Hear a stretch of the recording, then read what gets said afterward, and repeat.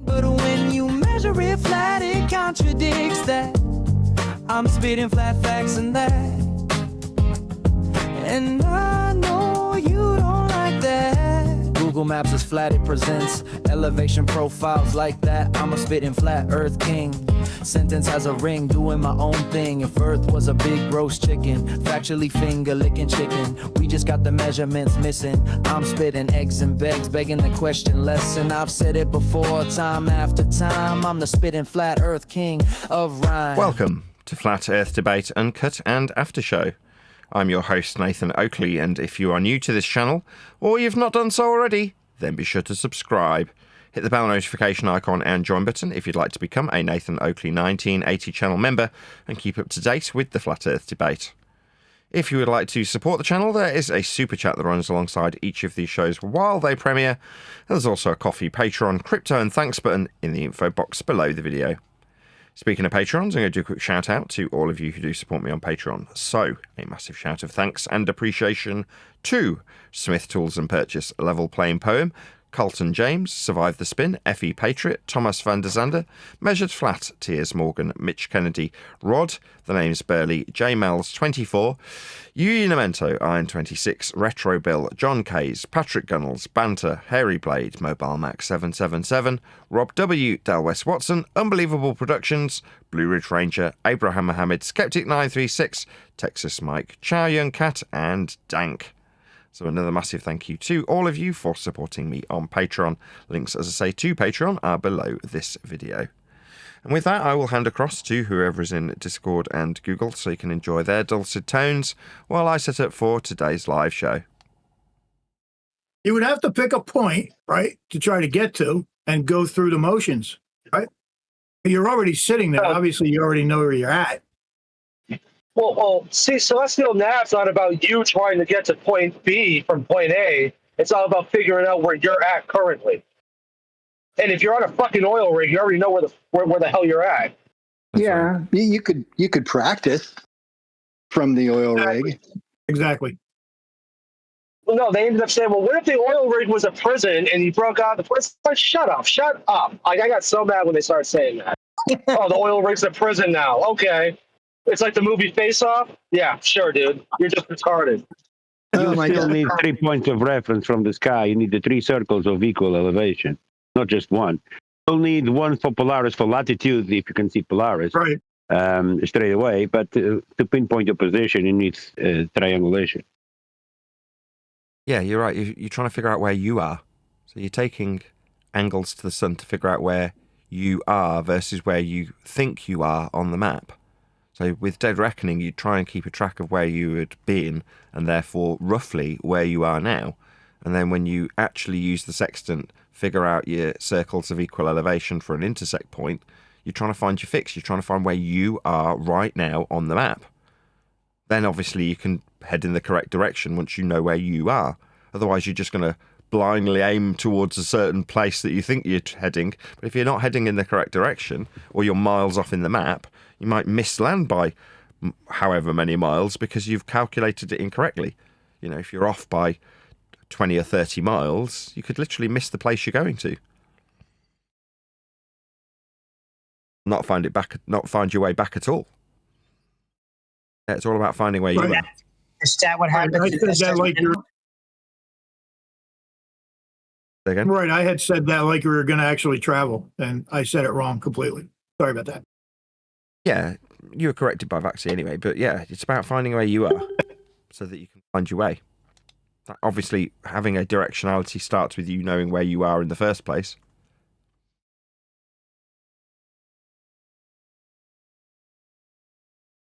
Well, obviously, you're going to get that by where you are in the sky, Nathan. Where you are in the sky? Yeah. Got to figure out where you are in the sky, not in the ground. It's never the ground. We're not on the... What are you talking about? We're not in the sky. I mean, if you're in an aeroplane, you're still trying to position the plane over the land parallel with the ground. So if you're using a sextant in the sky, that's to say in an aeroplane, your positional acquisition is the same. You're trying to find where you are above on the ground, not where you are in the sky per se. Nathan, it's never the ground. I don't know when you're going to get it, but it's never the ground. But Even when it's the navigation. ground, it's not the ground. Navigating the ground. What are you talking about? You would think, right? What does Okay, so- ground GP stands for? What does GP stand for? Global position.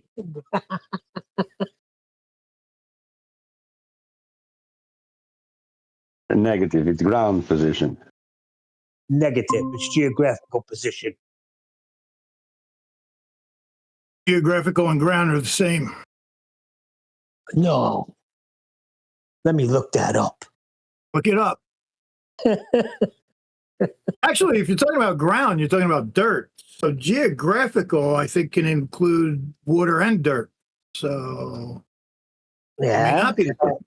Oh, okay. So when you're on the ocean doing celestial navigation, we're looking on, trying to find ourselves in the dirt. Really? Are you trying to find geo, not the dirt ground? Or maybe you are trying to find the dirt ground.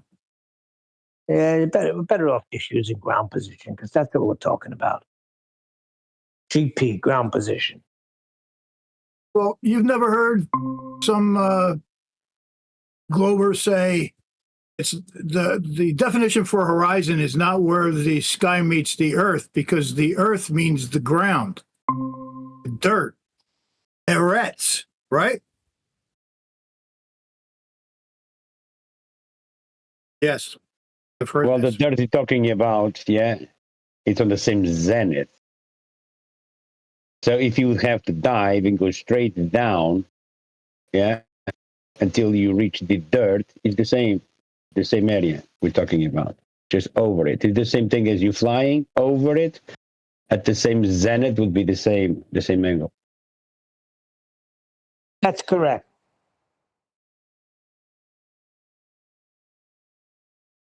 But of course, you can't see the dirt underneath it until you go underneath it. But you know it's there. And then it's usually not dirt, it's sand, it's some kind of other. I don't know why I'm getting so involved in this. This is just, I guess it's early in the morning and I'm just being stupid. That's it.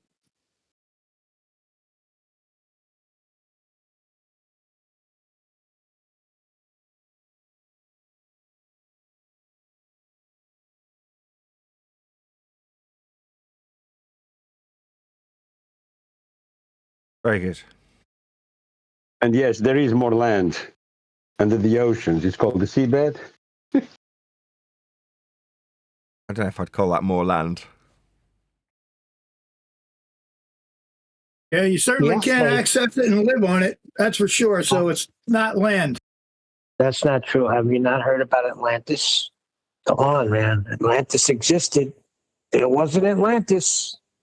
Above the water is when it existed. No. It exists even till this day. You've had people that claim that that's where mermaids come from. Oh, They lived Aquaman. in Atlantis. Of course, Aquaman. Exactly. Aquaman. There you go. Nathan's on it.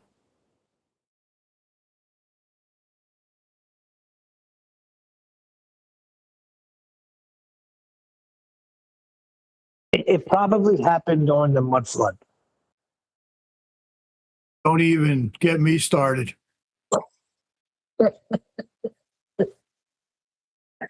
Oh boy. You want to talk about conspiratards? Those are the conspiratards. They take a Nathan knows picture. what- This is how it all started in 2016. Takes a picture, starts speculating on a picture of basement windows. Nathan knows the guy that, what's his name? Martin Licky. Martin Isn't he a Licky? big mud flood What a guy? dick. Yeah. What a fucking retard. I seen him talking to Philip Drosnin way back. He got right in on that. See, he's a money monger. He gets in on anything that can make him money. That's Licky, Brian Hey. Licky. Hey. Is His mother is said- that flat Earth British? Yes, it is. Same guy, right, Nathan? Nathan knows who it is. He's being silent for some strange Yeah, reason. because He he knows doesn't about want his to mom, defend too. him, but he wants to defend him. That's why. He wants to defend him. He made Don't the do book. it. Got an anecdote about Martin Licky in the book. Oh, you're going to You got keep a that in there, paragraph? the story you always tell? Yeah, so back in the day, he was showing me all the different maps that he'd got. Because before he was Flat Earth British, he was Mappy Martin. And he's going through all these maps with me and Paula and baby Eleanor at the time, which gives you an idea of how long ago it was. He's trawling through them, he's showing us them, he's explaining what they are and giving us some of the history. And throughout this meeting in this little cottage in Cardiff, his very elderly mother is basically silent the whole time, keeping herself to herself as he goes through all of these old books with us. And after he's put down the last book, and there's a bit of a pause, a bit of a silence, we hear Martin Licky's mum pipe up, and she says, "Doesn't he talk a lot of shite?" That story Wow. really gets old to me.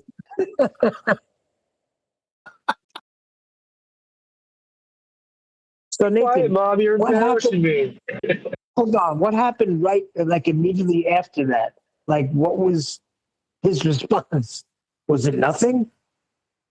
He probably I laughed. can't remember. I'll ask my wife. Paula? Yeah?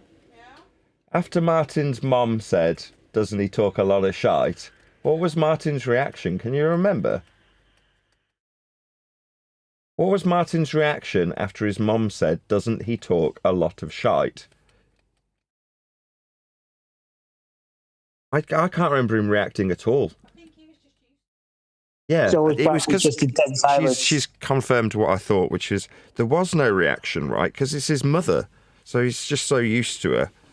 He didn't react at all. In other words, nothing was said. It was just that was the punctuation to the silence.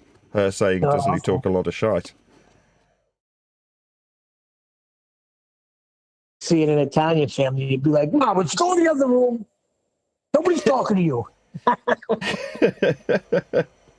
There was no other room. It was a tiny little cottage. Oh, okay. No, we I Italians have a remember lot of seeing respect for mothers. you guys with. I'm sorry, go ahead. No, I'm done. Go ahead. Okay. Did you ever see the as the potato turns series, Nathan? As the potato turns, is presumably a Yeah, spin on as I'll the worm turns, I'll have right? to find it and give it to one of these guys to send to you because it's really funny. This dude took a lot of stuff that you guys did back in the day. Like Yeah, I know. like I know with the guy. Patricia- It's a guy called. Spoken to him many times. I just can't remember his name now.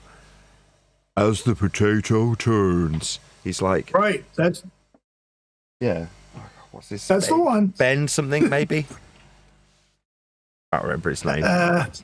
Yeah, whatever. But I remember watching some of that. Like I watched it all. I watched every episode. But the one Martin Licky is like losing his mind over Patricia Steer, like just almost drool. Just looking at her in such awe, like, oh my God. And I was going, wow, really? What is it about this bitch that turns anybody on at all? Why? Maybe he likes men. Well, I don't think it's a man, but you know, just the personality alone is a turnoff. I don't know. There's nothing wrong with Patricia Steer. She was a perfectly pleasant person. I mean, you may not like Yeah, what she and- stood for towards the end of her flat earthing career, but who cares? It doesn't change who she was. She was a perfectly pleasant woman. Right, fake. How about fake? There's a lot of fake pleasant people. Ah, she's perfectly pleasant. There's nothing wrong with Patricia Steer. Right. I just asked my wife. Right. Did you find Patricia Steer particularly offensive, Paula?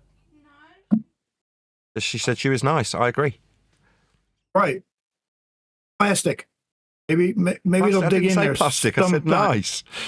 I wouldn't call her plastic. I wouldn't call her anything other than perfectly pleasant. She was just a perfectly pleasant woman. She got a lot of stick for no good reason. You know what you need to help do? us Just herself make a either, note. Nathan.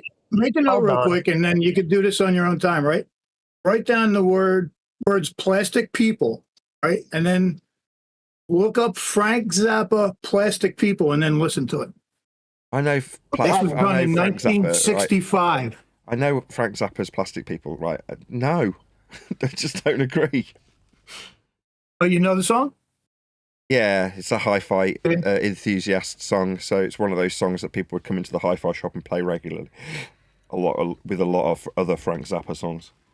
Yeah, well, he was part of John Lennon and the Plastic Ono Band. That's why they named it the Plastic Ono Band. But Patricia Steele's her own worst enemy. I mean, when it came back from Antarctica, to declare that we should welcome back our heroes? Really? So, I got no, how do you say, compassion for what happened with her? Look, she didn't realise what had happened. She didn't realise the implications, because she didn't have a finger on the pulse in that regard. You know, she understood what was going on socially, and that socially, Jaron and Whitsitt were good guys, and the people around her, the higher-ups of Flat Earth, the Mark Sargents and the David Weisses, were affirming that position. Now, the fact that the public had turned on them completely, and the Flat Earthers who had previously trusted them didn't anymore, she wasn't aware of that, because she's not exactly in the trenches, is she? Well, she was aware enough to throw it out there that all you do is yell, right? I forgot how she termed it, but come on. She knew you a lot better. You met her in person, am I right?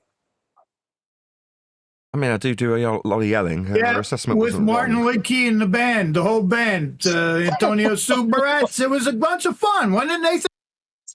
Antonio Subarats was a narcissist, and his treatment of Patricia Steele was downright disgraceful. So you were behind the scenes to see what was happening in their life when she Yeah. went there? I picked up a term of narcissism because I was studying it before Flat Earth, so I didn't know it all. I still don't. But one of the terms I learned as a result of knowing Antonio Subarats was discussed a couple of days ago: future faking. Well, I was unfamiliar with this narcissistic term until I came across Antonio Subarats, and I'm like, what's going on? So I looked into what he was doing, and it had got a very, very detailed description of what he was doing and how he was doing it. Future faking. So when you say, yes, we'll get married next year, when next year comes and nothing's happened, you can just say, oh, I'm sorry. Next year we definitely will. And in that moment of saying, yes, we will do this, it's enough for most people to get the feeling, the chemical release that is induced as a result of those things is no different to actually doing the event. So the feel-good factor of knowing that you're going to get married next year, in quotes, is perfectly sufficient and good enough for a narcissist to get by on, just future faking you into believing that things are going to happen. Or maybe he realized that she was a man and called off the whole thing. Well, that's called devaluing. I can't even say the word. Devaluing. There we go. Get there in the end. So when he was devaluing her, she'd rejected him. So that's what they do. Once they've lost their narcissistic supply and they realise they're not going to get it back, they both run a smear campaign, and part of the smear campaign is to devalue that person. So calling her a man was just part of the devaluing process. Okay, Nathan. Right. The That's another guys, part of hold on, wait a narcissism. second. I had not Wait a heard of that second. one, though, that you just talked about future. Wait a second. Neil, he's Wait a talking. second. Why? He's talking. I was talking first, though. I never you heard weren't. myself come in. Now, why would a guy that's on his deathbed try to make it very clear to a guy that used to be on this panel what the real deal was? Seems a little strange to me that that's what he would be focusing What on narcissists when he's do. almost dying. That's what narcissists do. So I watched the Aaron guy from Growing Up in Scientology talk about another guy who was on his deathbed lying through his back teeth about certain individuals that had been communicated to him about the child abuse they'd suffered in Scientology. And it's being detailed to him in email exchanges with responses from this Aaron guy. On his deathbed, he's telling people he had no awareness of these people and how dare this Aaron guy lie about him. And so the response he got at the time while the guy was on his deathbed was, don't ever get into an exchange or wrangle-dangle with a dying guy. You will not win. Do not do it. You will come off badly. So he's like, okay, fine, I'll bite my tongue. Once the guy died, he's like, right, here's the email exchanges where I'm explicitly telling him about this person he says on his deathbed he had no awareness of. Lying bastard. Just a piece of shit. Well, narcissists don't suddenly change because they're dying. Terminal illness doesn't change a narcissist. They're still going to lie, devalue those that they've valued previously and extracted narcissistic supply from. The fact that they're dying just gives them an excuse to seem more credible to people like you, Neil. No. Listen, if that happened to me, I would not be broadcasting it. I'd be trying to cover it up.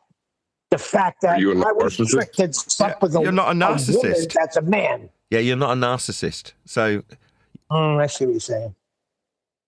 They operate on a different level. So some might say that narcissists operate on a higher level.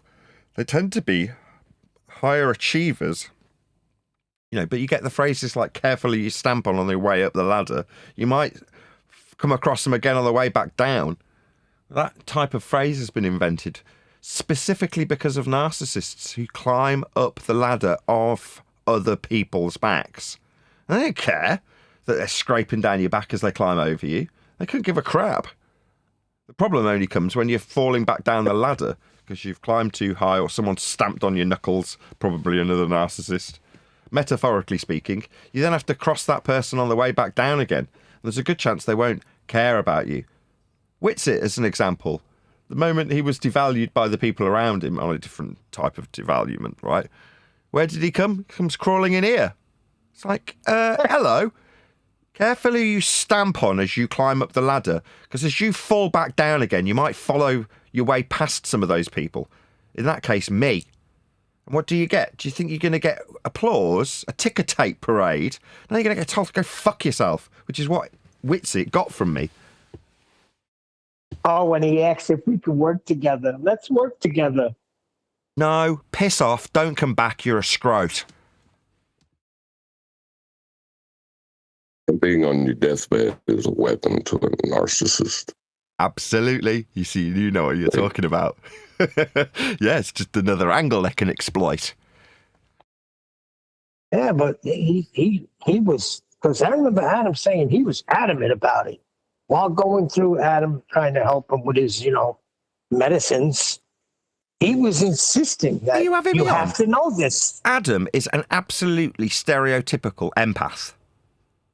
And what happens to empaths? They get exploited by narcissists, don't they? Yeah, we gotta get it right. I can't circle this. Adam, who is doing the typing, some of the editorial work, my book, he's actually putting his fingers on the keyboard and typing stuff, right? Moving text around. Doing the donkey work. As an editor? Well, apparently not. QE did, quote, 90% of the work on my frigging book, right? No, Adam was the one that was doing the editing. He was the editor. Well, QE sat around verbally chastising people and telling them to shut the fuck up, including Adam. And Adam just tolerated it. Now, QE only told me that once. Then I disbanded him from my group the moment he turned on me. But I knew what QE was. Fairly standard fare, boring narcissist. And Adam being exploited yet again just means he doesn't recognise his position on this planet that he thought he was on. That's it. He's going to get exploited by narcissists because he's an empath. But not recognising that you're being exploited is something that is fairly standard fare for your average burning bright light of an empath. So Adam getting exploited, not a shock. They all fit into stereotypical categories. Flying monkey. Brian's logic much? Telling me what's going on with the narcissist to triangulate me with him? He's just a fairly standard fair flying monkey. Now, the fact that he doesn't know that is irrelevant. I recognise all the pieces on the board. So when they make their move, you're like, I'm ready for your move, dickhead. My favourite bit of that little escapade was Kiwi going, I can't believe you removed me from my own group. It wasn't your own group, you stupid fucking retard. It was mine. Yeah, you just didn't realise that I owned the board that you were moving pieces around on, you fucktard. So while he was trying to move pieces around on my board, I packed the board up and kicked him off it. But he just didn't realise that he wasn't in ownership of the board he was playing on. Yeah? Got bit too big for his own boots, didn't he? Suddenly he can't fucking believe it. I've been removed from my own group. No, you've been removed from Nathan's group that he set up for you, Dumbo. Did you forget? Of course you did, because you're a self-absorbed prick, only obsessed with number one and what you're getting out of life. What's going on around is oblivious. Just what's going on for me. That's a narcissist. They don't care. They're not paying explicit attention to what other people are doing and how they're doing it, or how they've become in the position that they're in, whose back they stepped on to get there. Or sometimes that person who's acutely aware that someone's trying to step on their back to get somewhere goes, all right, okay, that's all right. I've already sawn the rungs above you. You do realise that. Oh, right, you're falling down really quickly. Shocking. Yeah, if you'd have been by my side, I'd have told you, step on the left side of that rung, eh? It's not very strong. But they're not paying close attention to the people around them. They're only interested in what's happening to them, for them, about them. That's a narcissist. They certainly underestimated you, but I like the way you slipped that in there. You sly fox, you. The planet he thought he was on. He did say that a few times, slip of the lip. Yeah, he did. Nevertheless, the point being here that, like I say, if you're aware of what these people are and what they're capable of and how little interest they've actually got in you, you can see these things coming a mile off. At the moment he tried to steal my book from me, do you know what he said to me? The first words out of his lips were, you look really handsome in your picture on your Skype calling box. I was like, here we go. Here it comes. It's like, oh my God, you don't realise how bleeding obvious you are. I saw you coming a mile away. They definitely underestimated you. They didn't realize that you own the board. That's a good analogy. That's the only thing you've got as your advantage, right? Narcissists don't know they're narcissists.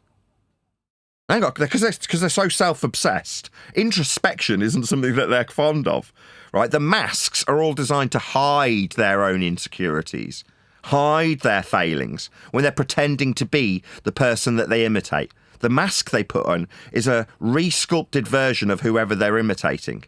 But they're imitating it so they don't have to recognise the emptiness of their own soul. That's why they do it.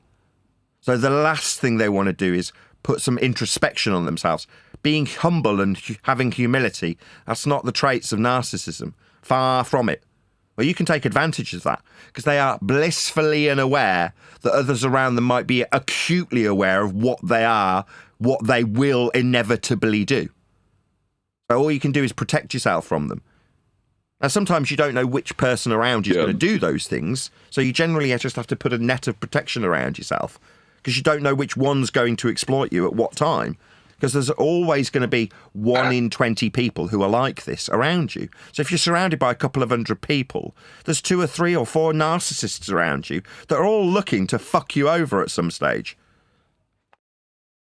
Well, it's not that they're looking to fuck you over. They will fuck you over if it benefits them in any way.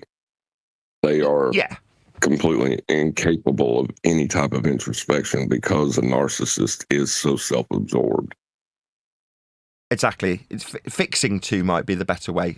Inevitably fixing to fuck you over. They're not preemptively, doing it other than to take or extract worth from you for themselves. So it's not like they're thinking, in the future I'll screw that person over. It's just like it will inevitably happen for their benefit at some stage. Well, all right, a narcissist. So you got to be really gullible as a person if you begin to believe what a narcissist is saying No. and then not at line all. up with them. On the Because- contrary, no. You won't be gullible because what you get is love bombed. Yeah? Get told how wonderful you are, how glorious you are. And you're filled with endorphins the whole time. Yeah, but if you look at it, And when you put that against the way they devalue others, it makes you feel important. Yep. So a narcissist is they're really good about climbing social hierarchies. yeah, that I agree with. But I'm saying the people that would line up with them. Let's be specific, all right? Let's stop skirting around here. Brian and Flaxy, what caused them to not recognize this? This is my point. Love bombing. So the way you do it, it's like a drug, right? Your brain remembers being flooded with endorphins after you get love bombed, told how fantastic you are.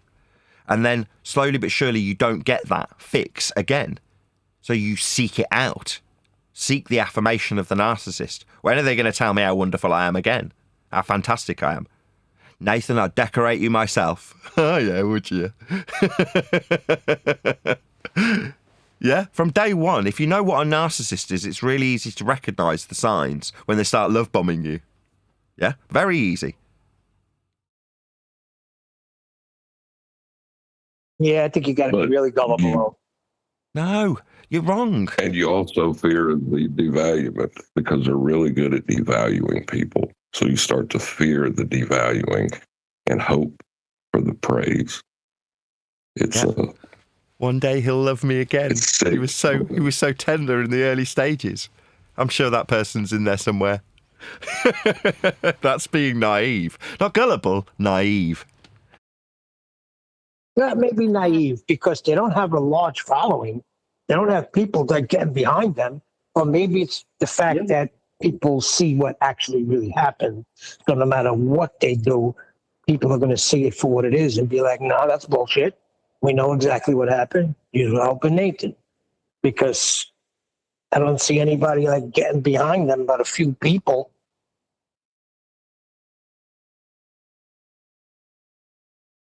Narcissists can be popular. The biggest thing about narcissists is they don't give a crap that they are a narcissist. That's the thing. They don't care. Yeah, my wife deals with this with her sister because her sister is definitely a narcissist. So I kind of understand what you're saying and everything you're saying. I'm just seeing her face. Yeah, a narcissist, you could pull them out of a hat. I mean, you could pull them right out of a lineup. Yeah.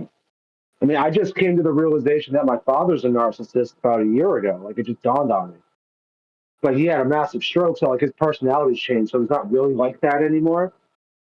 But yeah, I just realized recently, like, wow, he's a narcissist. And then once I realized that, I'm like, oh, now a lot of things make sense. Like when he would buy me a new bike randomly.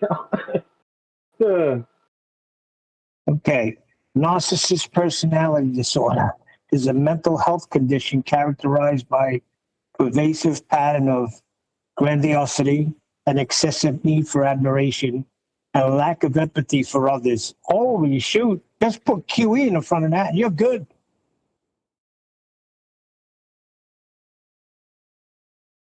Yeah, that's the broad strokes. That's a good broad stroke description.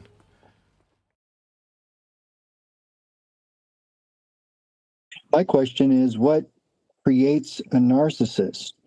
Because we talked about narcissist injury the other day and looked it up, and all the descriptions of what someone who's been narcissistically injured, I guess, are the typical way the narcissist operates. So is what creates a narcissist being injured by a narcissist? No. When they're young? Well, it says right here, individuals with narcissists often have an unreasonably high sense of their own importance and may struggle with troubled relationships and difficulty handling criticism. The condition typically begins in the teens or early adulthood and affects more males than females. See, I don't agree. I don't think it's a nurture thing. I think when they've shown fMRI scans of brainwaves of narcissists, they're very different. They're operating in a different way to normal people. And I don't think how a brain functions is down to the nurture of that brain. I think it's just statistically, you've got 1 in 20 people in Western culture that are like that. They're wired in that way, unlike most other people who are. If you're not just an outright narcissist, another word for narcissist, which most people can familiarise themselves or are familiar with, is actually psychopath. It's the same thing. Narcissist is a more airy-fairy, DSM-friendly psychologist's way of putting it. But psychopath, there's no difference. A narcissist is a psychopath. Now, that's not to say that any individual can exist somewhere on the narcissistic scale with empathy, yeah?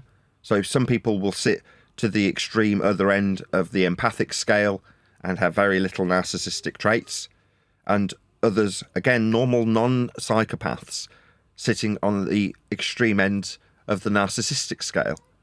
Now, me, I know I'm very heavily on the narcissistic end of that scale, right? I know I am. But the fact that I know I am, in and of itself, means it categorises me outside of psychopathy. Yeah? To have any... If you've ever asked yourself, am I a narcissist? No, you're not. If you're asking that question, you're not. Right? Right. They demand compliance from others. Awareness to realize it. And narcissists don't have that ability. Says expecting special favors and unquestioning compliance from others. Yeah. A core trait is a lack of empathy or an unwillingness to recognize the needs and feelings of others.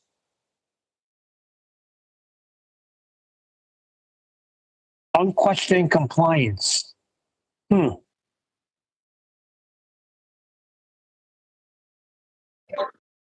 that sounds like Nathan.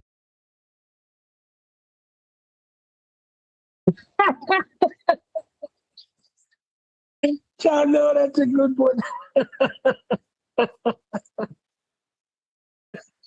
Let's put your name in front of that, Nathan. Didn't Betty once call you that? I don't know if she was joking around. No, she did. I mean, like I say, having the level of introspection to recognise where you sit on the narcissistic scale is, if you listen to the definition, a complete lack of empathy. As soon as you describe having a total... I have plenty of empathy for people. Yeah? Exactly. Right? That's the main character trait of a psychopath. Narcissist, full stop. A complete lack of empathy. Yeah. Now, they can feign empathy. They can imitate it. But that's it. They don't have genuine empathy for others. You know, it's self-absorbed, me all the way attitude. That's it. Yeah, I recognized that immediately when I had my accident. Recognized who had empathy, who didn't. I can name one person that used to be on this panel that ticked all these boxes. Who, Jin? Oh, sorry, 2 people.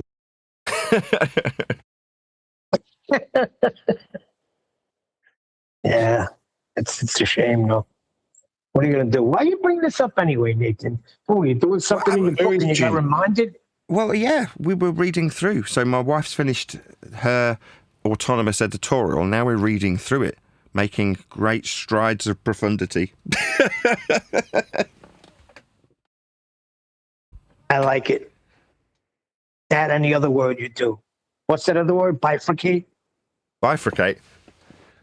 But yeah, we're reading through it. So she's like, right, do you want to start making these changes as we go through? We'll do a chapter a night. I'm like, no, we need to go through the entire book, chapter by chapter, in the order that you've currently got it.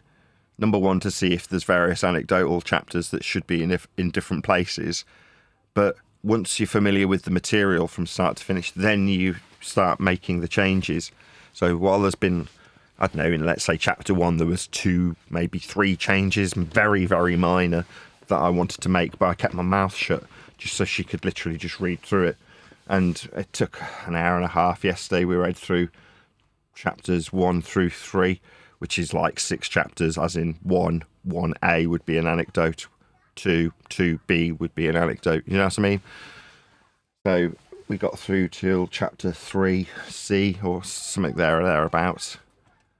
I can't remember a numbering structure. It might be 3.1, 3.2, 3.3, etc. I can't remember. But whatever. We made fairly significant headway, which is to say it's a book. And I said to her, we'll have to change that chapter order around. She's like, no, I just read it in the wrong order. And I'm like, is it not in one long format? She's like, no, each chapter's got its own file, so I just happened to open the file in the wrong order. I'm like, oh, fine. So once it's formatted with all the files that you've typed, it'll be one complete book. I'm like, wow, that's like, it's really getting real. And as she's reading through it, I was quite astonished, to be honest. I gave her mad props and praise, because there was a point where I was like, I've got nothing. It felt like the two thieving bastards we were talking about earlier, the empath and the psychopath, had managed to rob me and left me clean with nothing. That's how it felt in a moment. Do you know what I mean? Obviously, you stand back and go, let's just take stock of what I've actually got here. And you're like, no, I'm all right, actually. But that still needed work to be done to sort of regain control of what I still had. And my wife has now done that.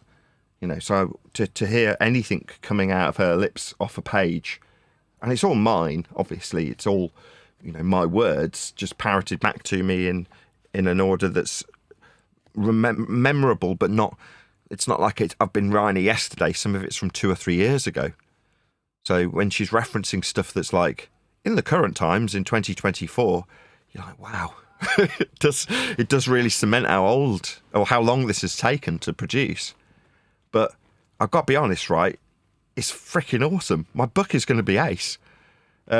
After hearing the first 3 chapters, one of the things that I say we because my wife's reading it out to me, we're talking about was my journey into flat earth via psychopathy. So the way I phrased it, this may not be true, right? You've got to be not fast and loose, but fairly malleable with the truth. I'll give you an example, right? So in the story, I will start live. I know it's 2 minutes past. In the book, I'm describing watching very specifically, because I name him, Thomas Sheridan. So I'm saying I'm watching a Thomas Sheridan video, and then a Math Powerland video comes on, and he's just talking about flat Earth, but in a tone that isn't scathing, right? That's the general sentiment of the chapter's start, if you will. And as I'm hearing it back, I'm like, I've taken a few liberties there, because it may not have been a Thomas Sheridan video that I was watching directly before the Math Powerland video that just came on autoplay.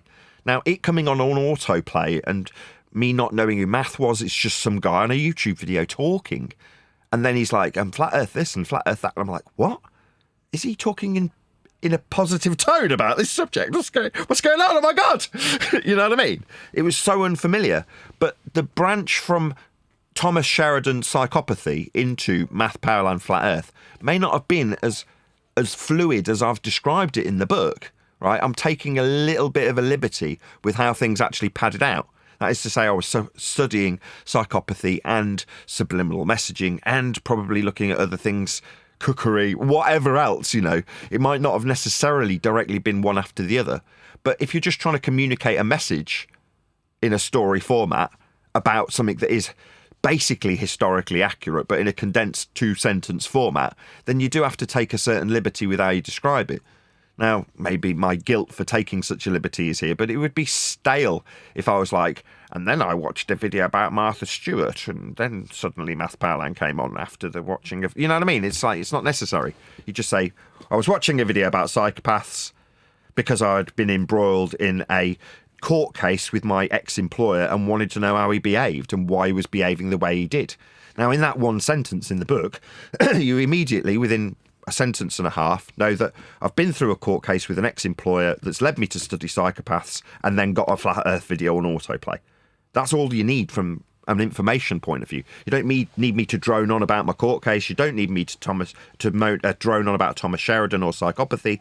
You don't need me to drone on even about Math Powerland. You just need the general setting of the scene to be concise. And that's what I've done in those sentiments, even though I've taken a bit of a liberty with the timeline. Make sense? Yes, and you got a Proverbs 31 life, because what you needed at that time, and props to Paula, she needed to come alongside you, because I don't think if she was there, you get this book out, Nathan.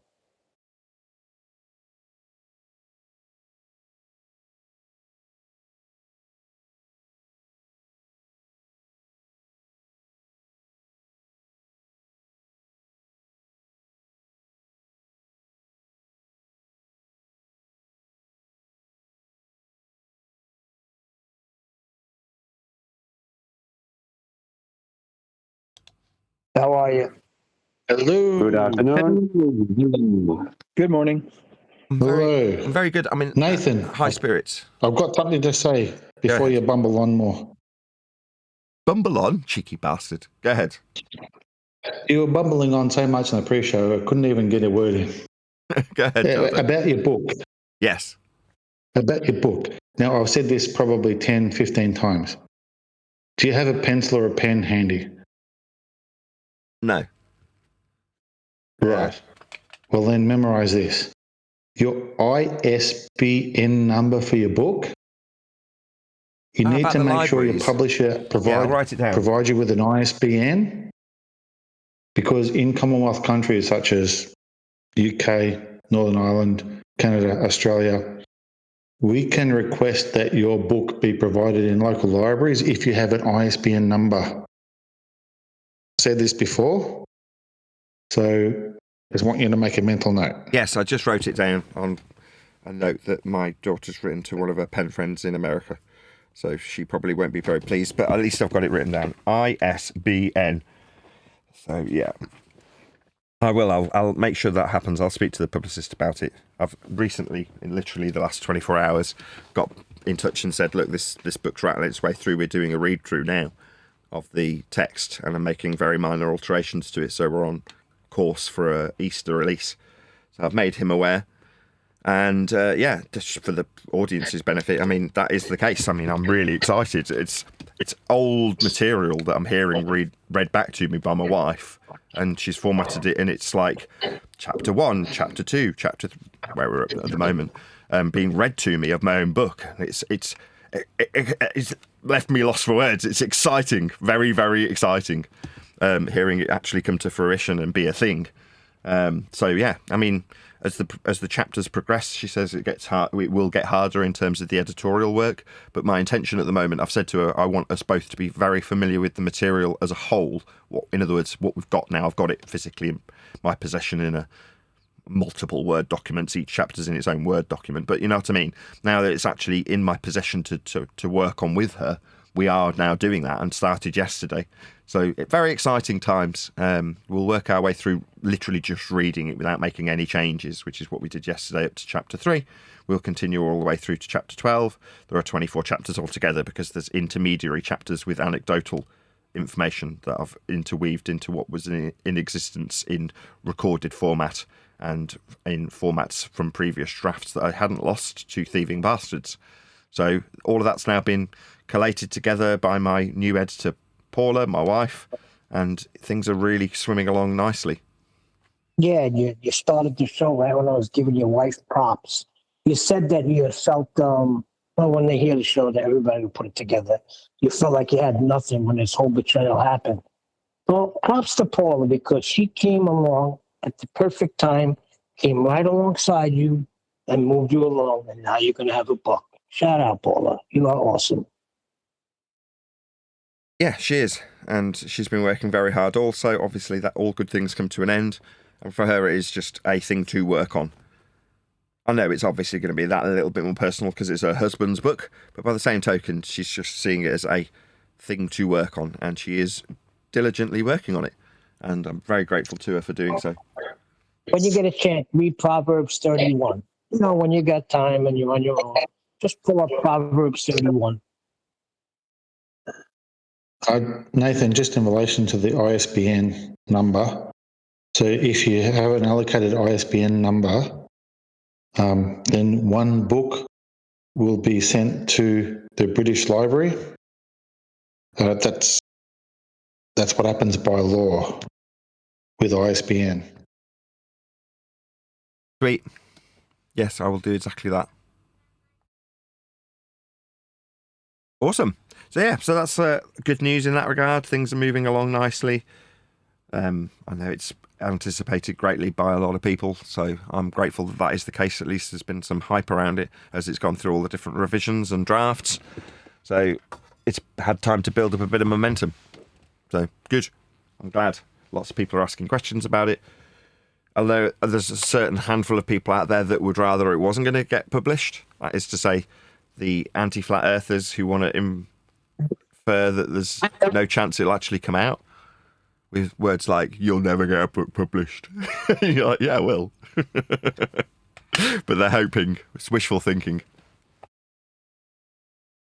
Yeah, your wife's action would be considered a labour of love. Yeah. Well done. I don't know about that. I mean, she's worked hard and I've given her money. So, yeah. Money talks.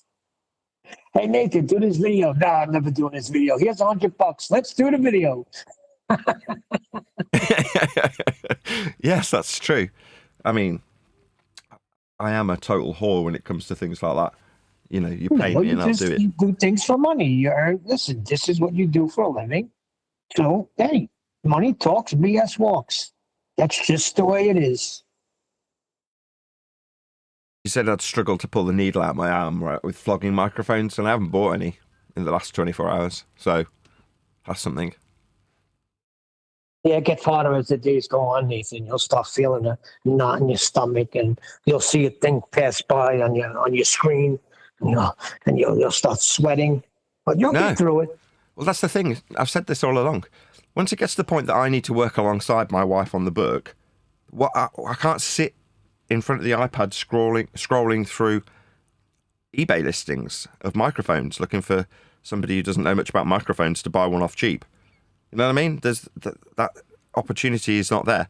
Now, by chance, the previous day, I ended on a really big high, as in I bought an expensive item that's expensive to me, but compared to its retail price, very, very, very cheap. You know, a couple of £100 rather than £800 in very round numbers. But that purchase was like, I'm glad I've ended on a really high note, like I've bought something really good to end the process with, because I haven't got time to do it now. And I was buying it in a period of time where now, that from today and yesterday forward, I'll be sat with my wife going through the book, making edits, making changes, you know, things like that. Yeah, that's important who you hang out with. So you're hanging around your wife, so that way you're not looking at the computer and that temptation of a Neumann comes flying by. You're doing the right thing. No, You'll feel better in the end. No, I've got enough microphones. I mean, at the end of the process of buying and selling them, I'll have about 40 mics probably, with 35 being on the shelf behind me that I've gone, I'll put that in a box and keep that. That's the 10th microphone I've bought in this period of time, and therefore I'm going to keep that one. It's a really nice one.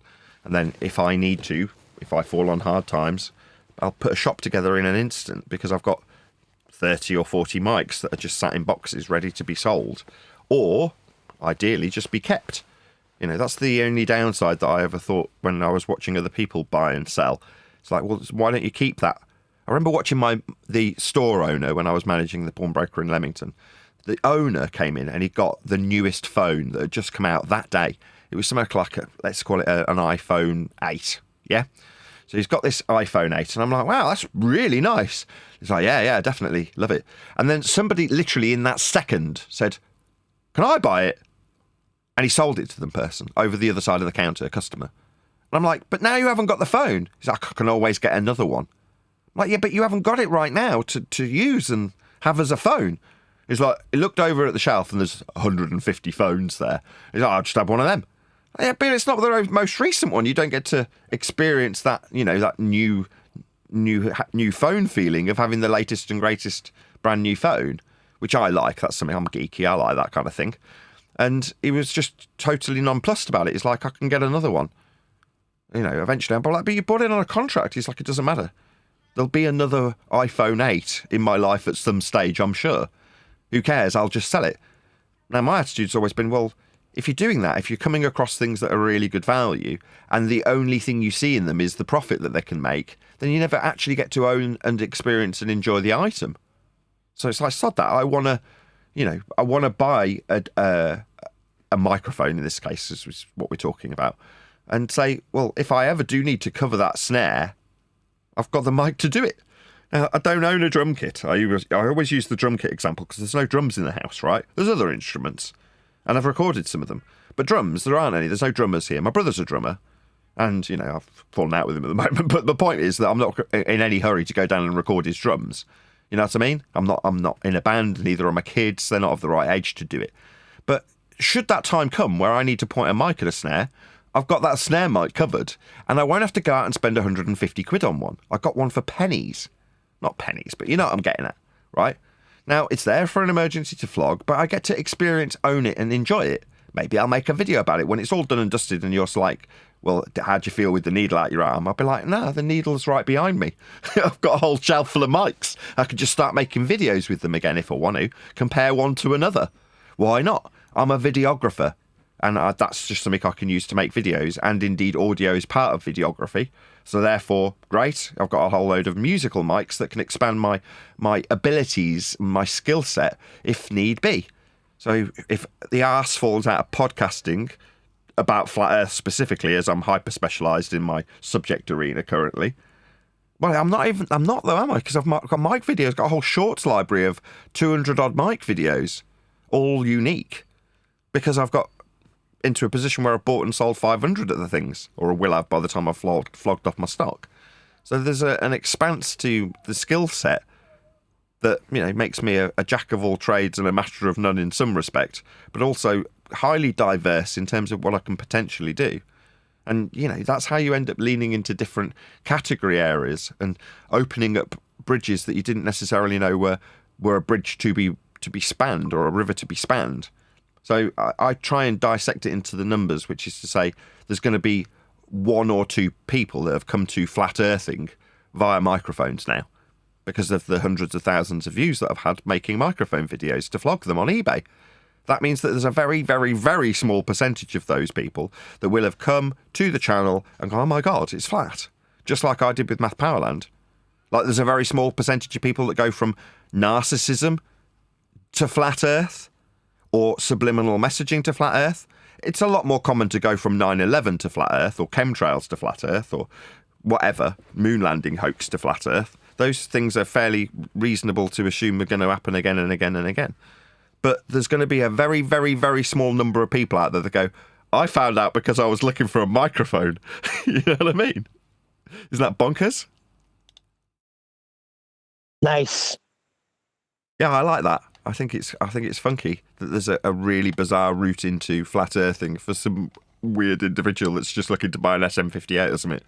Shout out to Jardoos, just gifted 20 memberships to people. Wowzer, is there even 20 people in the chat? Yeah, there is. 55 people watching. Good job. That's Thank why you I was very much. able to cut it and say before you start bumbling. Yeah, I was setting up and pressing buttons.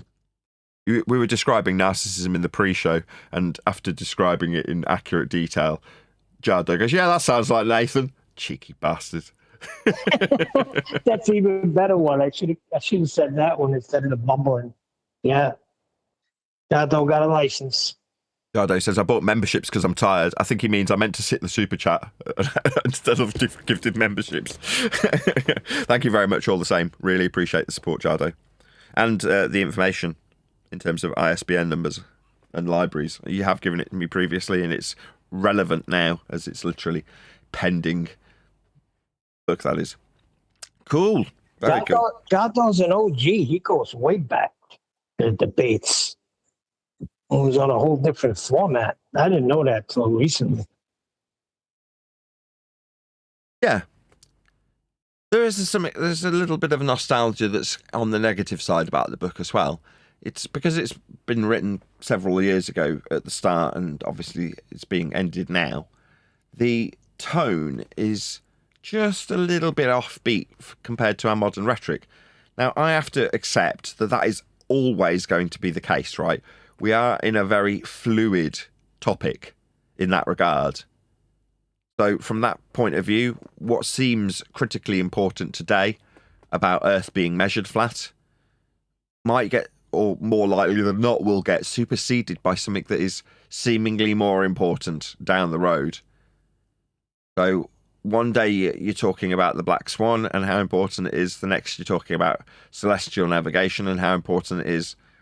The next you're talking about Aristophanes. Next you're talking about measurements. Next you're talking about whatever it is that comes up next. Post book. So, you know, we're in a fluid discussion. So hearing some of the stuff from 2024 back to me in some of these chapters, I'm like, man, that is not how I would phrase things today about the scientific validity of it and telling your opponent to give you science. You're like, yeah, that's very 2024. Talking about it in the context of being, that's flat earthing, in terms of it being a debate. When I hear it back, I'm like, I'm not going to change it because I'd have to fundamentally change the entire chapter to do so. But when I hear it, I'm like, it kind of does mark the end of an era of doing things, a way of being a flat earther that is just dead to me and starting to die for a lot of the people on the panel. They don't want to be those debating ninjas that we described ourselves as a couple of years ago. You know, I'd rather be the monk than the ninja now.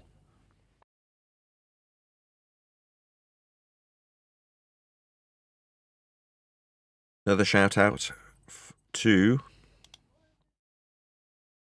Oh, 1 minute, let me scroll down. Bear with me. Super Mo Shady, bottle of water. Don't know what that means. Thank you for the super chat, though. The water, I got a hot cup of Joe. Thank you for the super chat. Really appreciate the support. I honestly think that whole flat earth ninja nonsense, I just think people weren't sure. I don't care what you say. You're still fighting and debating. Perhaps maybe you're not sure yourself. Because when you come to a place where you know, like, holy shoot, the measurements just knocks everything out of the way. Well, I didn't want to fight about it anymore. Like, makes no sense to me. Just point in the direction it is. Like, not even the winning point, the obvious fact of what Earth is. Then there's no more debating. It's like, geez, why didn't we pick this up earlier? Yeah. And as you put it, I couldn't agree more. You suddenly, what seems so important that you are capable, something I held myself in high esteem for, I'm capable of battling toe-to-toe with the flat earthers and the other woeful opponents fall in the wake of the might of the flat earth debate team and what we stand for and how we discuss these things. Now I'm like, oh, I don't care.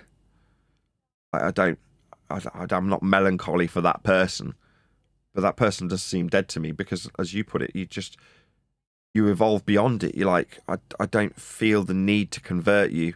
You will be using these measurements anyway. So it's just, in my opinion, inevitable.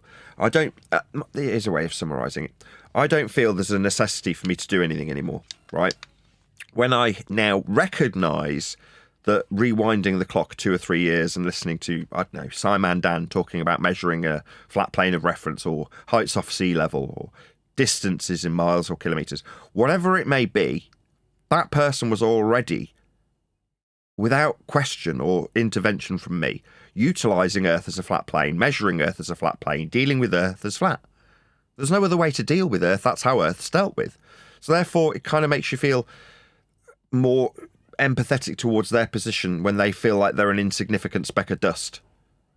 Because in this regard, we are inconsequential to whether or not people will automatically be measuring Earth flat and have always been measuring Earth flat.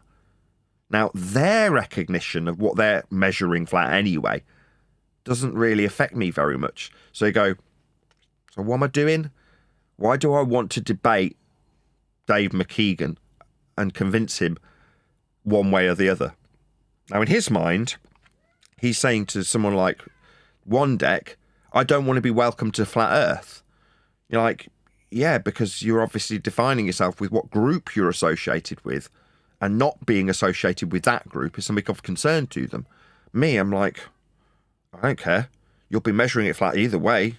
So what difference does it make to me? If you're part of my group that I don't even want to be a group anyway, beyond my YouTube channel and its community in that respect, as a videographer, the flat earth bit, don't be a part of that group if you don't want. I don't care.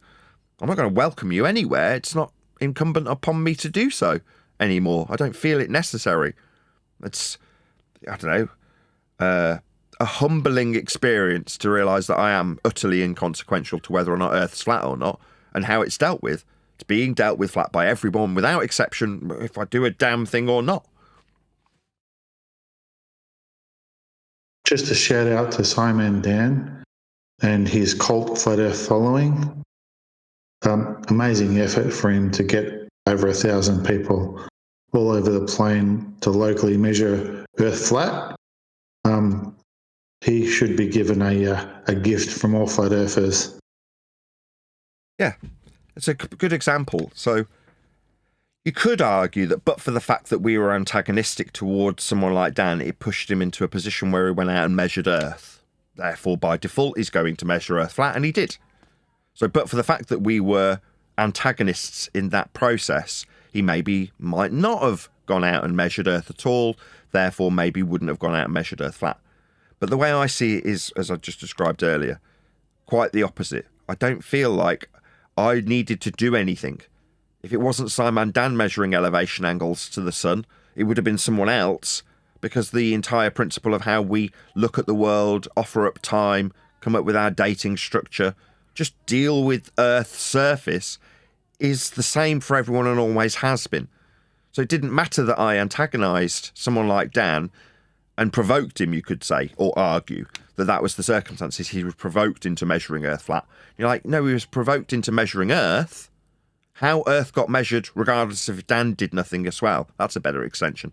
So if Dan didn't do that, the 1,000 participants measuring Earth flat at Dan's behest, if he had said nothing and got no support or not even intimated that he needed to do that, Earth would have still required measurement in the same way for anybody who measured Earth. It wouldn't have mattered that he didn't do anything, would it?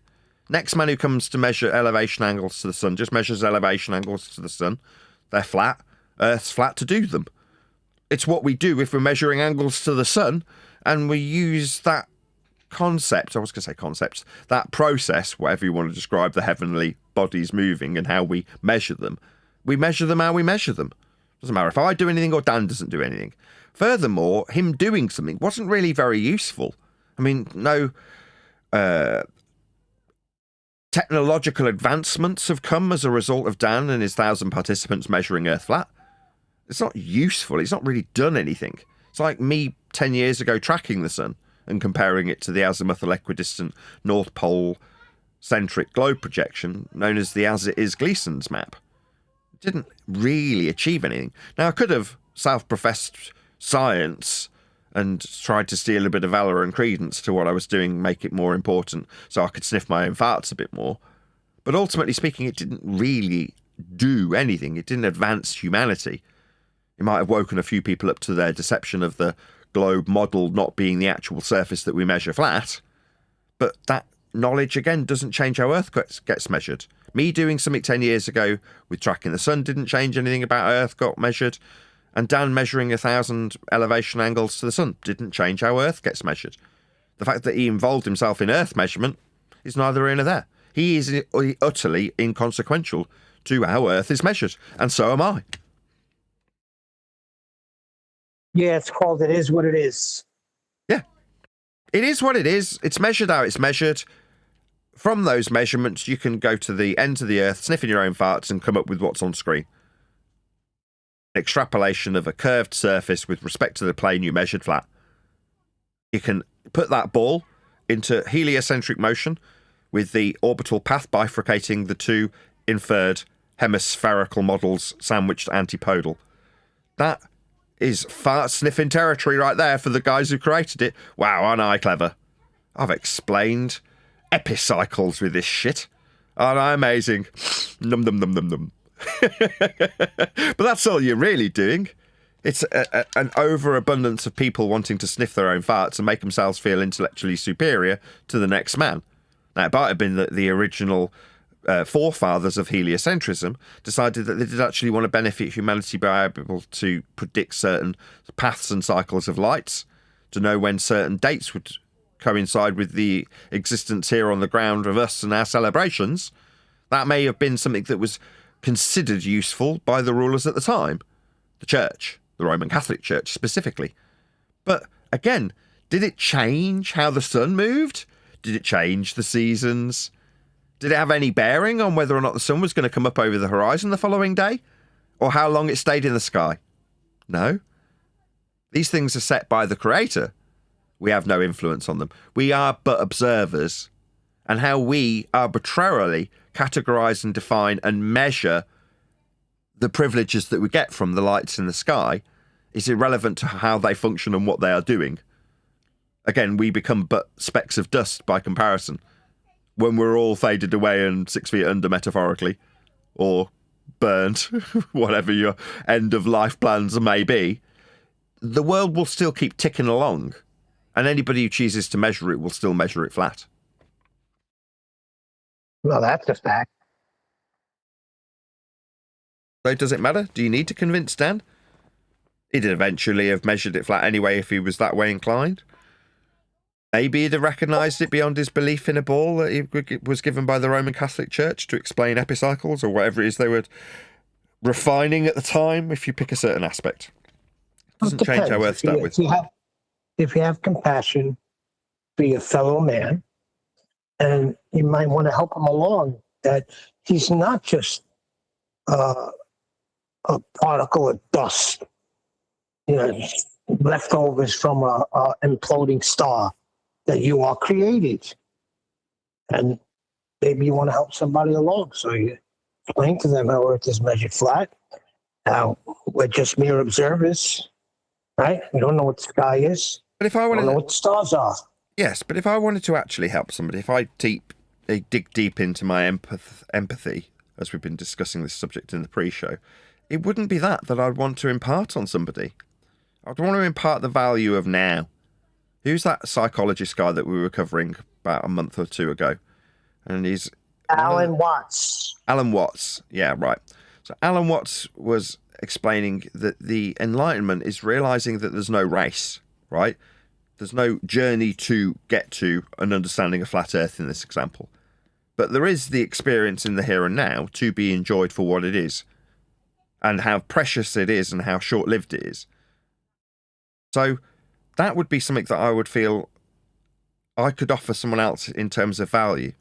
Like, just appreciate what you've got right now in this moment, because that's what it's about. It's not about getting to some perceived destination. Like, if my focus is only on clearing out all these mics behind me, then having them here and now to produce videos with gets lost in that process. And therefore, the experience of life itself gets lost for a destination that's in a concept we've created called time, somewhere over there. It's like, well, what about now? If you don't enjoy this moment right now, and your concern is how everybody's going to be converted to being a flat earther this time next year, you're like, well, then you've lost track of the importance of life itself for a desire in a future context for something that isn't necessarily going to benefit anybody. Like, my life and Dan's life, Simon Dan's life, are not further enriched by tracking the sun. Yeah, we've both done a thing. Now, did Dan enjoy measuring Earth flat 1,000 times and getting all the entries sent to him? I bet he really enjoyed it. And as a videographer, and I'll say this till I'm blue in the face, I applaud him. To produce content, I'm jealous that he can get a better audience than me. Now, that is something to envy as a videographer, because that's ultimately my aim, right? To produce videos, material, rack those numbers up and watch them rolling up. But I'm not doing it so that eventually this channel will have 10 million views at 9 million point 2 or whatever it is now. I'm like, yeah, but the video I'm making now, the enjoyment of doing this in this moment, this is ecstasy. This is what it's all about. having this conversation and inevitably getting interrupted by Neil any moment. That's what it's all about. Yeah, but Nathan, people, this whole heliocentric nonsense that we deal with, it brought people away from God. You can't deny it. I mean, people think that the Big Bang happened, there was no creator involved. So when you got people like Simon Dan ascribing to this, there's no hope for them. So you want to bring your fellow man, there is a hope. You are created. You just did not poof into existence. Do that. Yeah, flat Earth. Flat You're Earth has been instrumental. You're a very Sorry, special snowflake, cut Dan. you off. Very, very special snowflake.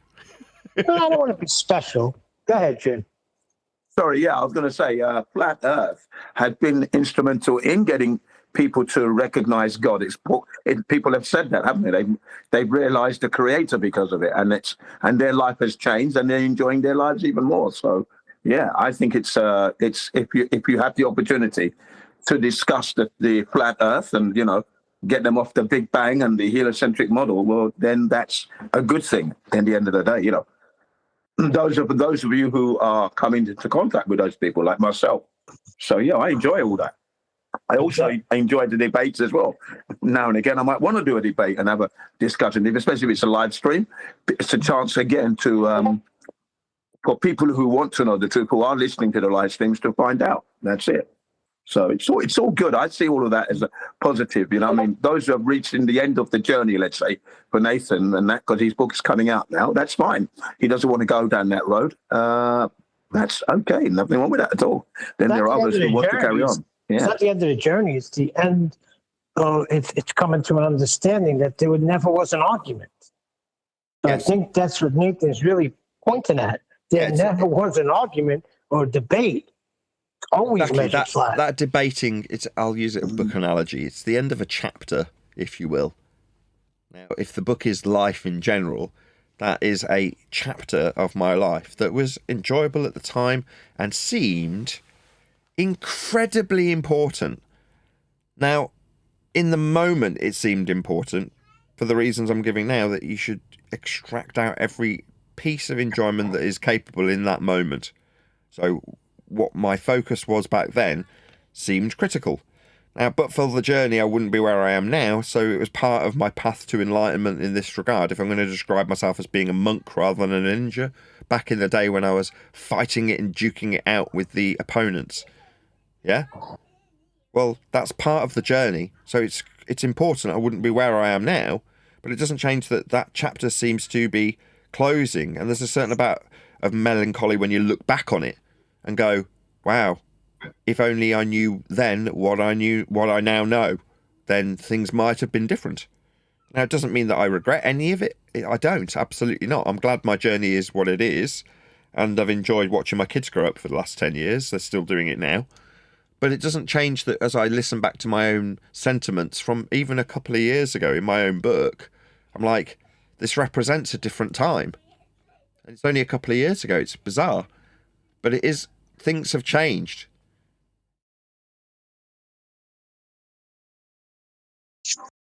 I need to raise a sword, if that's okay. You need to raise a sword? Yeah, in defense of my mum. Okay. For many years, I've heard you use the slight reference of the Roman Catholic Church. Yeah, as in the forefathers of heliocentrism. Go ahead. Yeah. So, I wouldn't be me if I didn't defend my mum as a Catholic, raising 10 kids, me being the youngest of those 10 in the Catholic faith.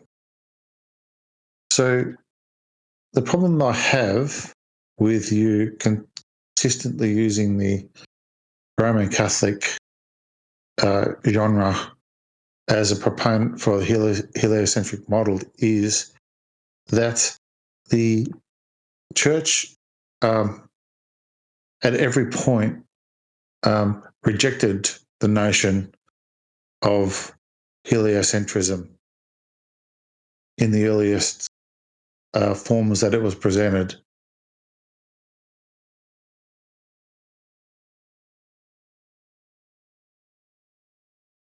That's not true. You had Calvin and Luther fighting against it. They weren't Catholics. You think Martin Luther wasn't a Catholic? Really? Luther was a Lutheran Protestant. No. Look, do your research a little better, John, though. I'm a little surprised.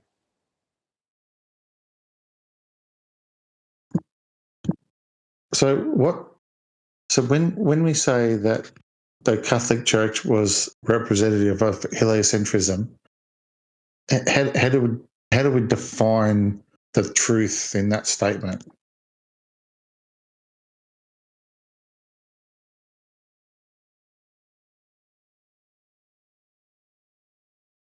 All you got to do is look at their pictures of Jesus and what's behind his head.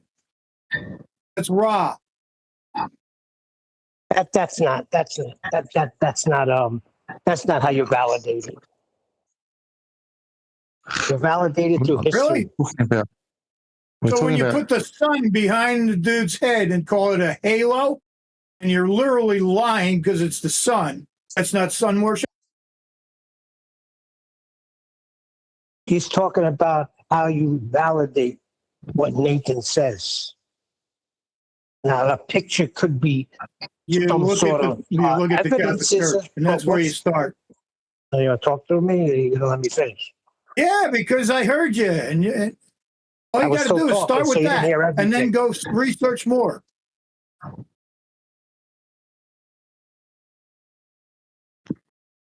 What I'm saying is, your first hint is when you're looking at their churches and their pictures of Jesus, and you see nothing but the sun. That's your first hint.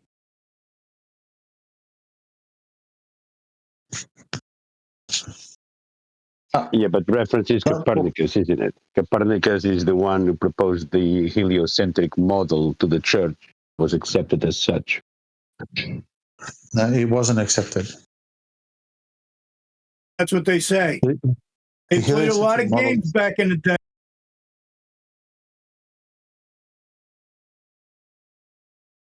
Yeah, I think Copernicus suffered much like, sorry about that. I think Copernicus suffered much like Sir Isaac Newton in that Copernicus's work was a work in flux. He hadn't completed anything, and he wasn't ready to release anything. He was working with it. But then, it was ascribed to him after his death. Same with the so-called mass attracting mass theory, where Sir Isaac Newton didn't agree with it, but yet after his death, it's ascribed to him. So let's not forget that small point. No, you can't deny the fact that the Roman Catholic Church, they promote heliocentrism. They got solar systems and planets. I went to a Catholic school. I was born and raised Catholic. If you were to, you got to remember them teaching it immediately. No. They would teach you evolution. They would teach you creation. And then the next page, they would teach you evolution. So there's a contradiction. You're all jumping history. What you're doing is jumping history, and you're trying to promote something that has been relatively taught in schools in the modern era. What I'm stating is that originally the church condemned heliocentrism, and it had been declared and defined as contrary to Holy Scripture. And the Pope ordered the text of Galileo and his adjuration to be deleted. It was classed as unscientific and heretical. Originally, that's scientific proof. That's writings which we could, in first-hand, historically define. So what I'm saying is that when we say, or when people say that heliocentrism is a Roman Catholic ideology, it's not. It wasn't originally done that way. It was rejected originally. Okay. Yeah, but then accepted, though. Accepted. But then accepted. Yeah, then accepted. Spread like wildfire. Promoted. Yes. See, hold on. Now do you got to the agree? end. I think I understand what you're trying to say. Rejected. What you're suggesting is the origins, in terms of if you go through the chronology of why it exists, It's a means to an end in terms of why it's being created by the Roman Catholic Church. It's not being designed as an ideology, whereas as it's progressed and evolved, it's become one. Now, to directly ascribe that to the Roman Catholic Church, you're saying you feel egregious for those reasons. Am I correct in my summary? Yes, because originally it was rejected. I didn't include that bit because that's not necessarily pertinent. Rejected or accepted carte blanche is irrelevant. That's not the overarching purpose of its creation by men of the Roman Catholic Church, right? That's not its intention. So regardless of if it's been rejected or accepted, that weakens your argument. Let's forget you said that. I see your point, yes, and I kind of agree. How it's morphed into what it is now is let's not kick the can down the road back to the Roman Catholic Church, and this might have to be weaseled in by me in future descriptions because of what you've now laid down. And I do agree with you. Now I've heard your logic. Apart from it wasn't accepted initially. That's not an argument to reject how and why and the wherefores of its creation in the first instance. It's not created to turn men in 2026 into insignificant specks of dust flying around in a sky vacuum. That is not why it was created by the Roman Catholic Church. That was not its intention. That's not its purpose. It's a mathematical means to an end by very smart men. And in a similar vein, 5 years ago, I used to declare my admiration for it based on their perceived genius for coming up with such outside-of-the-box thinking to square a circle, to explain the path and trajectory of lights and give us concepts that are useful. Now, that is something that is so beyond me, I couldn't do that. Now, the fact that it's been turned into something that it isn't means that if I just draw a direct connection and blame the Roman Catholic Church for heliocentrists, that's a step too far. When you say you raise your sword for your mother as a Roman Catholic follower, preacher, professor, whatever she is justified, and I agree. Well, you could say religious men. It doesn't matter. The fact of the matter is they had the scriptures to rely on. Whoever did it went outside of the scriptures. And we're sinners, though. We are all sinners. Yeah, but Nathan, sin is one thing. Sin is missing the mark. When you go outside the scripture, you're willfully I got you the first time. Something. I heard you. Forgive them, Father, for they know not what they do. You stopped me for a joke, really? No, I was being dead serious. That wasn't a joke. They did not know that they were working to contradict the scriptures. Now, through, let's say, satanic or nefarious means, it may be that they were coerced into such a task. We don't know. I agree with that. Right, so forgive them, Father, for they know not what they do. The fact that they created a monster wasn't their intent. That's Jardot's overarching point, or what I've decided to extract from it. Fine, you could just say religious men of the times. Doesn't matter. The fact of the matter is they went outside of scripture, and when you go outside of scripture, you're going to be lost. I'm not going to do that either. I'm not going to demean our historical prowess in terms of understanding where it has come from. It has come from the Roman Catholic Church. That much, in terms of your objection, still stands. I'm not going to not say it because it offends Roman Catholics, because they're like, well, I didn't stand for the satanic deceit of the heliocentric. No. That isn't a reason to not to deny where it is originated. It did originate with the Roman Catholic Church. It came from priests. But the fact that the scholars and learned men of the time were all priests, because that's like being high up in government in modern times. You know, to be influential, you have to be in a certain position of power in modern times. So 200 years from now, if we go, yeah, but they were government. Are you having me on? Government? And you're like, yeah, I know. You're like, well, no, they'd have had to have been, because those were the people that got to do those things. And if you weren't, you didn't. So to criticise them on that score, it's like they were men of the Roman Catholic Church. You don't have to bloody like it in that regard. Now, the connection from there till now is too brief if it's summarised in the way that I am phrasing it. That's Jardot's criticism, because it can, for a Roman Catholic, or just a Catholic, you can wince when you hear me say that. as we've got empathy on the subject of today's docket, I should have some empathy towards those people. It's like, okay, I can see why that could be perceived as egregious for you as an individual. It doesn't change the history. It is what it is. But that might need a little bit of weasel word clarification in terms of my sentiment from 5 years ago of having admiration for their endeavours, because they're just trying to square a circle at the behest of their masters. They're not trying to indoctrinate people into a world of heliocentric deceit and praising a non-god above the god that is the creator. That's not what their intention was. Correct. What if it was all an act? What if they were just pushing heliocentrism with an act? So a guy comes, Galileo, right? The church says, oh, heretic. And then next thing you know, they don't kill him or anything. And then there's writings and saying that he could have even become a Jesuit. This is how like insane this all is. So you really have to look a lot closer. They just didn't kill him. And there's scientists and there's astrologers and there's everything else that's preached. They did punish him. Okay, you said that was the bottom line. Where was the the information about him being a Jesuit? This is the other thing I want to have a go at. You know, the elucidation of Jesuits.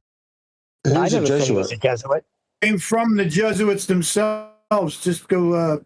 There's a channel on YouTube that literally gives you all the information on a daily thing. There's also Rome reports. Darren Campanella. Right. Okay, so the local. So Galileo and Copernicus were Jesuits, yeah? And Jaron. No, that's not what I said. That's not what I said. So what I said was later on, not that long ago, actually, a top astronomer. Just don't let me talk at all. Chill. We're talking about the Jesus fucking Christ, dude. Just chill. Hey, don't say that. Why don't you give Jado a chance so he can properly phrase it? Then you can answer him, Jado. I mean, and don't take the Lord's name in vain like that. Yeah, no blasphemy. Just let Jado get to his end of his thought and then respond. Just don't take it so personally. We're talking about the era of the introduction of heliocentrism, which is Galileo. And you jumped to Jesuits. Can you bridge that gap for me? Yeah, I heard you the first time you did that. So, not too long ago, the head astronomer, the Jesuit head astronomer, talked about Galileo. Go look it up. That's not what he's asking you to do. I mean, He's the guy who talked about what I'm saying. So you go hear it out of the man's mouth where I heard it. That way I don't get it wrong because it was quite a while ago. He talks about how he could have been. Look, only Jin gets to reverse the burden and get you to go and get his evidence. Exactly. You have to provide that evidence, Hop. You can't tell him to go and get it. Oh, my God. You know what? Hold on. Hold on. I'll go fucking get it. Okay, he's going to go and get it. Everyone chill. He's going to go and get it. No worries. Hopefully he'll bridge that gap. I'm intrigued to hear it too, because I draw that connection, and it's loose lips, right? I don't have it. I'm stuttering, because if I was in the position that you're in, Harp, now, I would now struggle, right? I wouldn't even have what you're going to get to lean back on. I'd just be like, I don't know. I'd just say it. It's just how I understood it to be. I don't know why. I can't give you a citation. So, you know, from that perspective, I'm glad Jado's asking you and not me. Go off your pop. What's your problem? Get on with it. It's the first time I heard that he was a Jesuit. I've never heard that before. Who? Just the connection to any Jesuit. Copernicus or Galileo. So yeah, I've heard it with the Jesuits as well, by the way. So I would have to agree with Hart there. That's who what was I've a heard. Jesuit? Yeah. This is what I'm asking.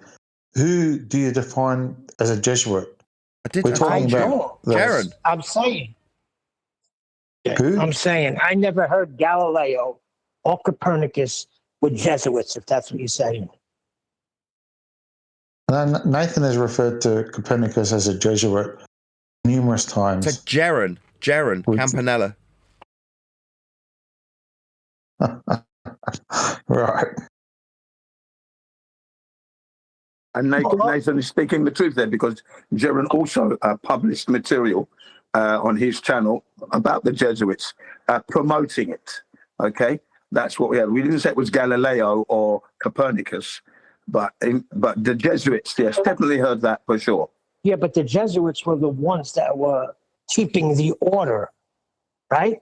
They were the ones you had to answer to because they were working under the Pope. Right. It was those. It was said it was those Jesuits that promoted and pushed the heliocentric model. Just Jesuits in general. So in terms of it being a Jesuit denomination of education, so in a religious Jesuit school, which is what Jaron attended, so I'm semi-joking, that doesn't make him a Jesuit, but he went to a Jesuit school. They explicitly talked about heliocentrism in their science classes. When you track the origins back, there's a good reason why, like any, in England it would be Roman Catholic, it would be Church of England, whatever the school that you went to, you can trace the origin stories back to and via the Jesuit education system. So that's how we get educated and indoctrinated through it, because the education system is owned by the churches. That's correct. It says right here, Nicholas Copernicus, you all know this, but I'll read it anyway, proposed the heliocentric theory, okay, that's the mistake right there, as a more elegant mathematical solution to planetary motion than Ptolemaic geocentric model. Galileo provided crucial telescopic observations like Jupiter's moons and Venus's phases that strongly supported the Copernican system. Johannes Kepler refined the model by introducing elliptical orbits instead of perfect circles, further improving accuracy. Isaac Newton comes along and provides the physical laws, gravity, that explain why planets orbit the sun, solidifying heliocentrism. Boom. There you go. The four-headed monster right there. Yeah. And every one of them Roman Catholics. Yeah, thank you, Neil. Copernicus's input was in 1543, 843. Sorry, I've got that wrong. 483 years ago, and counting.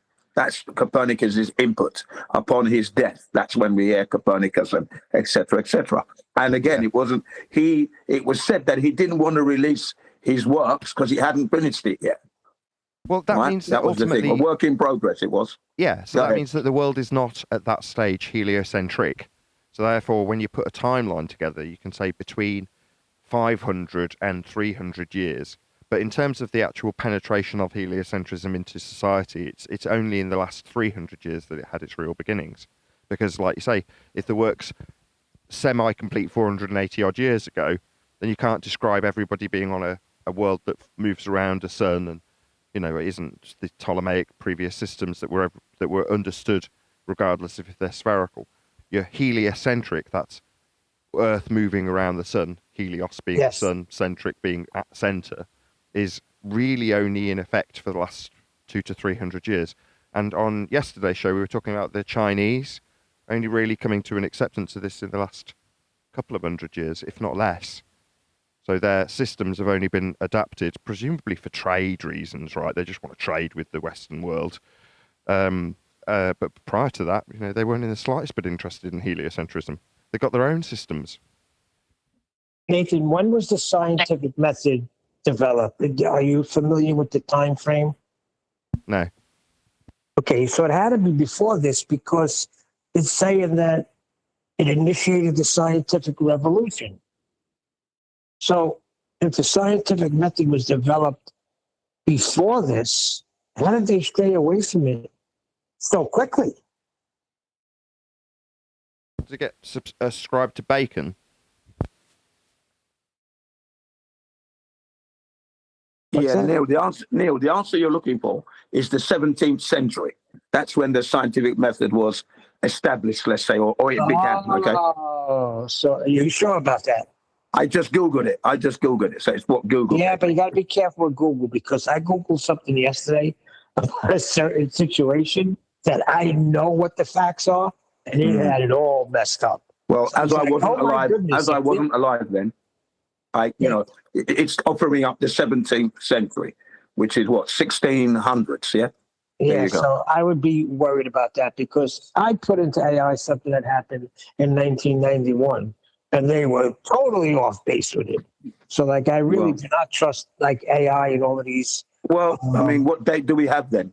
Anybody else? Somebody else try and find a better source than what we have currently. Maybe AI or Chat GTP or whatever. But for what? Anyway, I mean, what are you trying to reference?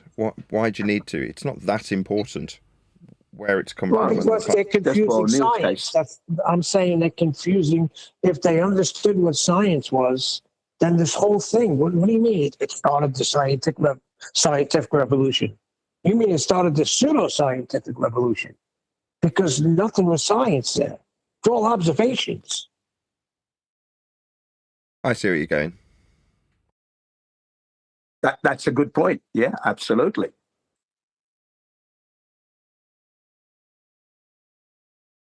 Oh, great. I have Well, Neil, to be honest with you, the first statement that you just read is a mathematical model, but not scientific.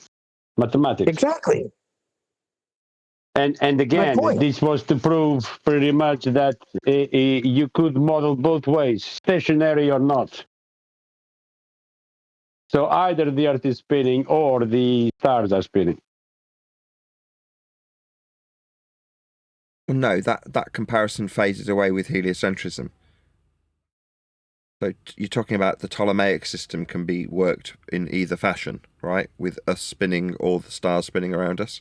But the moment you transition into a heliocentric motion to explain epicycles, then you remove the ability to have it described in that way, because you're automatically on a plane moving around the sun, as in heliocentric, sun at center. Yeah, once Copernicus came along and cut away with Ptolemy. Hold on, Neil. Professor Brian Cox says there is no experiment you can do to detect the movement of Earth because of relativity.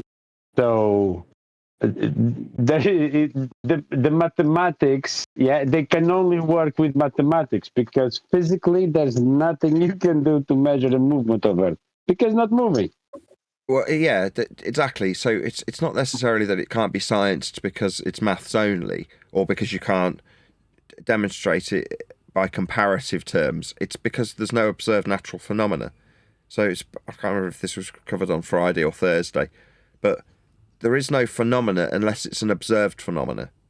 So if you're going to say, well, the Earth turning, you're like, well, no, you're drawing inference in terms of what you appear to see, if you're going to suggest it, with the movement of the stars. That is to say that their motion is only apparent and it's Earth moving. That's your inference that you can impart upon what actually befalls your eyesight. That's to say the stars move. But for it to be a phenomena after the fact, you've got to take your inference that it's actually the surface you're standing on that's moving, causing an apparent movement. That becomes the phenomena. Well, it can't be step one of the scientific method unless you actually observe that to occur. So that is to say you'd have to detach yourself from the surface and watch the surface turn in a separate reference frame for you to say, I have now observed that phenomena, so it can become my dependent variable in a hypothesis. Then you could move on to supposing causes of the Earth's rotation, if you'd observed it to occur. But it fails at step one. Nobody's observing Earth moving. Absurd. Exactly. They're observing everything in the celestial, everything the celestial bodies are doing. That's what they were observing. So they can't take it any further than that. Right. If you want to classify it as a phenomena and adhere to step one, you go, okay, well, step one, observe natural phenomena. What's the phenomena? Stars moving. Perfectly legitimate phenomena to study.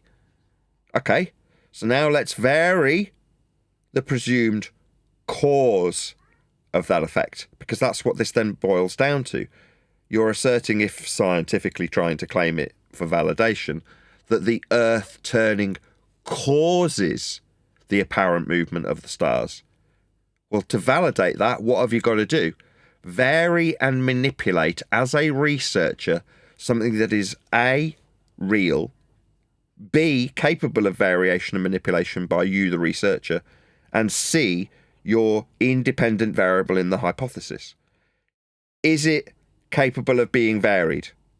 We're talking about a suppositional of Earth movement, not something that you can vary, not something you can independently vary as a researcher, because it's not real. So it fails 2 of the 3 criterias. You can write it down, independent variable, Earth turning. No, that's not real. That's not something you can vary. So it fails 2 of the 3 criteria for being an independent variable to have it be validatable as science. It's not. But what you ultimately want is, as a heliocentrist, like we observed with the pink writing when QE was taking us through these steps to educate us in science and the scientific method, they want to substitute what is the dependent variable effect for the cause. So they want to call the effect the cause. So they say that the effect is Earth turning. You're like, no, the effect is the stars moving. Your alleged, yet to be validated, made up inference is that you've got an Earth that turns, something that's not validatable. But if you can turn that into the dependent variable, suddenly it sounds very sciencey. Yeah, exactly. Cool. Doesn't time fly when you're having fun? Yeah, Harper's still looking for that proof piece. Yeah, he's going to have a hard time there a little bit because he's going to have to delve back into his library of information that he has, no doubt. With the flat Earth thing, I've always said that everyone's a flat earther because we are all born onto a flat Earth. So by default, we're flat earthers. And then you have your flat earthers in denial, fair enough. And then you have your flat earthers gonnabes. That's how I categorize it, the situation. In many of our discussion with the Globers, back in the day, and even today still I say that. So we're all flat earthers by default because we were born on a flat Earth. And those of you who are saying, no, well, you're denying that. Flat earthers deniers. And then they're flat earthers going to be, because once they investigate it, they're going to realize, yes, indeed, I was born on a flat Earth. There you go. It's just whenever flat they come Earth to is put not any... a belief system Well, that you could be part of. Well, that is all true.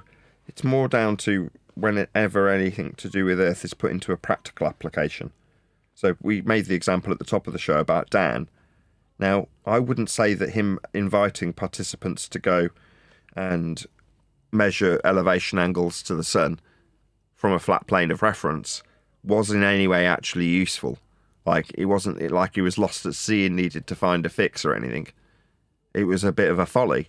Same with us invalidating the claim to be validity of an azimuthal equidistant North Pole centric globe projection in the form of the Gleason's as it is map. Us validating, or in reality debunking, it as a true representation of the land masses didn't serve any real purpose.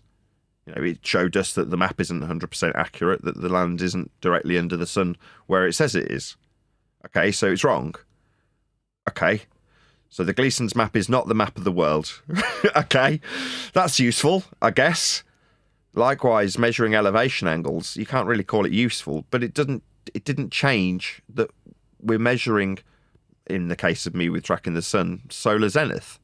A flat Earth prerequisite that's being whistled past. Or in the case of just measuring the sun for its elevation angle 1,000 times, you're measuring an elevation angle off a flat Earth. Now, you can deny, or I am denying, the actual usefulness of that in reality. I mean, there's no technological advancement coming from it. There's no topographical mapping advancement coming from it. There's nothing coming from it, really. It's just a folly. I mean, a bit of fun if you're a YouTuber, right? And you want to confirm your religious belief by measuring Earth flat for a bit. Well, then great. That's about all it's achieved, though.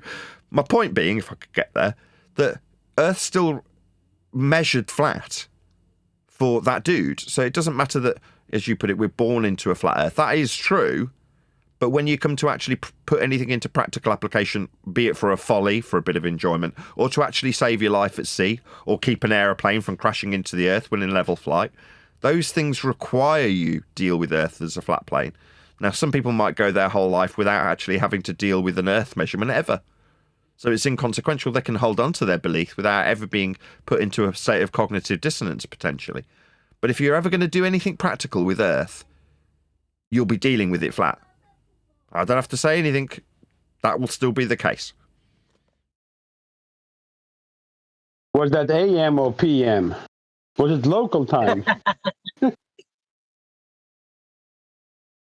And you wouldn't be wrong in making that statement, Nathan. You're 100% correct.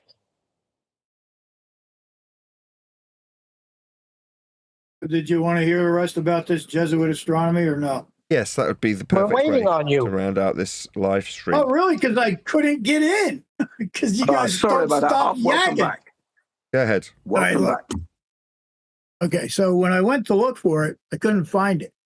But I did find Mi'kmags, right? Then I started thinking, wait a minute. I literally copied and put that video out. So here I'm going to give you the full video because I literally made this video. It's not me making it. It's just me copying it, putting it out there.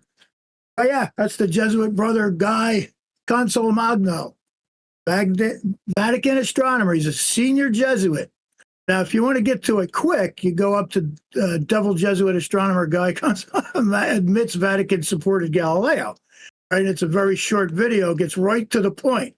And then if you want to see the whole, like it's almost 30 minutes, you click that last one. And it tells you everything about the games they play.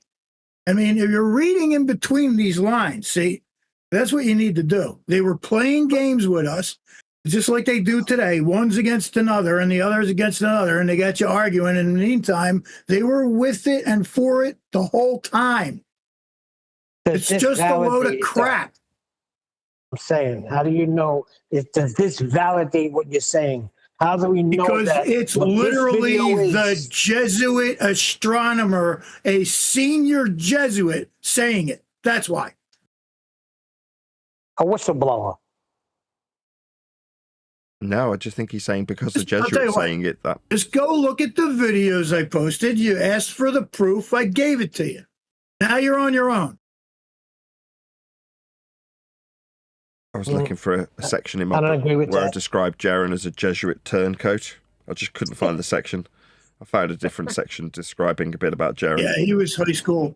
That was Jesuit high school he went to. My two stepsons, they went to Jesuit high school. It just made them idiots. It didn't make them Jesuits, you know. Just defeated your own Jaron standards. just was from the start a con op. That's all there is to it. He was controlled You up. hear what Nathan said? He didn't, but that's fine. With that, I'm going to say, if you are watching this on either Nathan Oakley 1980 or Nathan Oakley Bromering streams, then stay tuned as there will be an after show to follow. Trying to get control. Then what better way to get control than put everybody on a globe? I still think it's First they were using religion, though. Benign. Hold on, Surf Daddy was saying something. I know you just connected. I think it's a little more benign than that. I don't think that people are smart enough to purposely do stuff that 20 years, 50 years, 100 years later, we look at and go, that was brilliant. I think that they were just doing what they were doing. And they were making observations that they were actually making. When you think about it, no one really got into the heliocentric paradigm that we're talking about today until Christian Huygens decided that he could measure the distances to the heavens, to the stars, to the sun, to the planets that they assumed, right? So no one at that point, and up until that point, had actually taken the model and put measurements to them. They can't. Well, they can. And that's my point, is that once they put measurements and scale to what we were looking at and observing and documenting in the sky, they were documenting what they called orbits, but they were cycles, and the cycles have been documented forever. God put them there for time and seasons and all that stuff. We use them in navigation. Yeah. So everyone knew all that, and they were documenting that. That's not heliocentrism. Heliocentrism becomes the monster once you measure or say you're measuring. That's it. Say that you're measuring the distances in giving the size and the scale to everything. That's when it goes crazy. That's when you have to believe, because everything that they're saying they're measuring and describing, vacuum, is violates the natural laws of physics, right? That would be the pseudoscience element coming in, as Neil mentioned earlier. This is the beginning of the pseudoscience now, when they start doing, as you just mentioned. Okay, right, yeah. Right, and that's where I cut it off. And yes, Jesuits are in on it forever, and they're the main owners of all the telescopes across the earth. And isn't that interesting? That doesn't make it the conspiracy. That doesn't make it that it's, what it is. Now, actually, like Georges Lemaitre comes up with the Big Bang, the primeval egg or primeval atom or whatever he called it. And it wasn't actually, he didn't name it the Big Bang. There's a guy named Hoyle who made a joke out of it and called it the Big Bang. So I thought it was Lemaitre that coined it. He was the Jesuit, for sure. I thought Lemaitre coined that, the Big Bang. No, there is an astronomer named Hoyle. I forget his first name, but Hoyle, like the cards, the card manufacturers. I read it somewhere, that he actually came up with the Big Bang as a kind of an inside joke, sort of a sarcasm deal, that you couldn't really tell whether he was literally making fun of it, like, that's so stupid. Oh, it's the Big Bang. It's the cosmic fart, whatever. Or if he's using that as a way to say that it's bad, but no one really gets it. And so he still stays in the club. But it's said of the cosmologists. Sorry, sir, that it was the cosmologists have asked what went bang, and then the conversation stops. Well, I know Christians, Catholic or Protestant, take your pick, that'll tell you the Big Bang is God saying, let there be light. Okay? Once God said, let there be light, bang. That's when creation started. I know Christians from both sides that'll tell you that, because they wanted so much to line up with science to validate the Bible. Are you kidding me? It's the opposite way around. The Bible will validate everything, whether you believe it or not. They're afraid that they will be mocked by the scientists and stuff like that. And pseudoscientists. If you're a Christian, you should know that you're going to be mocked for everything. So that's lame. They'll be mocked by what people think a scientist is. Right? Because you got people doing things in Antarctica, and they'll tell you that they're scientists. Oh, well, what are they observing in nature that they feel needs to go through the scientific method so they can validate what they think the cause is? So I'm telling you, the root of it is all science. Sorry, who's going to be mocked? Who's worried about being mocked? I'm struggling to understand that, because we've been on a few tangents in the last 5 minutes. Well, I said that. I'll tell you, I can get you Christians from both sides that'll say the Big Bang is when God said, let there be light. Because they want this to so line up with science that they're going along with it. They're afraid that, science has got all the answers, what they think is science.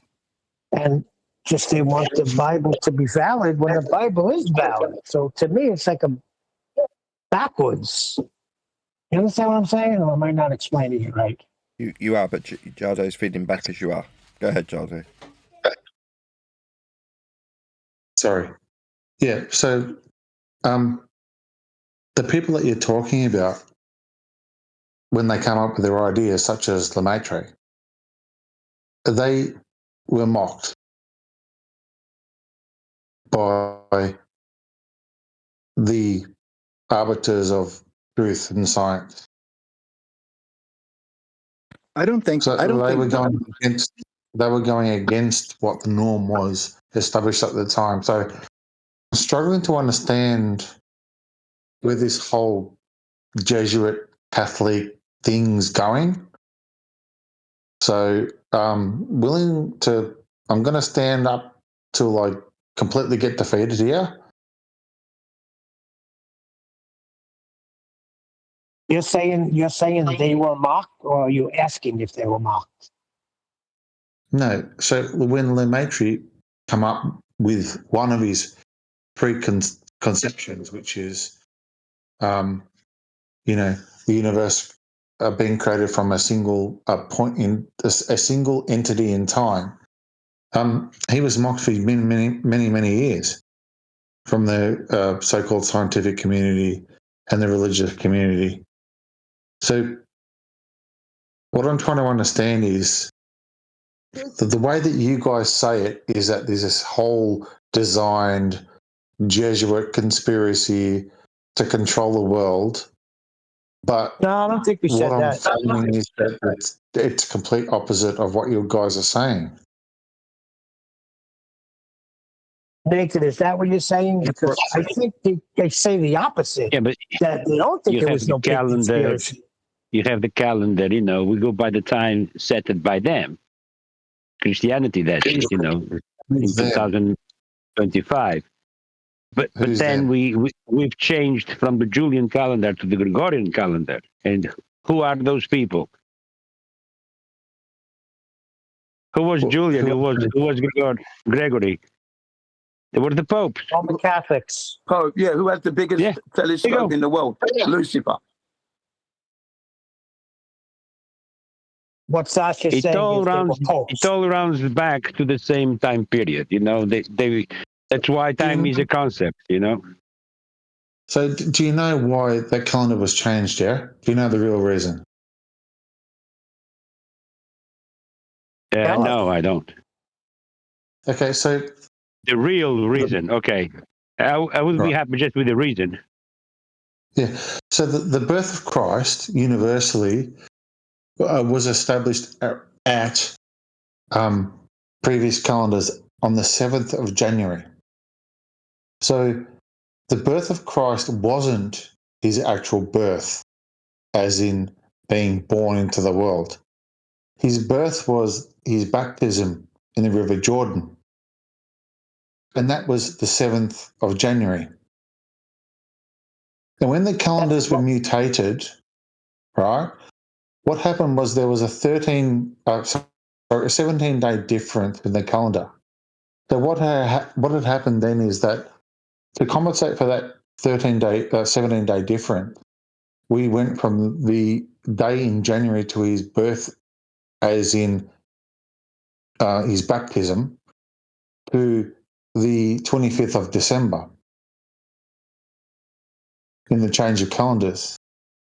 So the birth of Christ had stayed the same. It was deflected in the calendar change. So there was no change in the birth of Christ as far as him being baptized. It was just the obstruction in the calendar dates that deflected it back to the 25th. And it just so happened that it was a pagan festival. Yeah, but for different reasons, though. So you don't know then. I'm going to tell you. On the 23rd of December, is the winter solstice. That's the furthest point that the sun goes south. And it dies where? On the cross, the Southern Cross. and Yes, it comes does. back. It resurrects the sun. That is, it resurrects in 3 days. So on the 25th, the sun starts moving northwards. If you know what I mean, from south. Yeah, so away from the Southern Cross. So it rises on the 25th December. That is. So for 3 days, the sun is hung on the cross. That's correct. It resurrects after. It dies on the cross. So you don't see the sun for 3 days. It disappears. It dies. From the north, if you observe the south, you don't see the sun for 3 days. Do you know what And then Jado it asked comes you? back again. Yes, Jado but this asked is the again. problem. This has got nothing to do with the death of Christ. This has got everything to do with the I'm not birth of saying Christ. that. I'm saying the pagan ritual was to celebrate that. There was no pagan ritual to celebrate anything. The pagan ritual to celebrate the 25th was the entering in of the new year. That is the new Exactly, sun. because the sun was born again, a new cycle. Hold on. But Jado said something very important, which is true. You can't say that it dies at the cross. Jesus didn't stay on the cross for 3 days. Died on the cross. Few hours. Actually, they couldn't believe how quickly he died. Okay? And then he was buried. So The whole reason I've been around for a long time. The whole reason I'm making a point of this, and especially Catholic bashing and Jesuit bashing, is we are here to promote an empirical understanding of where we live, how we observe things, and how we portray things. And when we dart off into mystical things that the Catholic Church have done or could have done that we can't prove, then we shouldn't be talking about it at all. Hold on. I disagree with you. And You can prove where heliocentrism came from. You get back. I just read the four-headed monster. Heliocentric come from people who looked at the sky and formulated their opinion. It didn't come from an institution. An institution was converted into that opinion from popular demand. Roman Catholic Church was the ones that were in control. If you don't think that that's a fact. Roman Catholic is an oxymoron to begin with. No, it's First not. of all. Roman Catholic is not an oxymoron. Catholicism means universal. So I'm a universal Christian. I'm just not universal. Roman Catholic. Jado, I was born and raised a Catholic. I know. Catholic means universal. So when you add Roman to it, it's an oxymoron. Jado, I just said that. Catholic means universal. So I don't consider myself a Roman Catholic. I consider myself a universal Christian, whatever the word universe means. I'm just a Christian. Now, they were in charge. You cannot say that the Jesuits and the Roman Catholic Church didn't wield their power. They had a lot of power. And those four guys, whether you want to say they were just men that were inquiring, they were all Roman Catholic men working under the Pope. You're mute when you're not talking, Jado. You're causing feedback. Yes, sorry. So I don't think we're saying anything wrong. They were just guys that were trying to get a better feed on certain days. The movements of the stars. Now, it could have been totally innocent. Or it could have been totally freaking nefarious. Who knows? Yeah, but I see the point. I see the point of Jado, which is pretty much what you said, Neil. Four-headed monsters. So these four main people who came with more implements into what we call the model, heliocentric model. So not just one person has the merit; it's a agglomeration of people. In this case, it's these four particular people that Neil mentioned. So yeah, not one person. No, if you read it again, one fed off the other. One built on top of the other man's work. Yeah, that's true. And it became compulsory education through the church anyway. That's what I have learned. Okay? So it didn't come from On a Islam in that science sense, class. the heliocentric model. Church. Yeah, but Islam is heliocentric too, are they not? Yeah, but when was the heliocentric model taught? From what year? Like, at school, when was the heliocentric model taught? What year? I can't give you the exact year. It's about 300 years ago, about a couple of hundred years after they come up with it. But our formal knowledge of school is only 130 years old, as far as commanding kids to go to a hall to be educated is only 130 years old. Do you mean when are we generally taught now? Because I remember very specifically in first grade having to do a report. First taught. No, that's not what he's talking about. Okay.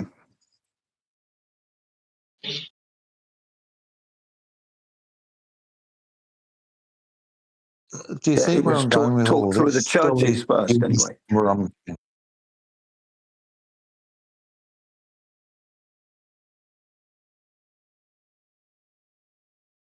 One more time, Jaldo. I said, do you see where I'm going with all this? Surely you understand. It's very hard for us to break things in our mind that we hold true to. But sometimes I see flat earthers just hold on to some stupid shit that they can't prove, and they just hang on to it because it's like a residual jacket that you want to wear once or twice a year in the closet that you don't want to throw out. But that's not true either.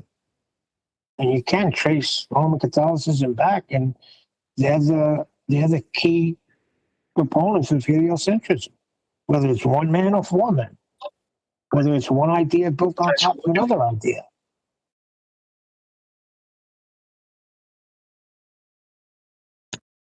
Yeah, but to lace... And it says Napoleon was responsible for the education system the way we know it today. He was the one that is the architect of it.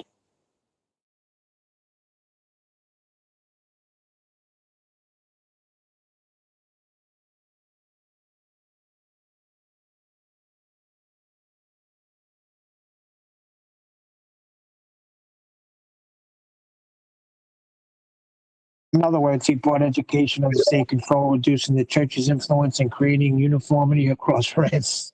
Well, that's France. But a lot of people took his ideas and... When we try and extract ourselves from the feast of nonsense, when we're trying to just talk empirically about the way we visualize, observe Earth, that it is flat, practically, observably, and measurably. And then we introduce things such as the Jesuits control the Earth, and the Catholic Church is involved in this and that. What we are delving into is the feast of nonsense. And I disagree with that. That's many years, we have talked about extracting ourselves away from the feast of nonsense, but for some reason, you guys can't get away from the Catholic Church and the Jesuits, which is putting people off listening to the truth about flat Earth.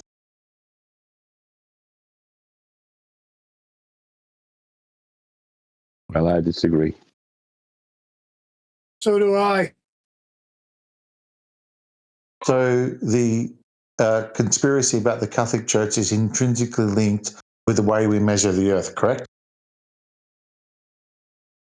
No, they have utilised the way we measure Earth to produce a system, and we can track its origins to them. But that's it. For me, you've done a good job. You've severed that connection.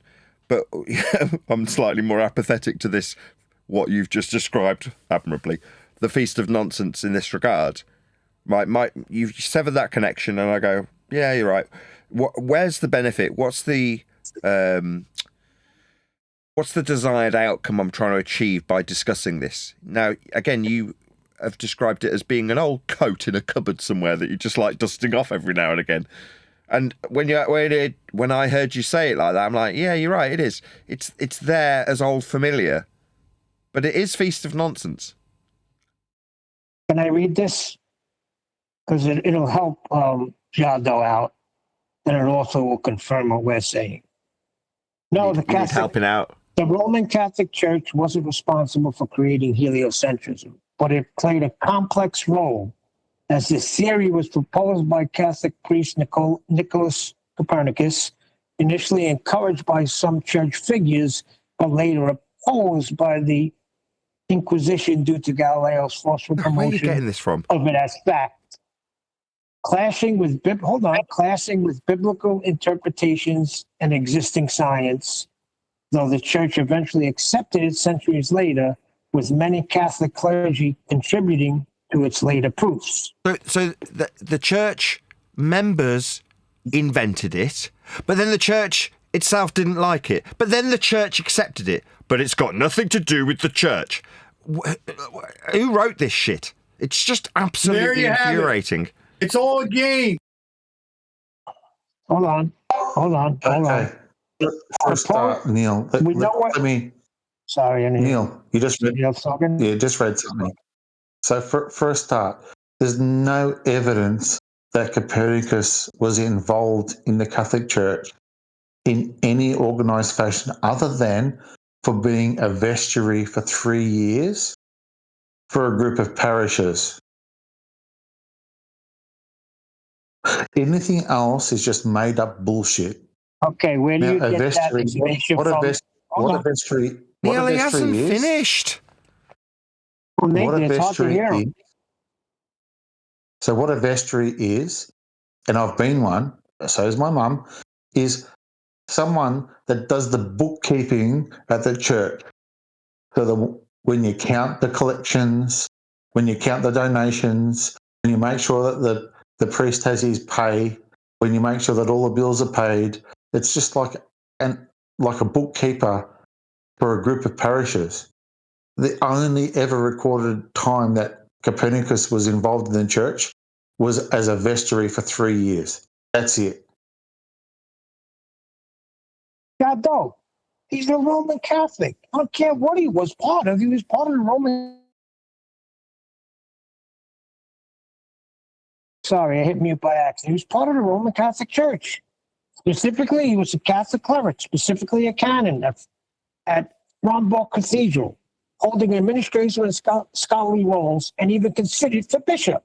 So this was not just some guy that did the books, Jado, but he wasn't ordained a priest or a Jesuit. So he was a loyal church figure who served in various capacities like physician and financial manager, with his heliocentric theory only becoming controversial long after his death. So he wasn't ordained. So he wasn't a priest, a deacon. He wasn't a canon. He wasn't a bishop. But I never said he was a priest. He was involved. I haven't finished. They did declare that he was involved in financial matters. So hence me being correct. Yeah, but I never said he was a priest. So if somebody said he was a priest, then where are you getting that information from? He was part of the Roman Catholic Church. You said he was ordained. Who said he was ordained? You in your statement. No, I said he wasn't ordained a priest or a Jesuit, though he was a loyal church figure who served in various capacities, like physician and financial manager, with his heliocentric theory only becoming controversial long after his death. Right. So he wasn't a priest. He wasn't a Jesuit. He wasn't anything other than someone like me that rocks up to my church every Sunday and helps out when I can. Yeah, but you started this. Oh, you're undermining your own position now, Jado. You put this as your mother's raising of your raising of a sword for your mother on the basis that she is, and then you ascribed her to being a Roman Catholic, because of her attendance to the church. She's not ordained, is she? No, No when offense did to I your say mother. Roman Catholic? I mean, no offense to your mother. It's just as an example. If they're an associate, it's like, well, what you're saying, because they're not the managing director, they're not an employee. I don't understand what you're saying. Sorry. Saying that not being ordained doesn't mean you don't have an association. Yeah, but okay. So there has been numerous times when Copernicus, including your words on your show, that he was a Jesuit. Did you say that, Nathan? Yes. In error. You got to correct that then. That's a mistake. Yeah, it is. It's an error. Copernicus was a devout Catholic, dedicated his major work to Pope Paul III and sought permission for publication, facing little opposition in his lifetime. The idea that he was a priest or a secretive figure was later a myth. What was a later myth, partly fueled by Galileo's accounts, which historical evidence debunks. In essence, Copernicus was deeply embedded within the Catholic Church structure, but not as a Jesuit nor as a priest, but as a significant administrative canon. It takes 17 years to become a Jesuit priest, but you can become a Catholic sympathizer or apologist or a Jesuit apologist or sympathizer, just like Trump from birth, basically. Oh, Jago's right. If Nathan's been saying that he's a Jesuit, then you got to pull back on that. I must be deaf because I've never heard you say it. I always thought you, maybe I assumed that the Jesuits were over him, working for them, and they were working in unison. I might not have said it directly, but I've not disavowed the connection, or I've made the inference at the very least.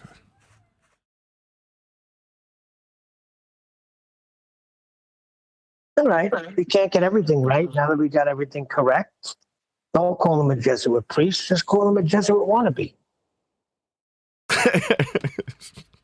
It's all roads lead to Rome.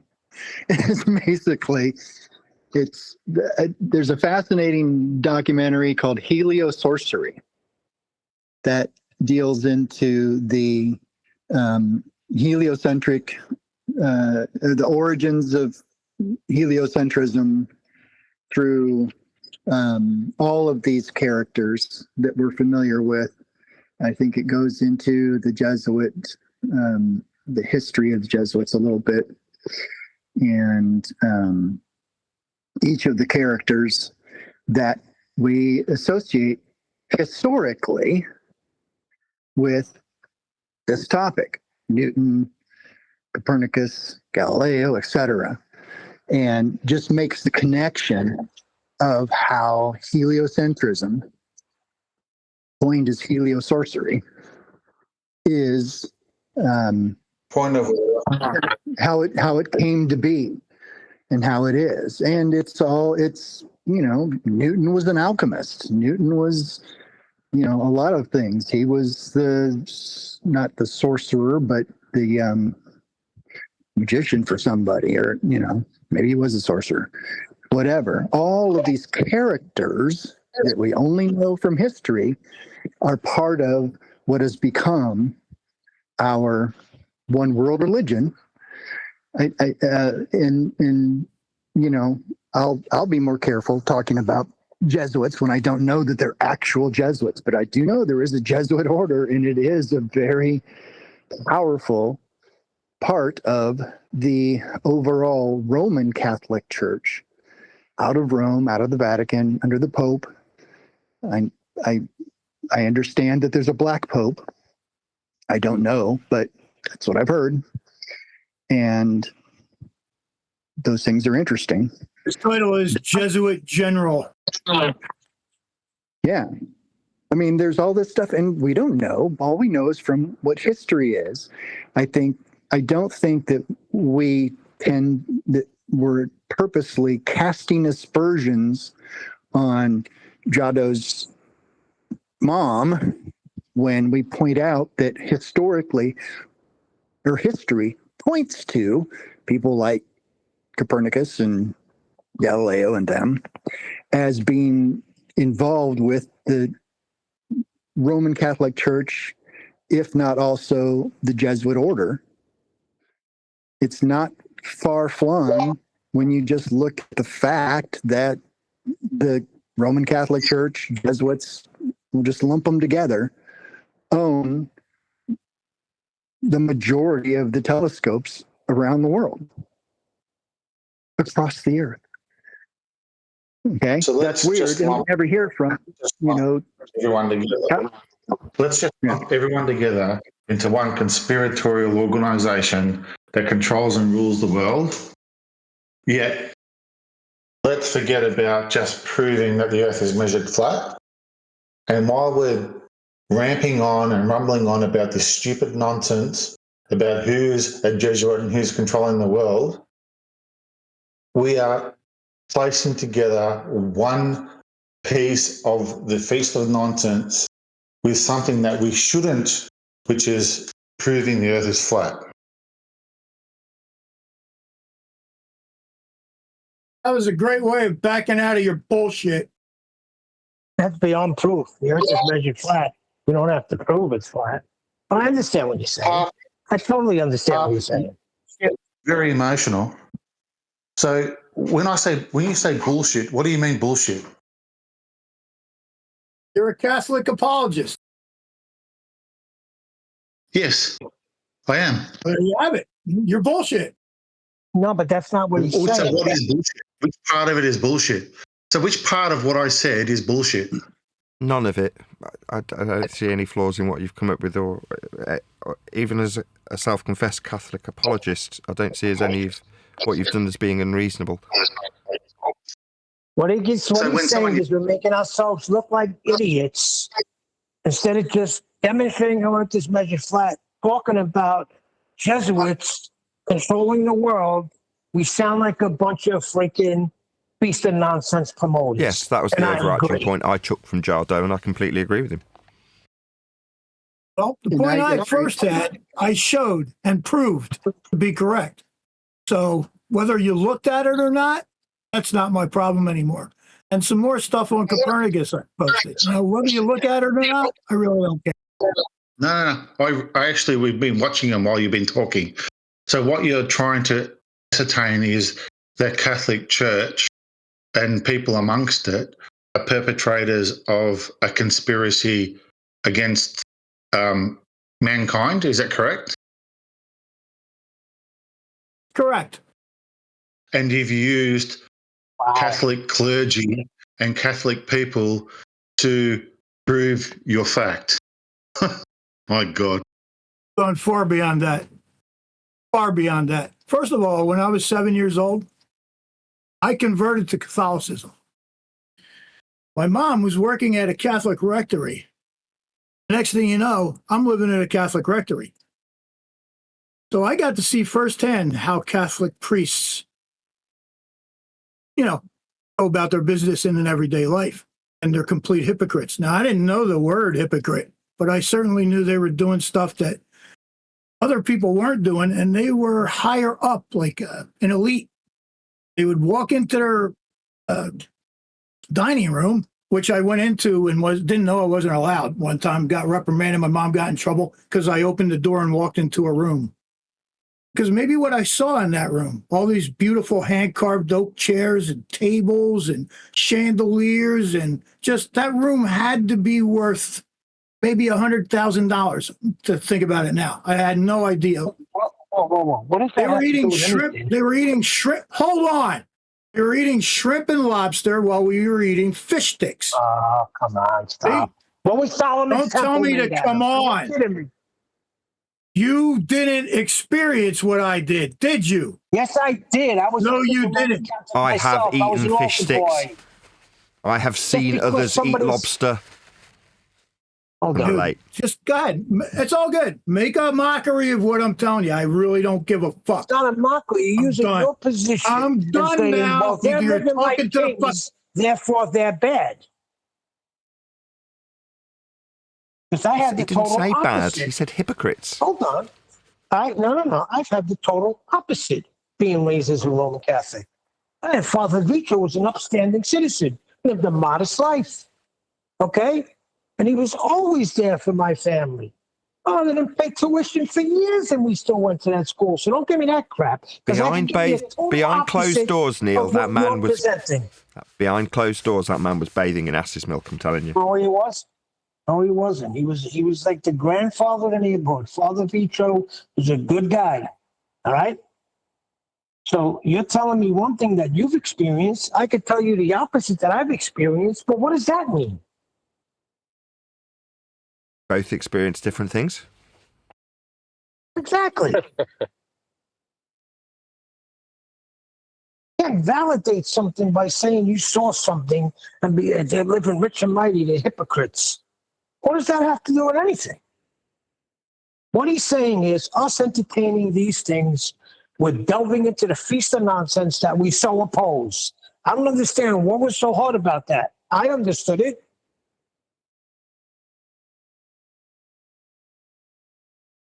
Am I correct, Jado? Is that your main point?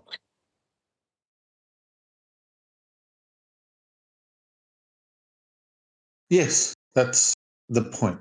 Whether or not, whether or not the Catholic Church is the perpetrator of all evil amongst the world or not, who am I to know? But we don't know. And it's got nothing to do with flat Earth. We can use some aspects of certain people within the Catholic Church who have observed things and they've played their way out over centuries. But what we can't do is we can't just place the whole led demeanor of the heliocentric position upon a church and all the evils that perpetuated from it. Because what happens is, like my mum, who, as a mother of 10 kids, who 5 of them are flat earthers, who was interested in listening about flat earth, I can't share things to her that have certain content, such as if people go on and on and on about the Catholic Church doing this and that, all she wants to know is how we measure the earth flat, because that's what I talk to her about.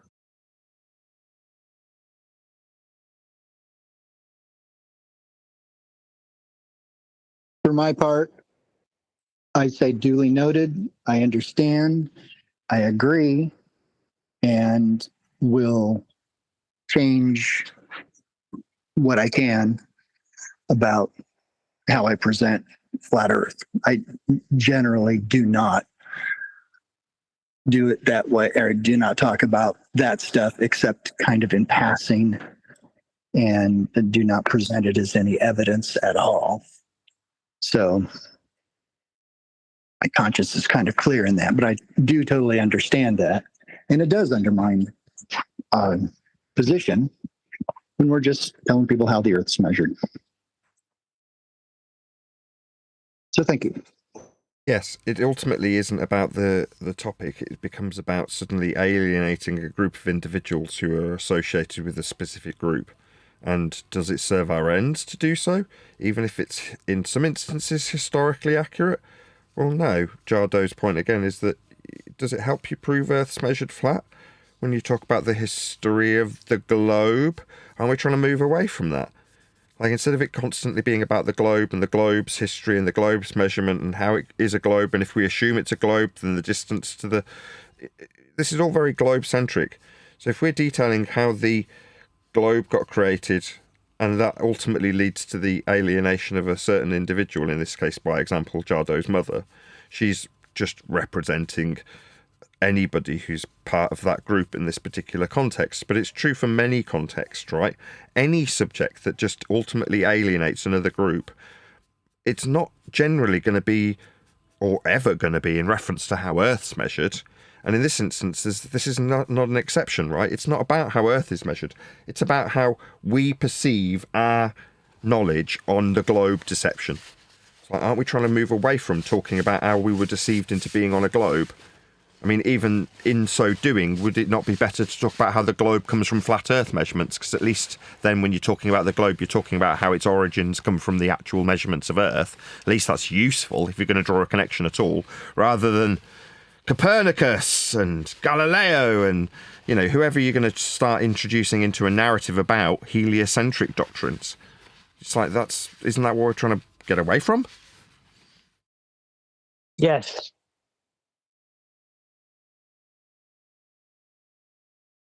Two SM58s, and they looked awful in the pictures, whereas in the flesh they looked lovely. That's that spike again. Well, these are ones that I'd already ordered, so Oh, okay. they're just coming through. I mean, they take days and days and days to come, so I ordered these last week. My question to Jado is this: what the hell took you so long, Jado? Should have said something a long time ago. Your fault, basically, Jado, is what Neil's saying. Yeah, exactly. It's all your fault. Then you got yourself to blame, really. I grew up the youngest of a family of 10. Just for anybody wanting to know, this is called gaslighting. It's a narcissistic technique. Go ahead, Jado, sorry. What I did is I learned to listen. So I would sit at the table with many of my older brothers and sisters talking philosophy, talking what they thought was science, talking about this and that. And I was too young to participate, so I would listen. And I would only ever interject when I thought there was something pertinent. And I've been around for a long, long time. I very rarely interject. But for whatever reason today, I decided to interject, probably because I had a few glasses of red wine, maybe.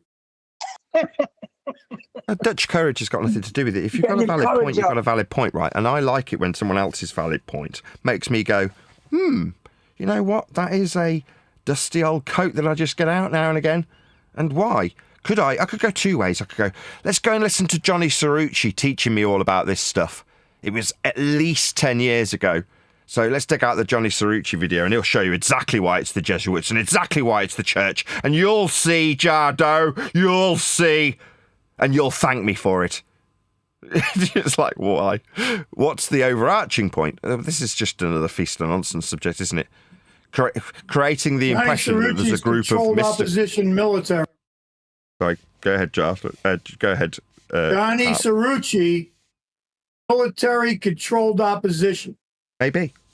Here we are. See, you've leaned into it, and we're straight into it, right? Now let's paint ourselves as complete conspirators. Let's do it. We're on a roll.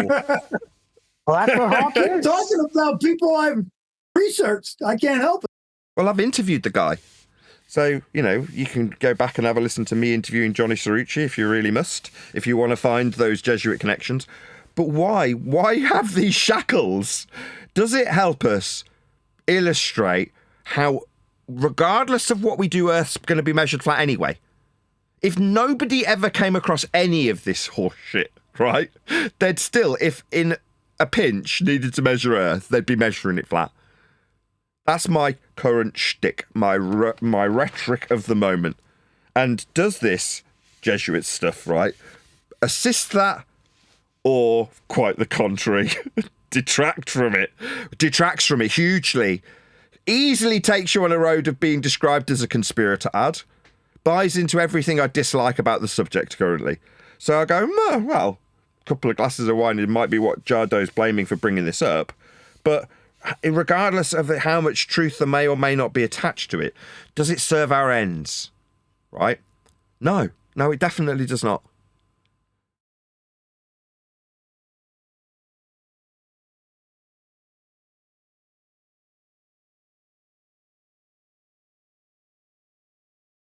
You don't need conspiracy to talk about flat Earth at all.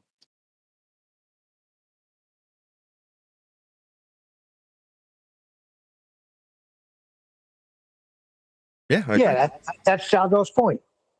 And we agree. Yeah, we all agree. No, you don't. You're right. Would not agree more. In fact, that seems like part of a plan by the hidden hand. Yeah, and it's exactly right, because unless you're talking to people who want to know, like, and are doing research about these things, you're just like talking to the air most of the time.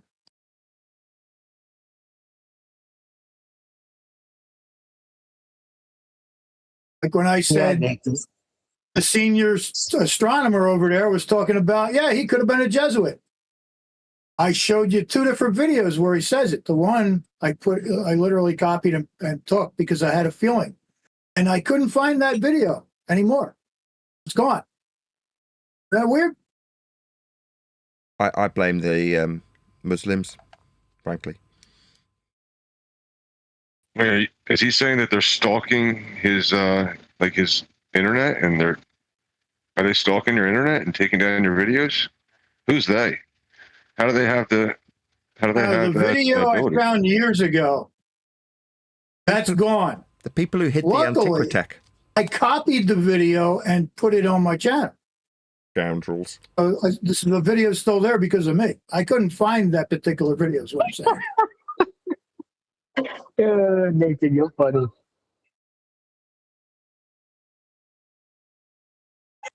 Scoundrels. Anyway, there's a new feature on TikTok. I don't know if anyone's come across it yet. And that's the live feature, which is formatted a little bit like Discord. Has anyone come across that yet? No. Tell me more. Right. It's a platform for. So what I've seen so far is that a lot of Globers have taken up this platform, and it's an amazing platform because it's more interactive than Discord, because it's really you're able to share screenshots and your video quicker and more efficiently than Discord. And I've been on it the last couple of days, the last 3 days. There's come across these Globers platforms which I've come on, and they are attacking flat earthers pretty hard with this particular platform on TikTok. I think it's a counteraction to the enormous growth in flat earth content on TikTok. So yeah, it's look out for it. It's quite interesting conversation.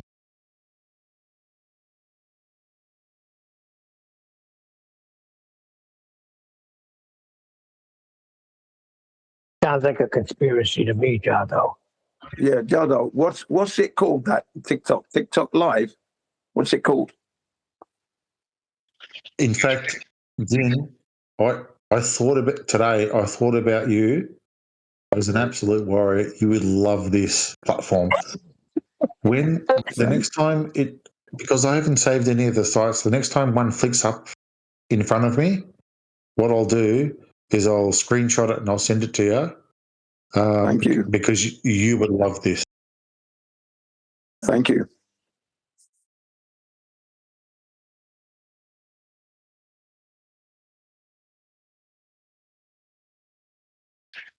Yeah, I mean, all the other platforms, Twitter, TikTok, they're all doing a VC voice channel where you can have a live event, bring people on stage.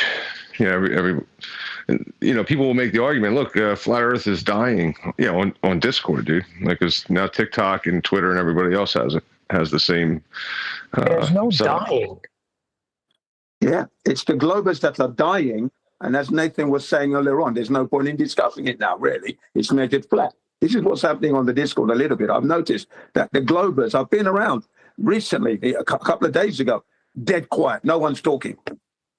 No one's talking in these Globe affiliated servers. And I'm the one that's making the noise.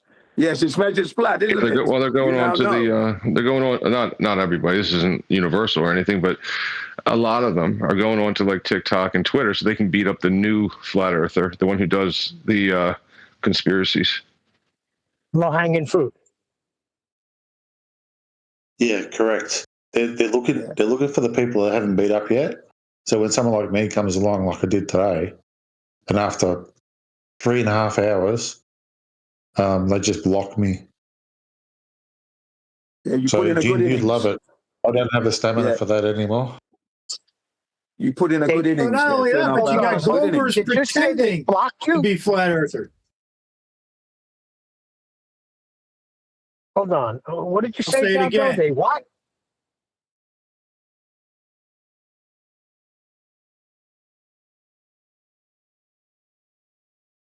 I said there's Globers pretending to be flat earthers. Now, do you think that could happen or no? Is that just a conspiracy? I was saying to Jado because he said after 3 hours they what? Did you say they blocked you? Yeah, they blocked them. Yeah, I could request to join live, but they timed me out, so they didn't accept my live request.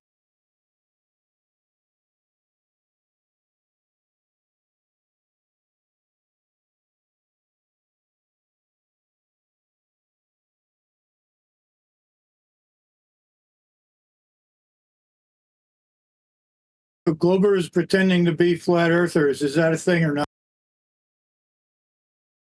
Oh, that is definitely a thing, man. Definitely a thing. No doubt about that. Harp. I've come across many of them, yeah, in the last 5 years. Better be careful because that's a conspiracy. No, that's got a name. They call it LARPing. Live action role playing. Get plenty of flat Larking, earth okay. LARPers. Yeah? In the same way as Neil will play devil's advocate and pretend to be a Glober, you get the opposite happening. They just don't disclaim that they're just pretending to be a flurf. LARPer.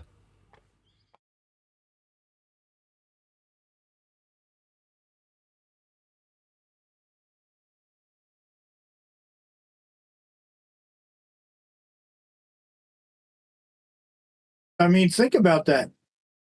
Globers pretending to be flat earthers. But think about it on a different scale, like on a leadership scale.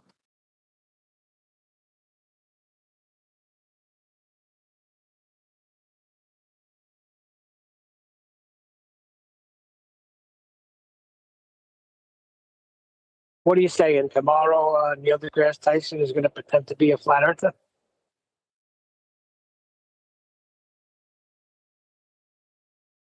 Oh, I'm saying certain people were pretending from the get-go. Oh, yeah. Well, we know that.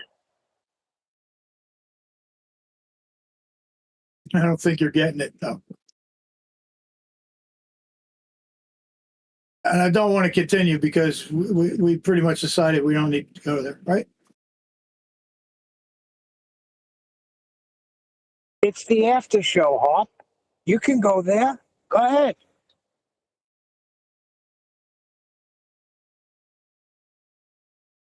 Globers pretending to be flat earthers. I don't think I'm going to say any more because literally, as anybody with a brain is going to jump right on what I just said.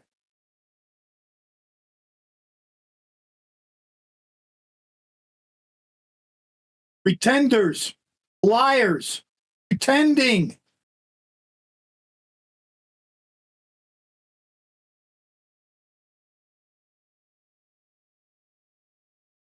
By the way, mother is another name for the Catholic Vatican Church, the Mother Church.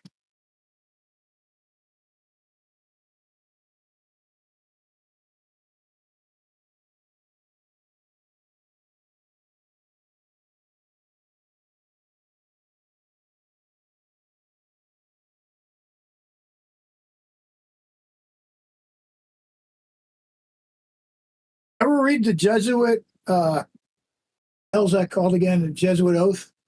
Ever read that?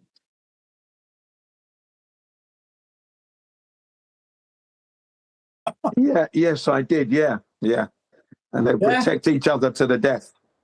Yeah, it's quite a disturbing oath that they subscribe to. It's very disturbing. All in the name of what? The Mother Church and the Holy Father, which is not God, which is the Pope. Now, it is important to know that I do not go around religion bashing. I'm not interested in that. Never will be into that. Whatever your religion is, okay by me. You do what you got to do. I'm going to do what I got to do, and that's it. I don't really get embroiled in religion and that, to be quite honest, because it does get very heated. And you're talking about people's personal, makes me feel good factor for them, and I don't want to get involved in that stuff. So I'll leave that out of it always. Tend to deal with just the flat Earth itself and how the Earth was never ever a globe ever. And if you need that, if you want that, you're gonna need a flat Earth for that. That's what I'm saying now. That's the new bit. You're gonna need a flat Earth for that. But prior to that, it's never been a globe, and I've hammered that right through every glober. So no one can ever say Ginny's not a flat Earther, because I haven't done 10 years, and especially the last 7, smashing and screaming and, dismantling these fools. I have to call them fools because these are the globers on the circuit who tried to make me look stupid in the end. And, so no doubt about that. Might have made 1 or 2 errors in the 10 years, but I'm not perfect. But where it concerns flat and globe, we're definitely on a flat Earth. We've never lived on no human being has experienced living on a globe. No human being has had that. Exactly what a Glober would say. Kidding. Yeah, I hope you're not implying that Jin CBR1 is a glober. I just hope you're not doing that. That was pretty funny. How the hell did you get that's exactly what a Glober would say? Okay, good. Yeah, but I'm not a glober. I didn't hear it. I'm sticking up for you this time, Jen. I'm sorry. Usually I don't, but I'm not dumb at all, ever. Don't worry. Position's not changing now. But I'm not a glober. Just no way. A little stubborn. I'm going to hold on to my position, exactly that. I'm always going to do that.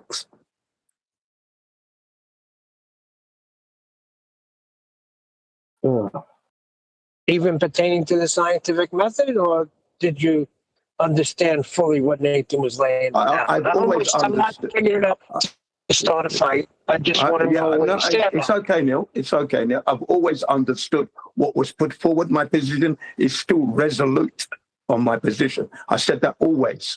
And that's me, Jin CBR1. Sorry.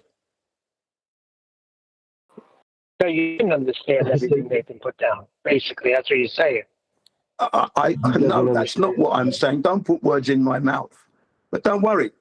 There's no need to get into that now. My position it's never going to change. It'll always be resolute as I am today, as I was yesterday and the day before. I know what I'm saying when I say what I say. Thanks. Yeah, but pertaining to science, you don't. That's your interpretation. That's up to you. No, you've got it wrong. Interpretation or opinion. It's your interpretation. That's all it is. I'm not going to get embroiled in another argument over it, Neil, because there's no need for that. Okay? So you basically said you don't want to learn. Take a leaf out of Nathan Oakley's book, stating that you've got to allow people to have what they have, whether it's belief or whatever position they hold. You've got to allow that. Okay? That's what that's going to be for you. Unfortunately, whatever you say, you're not even the shit on my shoe. Do you understand? You have no bearing on my life as I walk, breathe the flat earth air. Do you understand? You have no bearing. Whatever you want to put forward now will not in any degree, as I breathe air, change my position. Never going to happen. Never. Okay, you done? And that's a flat earther telling you. All right, I suppose it's flat earther. Jin. One of your Jin, colleagues telling you I'm a flat earther. Jin. Thank Jin, you. I let you stay. I stood there quietly. Yeah, right. No So you should problem. be stopping at this point. You should be stopping at this point. Jin has made his point clear.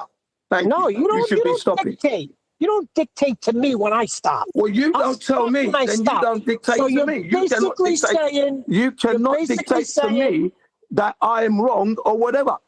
Sorry, you can't do that either. As I'm trying to put you to my position, you either shut up or go away. But there's no way I'm going to allow you to dictate to me my position and the way I'm going to be, because that is antagonistic behavior. I will not be antagonized by you. I will push back you or anyone. That's always been the case. I will hold my position. Like I said, you're not even the shit on my shoe. You understand? You have no bearing in my life and my position. I don't want to hear your voice. Whatever you got to say is just falling on a brick and deaf ears. All right. As long as we know that you have no humility and you want to stay ignorant to the facts of what the scientific method is. Don't worry about it. Get on with your life. Get on with your life. Thanks. See what you started. No humility, and that's a damn shame. Again, you're still worried. Get on with your own life. Okay? Get on with your life. Thank you. You know, I don't really talk to you about anything else except for this recently, because there's no need, is there? There you go. Yeah, you're just a stubborn man. I mean, if people want Get to on with continue your life. That's what you've got to do. Jin is resolute, immovable, unstoppable in this position I have. Yeah, but you're claiming yourself ignorant. No one on earth is going to stop me living the way I want to live my life. When somebody comes with a fact, you're going to say... Don't worry about it. Get on with your life. Go out and lay some floors flat. You can't inform your family how you do the flat earth. Get out there. And I don't care what you say about science. Shut up. You're talking out of your ass now. You're making it your business when I've already told you, mind your own business. Live your life as you want to live it. That's your life. Okay? Live it as you want to live it. I'm living mine as I want to live mine. You, Neil, like I said, you're not even the shit on the shoe that I have to concern with. Four times. You are nothing in my life. No degree of interference. We got that. It's the fourth time we've heard it. Thanks. Thank you. But if he wants to live his life correcting you on what science is, I mean, obviously he's got your permission to live his life how he wants to, right? Then he's always going to get pushback. So if you want this to-ing and throwing, let's go for it then. You're always going to be ignorant then because you refuse to learn. Well, like I said, mind your own business. Whatever you got to say doesn't stop me from holding my position. You, Neil, will never be able to do that. No one will be able to do that. You I will walk out every morning with the same position that I hold, that I've held for all my life. You understand the scientific method is not a never position. going to change, mate. There's nothing you can do about it. Jin, sorry, I was trying to be subtle the first time, but just repeating the same thing for the fifth time through the top of him is going to annoy me. We urge you, inconsequential.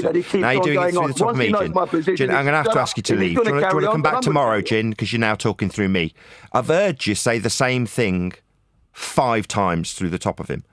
We got it. Inconsequential to you, not the shit on your shoe. We heard. Thanks. Ideally, though, when Neil then starts saying something different, hearing that for a 6th time through the top of him, it's not really great. But thanks. Yeah, it's called driving home the point against the antagonistic. So if he's going to antagonize, he's going to get the same. I reserve the right to drive home my point, and I will drive it home like I need to drive home a nail into a piece of wood. I will do that every single time. Gotcha. You realize it's not a position, though, right? It doesn't matter, Neil. No matter what you do, you're going to get the same ferocity and the same words. No one dictates to me how I present myself and how I present my life. Thank you. So Nobody's trying to tell you how to present your fucking life. What people are trying to tell you is the truth that you reject. You want to reject the truth. Whatever dude. you call the Not truth doesn't cool. necessarily mean it is the truth. Okay? No. Thank you. It's not a true. It's not a true, untrue thing. Just keep It's talking just a through scientific everybody, method. then nobody else will be heard. Don't worry Hey, about jackass. it. What are you worried about it for? Shut Hold your on, mouth. Hop. Shut Hold your on. mouth up. Shut up. Jin, science is empirical. It's not agree, disagree. I'm not It's disagreeing with that. not I don't true. disagree with that. Yes, Okay, so when you say do. you're holding your position, I'm going to hold You're my saying you position. don't I'm going agree to hold with my it. position. That's Sounds it. like the That's all we need fucking to know. Catholic Church is what he sounds like. I'm a Muslim. I'm not a practicing Muslim, so I'm not. Oh, you're Even though I not did go to helping. St. Mary Magdalene's Elementary School, and I went to Ikoyi School in Nigeria, Thanks, Hop. which was also Christianity affiliated. Like I said, I don't do religion. It's got nothing to do with my position. Okay. Religion has Thanks a nothing lot, to Hop. do with the position I'm holding. It's my experiences that I've experienced in my life, and Perfect, okay. that's all I'm going to say on the matter. So if Neil keeps going on, I'm just going to keep doing the same thing. We got you. Because You're I want not- Okay, you're let's just get this back on insignificant in track. my life. Okay, Whatever you let's do, just take say some is charge. deathbeds Hello, and a hello, brick wall. hello. Hello. So Neil's trying to put it to you that in terms of scientific knowledge, it is empirical. There's no agree, disagree. That's where he's trying to get you to. I understand that. That's why I say I agree with what he stated. I understand that. I don't need to hear anything else. Oh, but you are this or that or whatever. I don't need to hear anything else. I've already stated that from There's the a question. very Okay, beginning. thank you. You understand it's empirical. Why is it empirical, Jin? I'm not going to answer any more questions. I am not on trial here. Thank you. So no more comment on that. Yeah, unless you are. you're antagonising. You It's are. antagonising, I will push back. Outside of that, I don't really wish to. Okay, I've got it. No, That's the it's seventh not. time, Why Jin. don't you Jin, get it? Jin, We're we trying to move heard. forward, yeah? Jin. I'm a flat earther, and that's that. Thanks. That's all I need to, Thanks. need to Thanks. know. Thanks. Thank you. Thanks. Thank you. Yeah, Thanks. Can you stop talking now? Thanks. No, you are on trial because you've got something wrong, and it's rubbed a lot of people up the wrong way because you've got something wrong. So when you say, "Oh, I'm not on trial," well, okay, you opened your mouth, spewed something incorrect, and now people are trying, desperately trying, to correct you. But what they're getting in the face of trying to correct you is, "I'm not going to be corrected."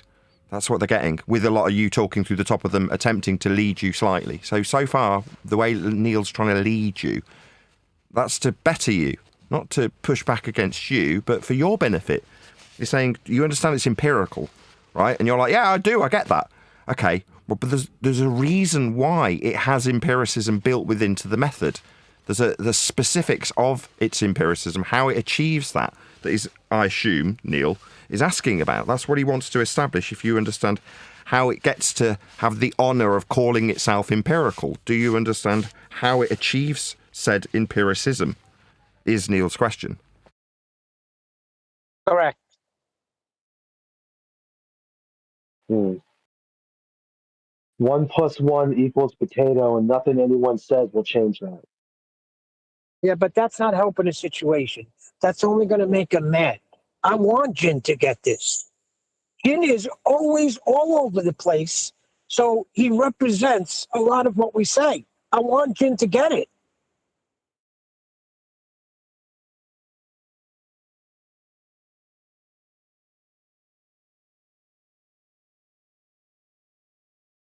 I think he's gone. Has he gone? Yeah, I guess he won't get it because he left. I don't care. I'm going to hold him to it until he gets it.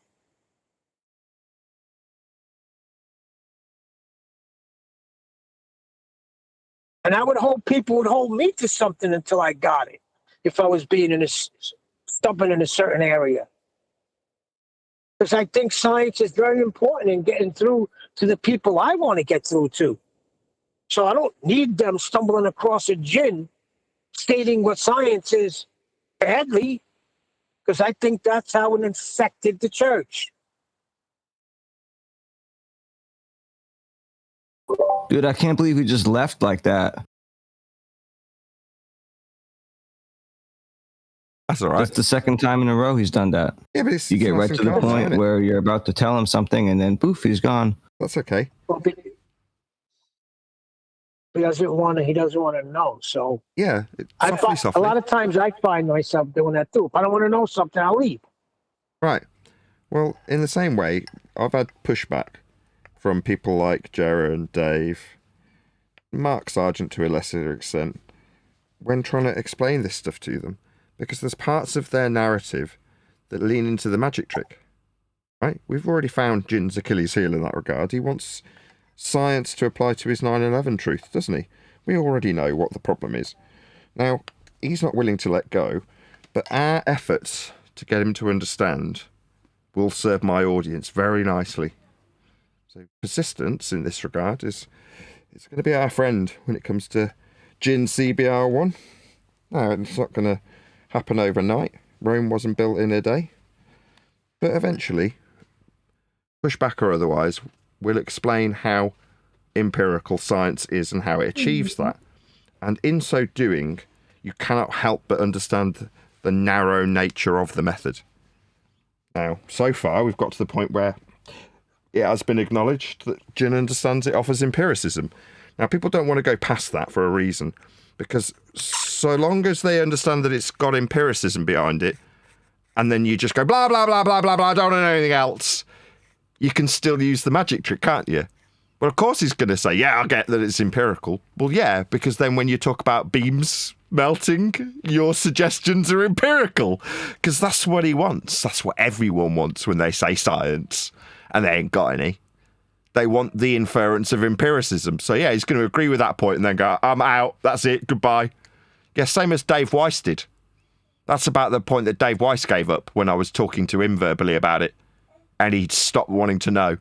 Is it because at this point forth, there's a good chance that all the shite you've spewed and said is science suddenly won't be? Making you either a bullshitter or just ignorant as fuck? Yeah, the latter. Just ignorant. Yeah? That's the reality. But if you're using that magic trick, and then you know better, someone's told you, you've either got to question your own morals, haven't you? Do you carry on bullshitting about Michelson-Morley's experiment when you know damn well it ain't? Or when someone comes and says, you do realise that science is empirical. Why is it empirical? And you go, la, la, la, la, la, I'm not listening. Michelson-Morley's still an experiment. Empirical, yeah, I can accept that bit. Blah, blah, blah, blah, blah. I'm not listening. Yeah, because they want to steal the valor as well. That's it. That's the bottom line.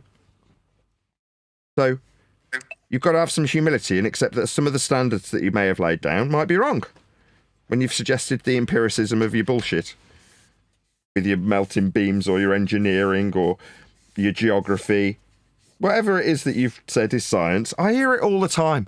I'll watch a microphone video and someone will say, I've done a scientific experiment on these microphones. Oh, really? Yep. Put the mic in an anechoic chamber around a frequency sweep and I measured the results. Look at this graph. Science. Because they've gone to some effort with their measurement, that's maths, they want the audience to really get on their knees and suckle at the teat of their science, because what they say is now empirical. Look, I got a graph. Oh, I've got empiricism. No, you haven't. You got a graph. You mean you measured it? And when people do the antithesis, they don't make a measurement of the mic. They go, I haven't done any scientific inquiries into this. It's totally my subjective opinion about which is better, because I haven't scientifically validated this. You mean you haven't made a measurement? That's what they mean. So the reverse stands true. When people decry their lack of science, like, even if you'd have done what you say could be suggested to be science, it still wouldn't be. You'd just put it in an anechoic chamber and measured the result it gave on a graph. That's maths, so you're measuring it. But they want the audience to believe that they've done above and beyond when they say, this mic is better than this mic. Why? Because I've done the science. Therefore, translation, believe what I tell you. I've measured it. That's the translation. But measured it, all right, so what? You say this building won't fall down. Yeah, I've measured it. It's X height. I don't know if that measurement's going to stand. I don't accept that non sequitur measurement as being proof of being better, because it isn't proof of being better. You know, in the case of, as very specific examples with microphones, the frequency response could be all over the shop and it sound glorious, like the one in my hand, an SM7B, industry standard mic. Every single singer you've ever heard ever has sung into one of these microphones. Does it measure well? No, it measures like a bag of shit. But if you say, I've done the test, the Sennheiser's better, why? Look how much flatter the graph is. That's not science. It is, it's flatter.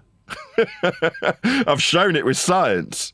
Therefore, when I say the Sennheiser's better, it is. You're like, no, but it isn't. I heard the show and it sounded nicer. So it's better. It doesn't matter what the graph looks like. It's completely non sequitur.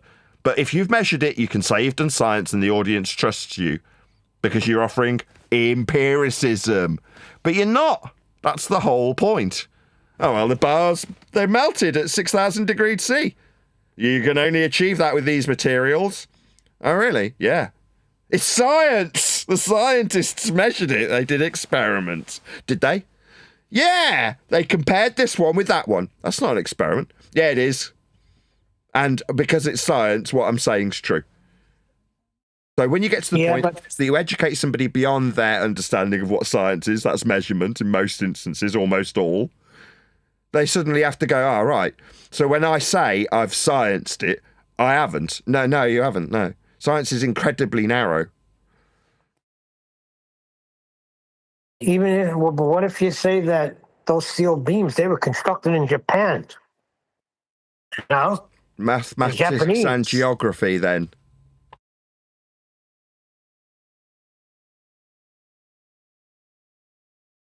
Yeah, it's sad. Once somebody says I've scienced it, then you know they didn't. Because what they would actually say is, I observed something that caused me to wonder. Right? Yeah, so I measured stuff. That's it. And here's what my measurements showed me. Like, okay, well, I'm not completely convinced. What if I tell you it's science? Will you be convinced then? The answer is probably yes. Yeah, but Nathan, I understand what's happening. They're being very tricky now by saying they use the applied science of knowledge that they already know. So now they could scientifically break down what happened on 9/11 because they're just applying knowledge already known.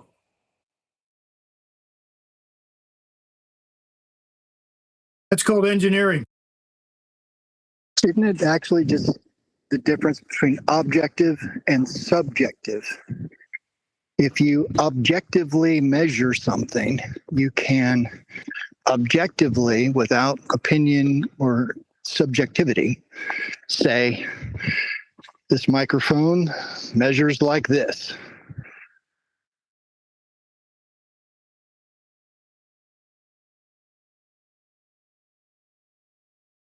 Let me tell you something, you guys, something about this AI quick Google search.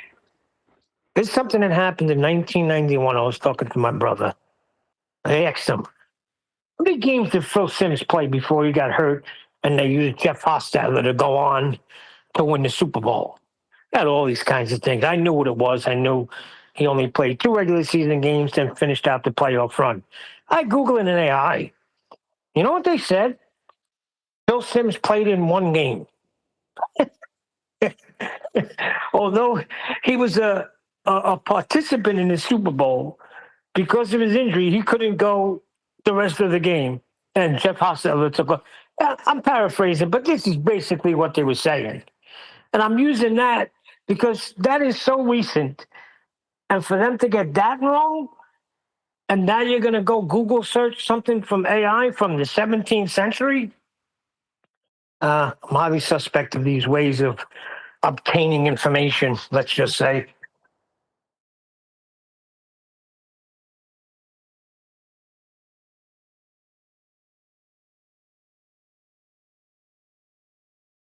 My point being, if you could get something as basic as that wrong, oh my goodness. How much other stuff do they have wrong? Well, you can read some applied science.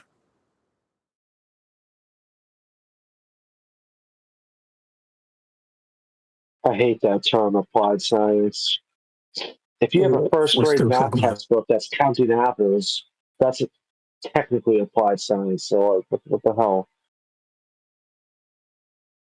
It's either you're observing something in nature and putting what you're observing through the scientific method, or you're not.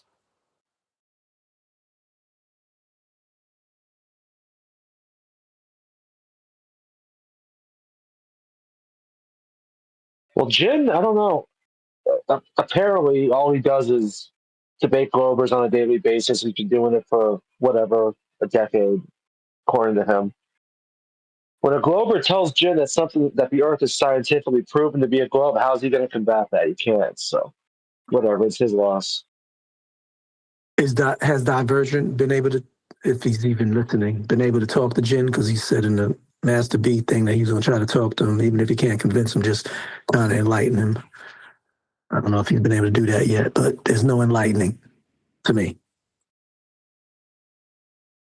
Well, he basically called me a piece of shit that's not even worthy of being on his soul, of his shoe. That's cool. That's arrogant ignorance. That's all that is. That's what you call narcissistic, arrogant ignorance. I know what I'm talking about. You don't know nothing. I'm all knowing. People gotta understand, just because you're an age doesn't mean you're wise. Wise doesn't come with wisdom. Wisdom doesn't come with age. Wisdom comes from humility, listening, learning, deciphering, and coming out to confirm or to disprove that which you have learned. That's wisdom.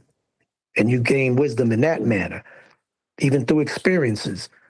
I know there's people that are 80 years old still drink and smoke because they ain't learned no lesson that shit is unhealthy. So all of that, I'm this age, and that means nothing, bro. I know younger people that run circles around them. Huh? They made it to 80s, so therefore they win. They can drink and smoke all they want. Is that your attitude? Yeah, they you can. Get to 80 and they can, but it's not wise to smoke and drink. Man, take up heroin. I'm 80. What the hell? Exactly. Yeah, but you don't have to be old to be wise. To say you're wise, but to say you're wise with a needle in your arm and you're doped over, you're not wise. You're not. Yeah, because at that point in life, you can't tell me he's responsible for anybody other than himself. So he's probably totally neglected his whole family, unless he got some lawsuit or something and can live that way. But that's showing yourself not to be wise, not the fact that you made it at 80 and you still got a needle hanging out of your arm. Exactly. It means actually you didn't learn nothing, because life is not just about you. Right? And exactly what I said all the time. The same disease is the disease of the ones with the accolades and the prestigious Nobel Peace Prize that just think that they know everything, and whatever they say holds water. And the dum-dums be like, oh, you hear that? Well, did you hear what Vac said? He said, when Jin goes to these predominantly baller channels, and they say that the globe was validated through science, Jin can't say a word, right? Because he doesn't know what science is. That's why I want this guy to get it so bad. I want the penny drop. Yeah. To me, Jin is like German. He's like German. German was the same way. Science doesn't prove everything, and you can't believe science. You just don't know what you're talking about. Jin is different because he just said he knows it's empirical. Right? Yeah. Jin will tell you science proves. He used science to prove that 9/11 wasn't caused by airplanes. No, I'm not saying that. I'm not talking about whether somebody agrees that it's empirical and science proves or disproves. I'm just giving you an aspect of why what Jaron says to prove he doesn't know what he's talking about. I'm talking about. Yeah, I know. The first step is observing a natural phenomenon and then doing the scientific method in order to disprove or prove it. Period, point blank, after you assume what it is. If you don't understand that first step, then you don't understand science if you keep applying science to something other than observation of a natural phenomenon. Period, point blank. That's 101. That's the basic step. That's all that matters. I don't care about anything else, about believing that it's empirical. It has to be an empirical proving or disproving. The fact of the matter is, if you're proving that an iron burns a polyester shirt but worse than cotton, that's science. Just because you see a naturally observed phenomenon doesn't mean you can take I'm a the human being, scientific and I'm a natural method. person, and I use an iron. Man, please shut up. It's not a natural observation. Stop it. Like, how are you going to put tides through the scientific method? What's that? Like, just because you see a naturally observed phenomenon doesn't mean it can be put through the scientific method. That's true. All of astronomy, That's the tides, that's true. That's right. so many things that That's are another thing. not capable. Yeah. The celestials, none of the celestials are capable, and we observe that all the time. Thank you. So right there, who said that? That? Yeah. That was right. Those are two doors slammed shut in your face. Was it a natural phenomenon? Yes. Now, can you emulate it? No. Shut up. Close the door. Next. Well, that's the whole thing. When you see something in nature and you know what the scientific method is, you're going to know immediately if you can put it through the scientific method. If it's something that you know that you are never going to be able to handle or manipulate, then what is it? It's something you can't put through the scientific method. Therefore, not science. Not scientifically validated. Let's give another example. A natural phenomenon is an avalanche. They happen all the time, whether it be rocks or whether it be snow.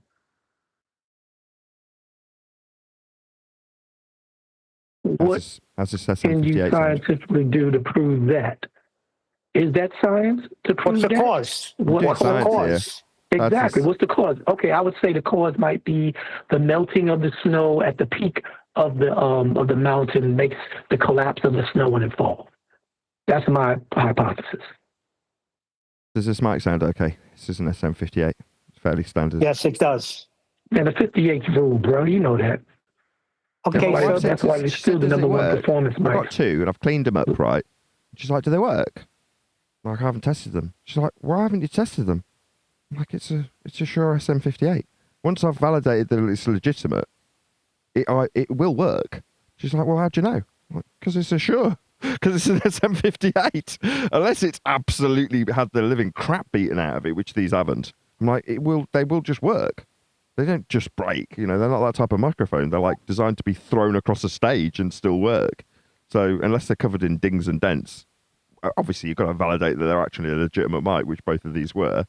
I'm like, I just unscrewed them, looked at the colours of the wires, checked the quality of the tinning on the solder, looked at the capsules, looked at whether or not it says Shure on the end cap of the XLR pins, look if the pins are gold or silver, you know, do all the things to check if it's fake, basically.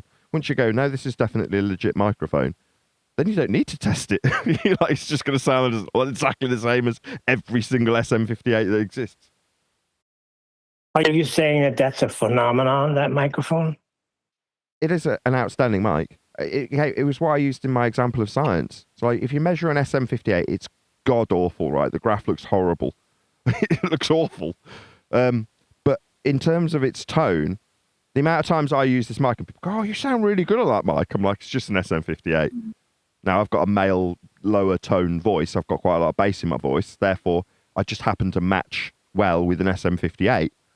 But it's just an industry standard mic. But if you measure it, and you're saying, well, I've done the science to test these mics. The science or the understanding is the flatter, the better. The more realistically it represents the tones going in, then the more flat the graph will be. So you do it for this mic and you're like, wow, it's all over the shop. Well, does that mean it's bad? No.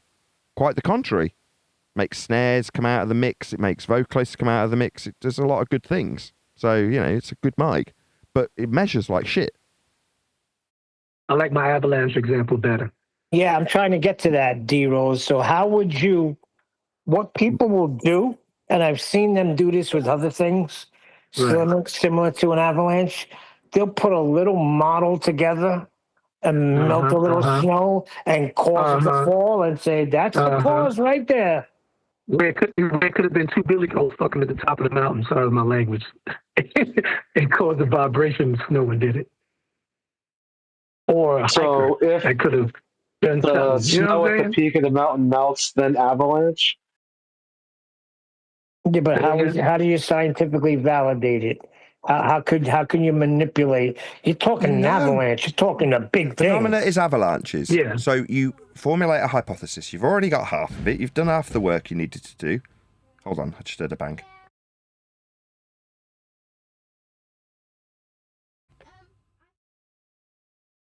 Some stuff fell. Oh, God.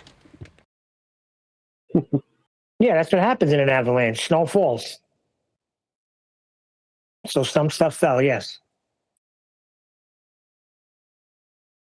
Yeah, and I was just saying a different hypothesis. Mine can be the snow melted at the peak and it made it collapse and fall down. Somebody else says it could be, what if it was a hiker that was up there that just kind of disrupted a little bit and shut up? What if it was the sound of a gun? I mean, so many things can cause an avalanche. But the actual scene avalanche, that's a natural phenomenon. But it could be man-caused, or it could be something that just happens naturally.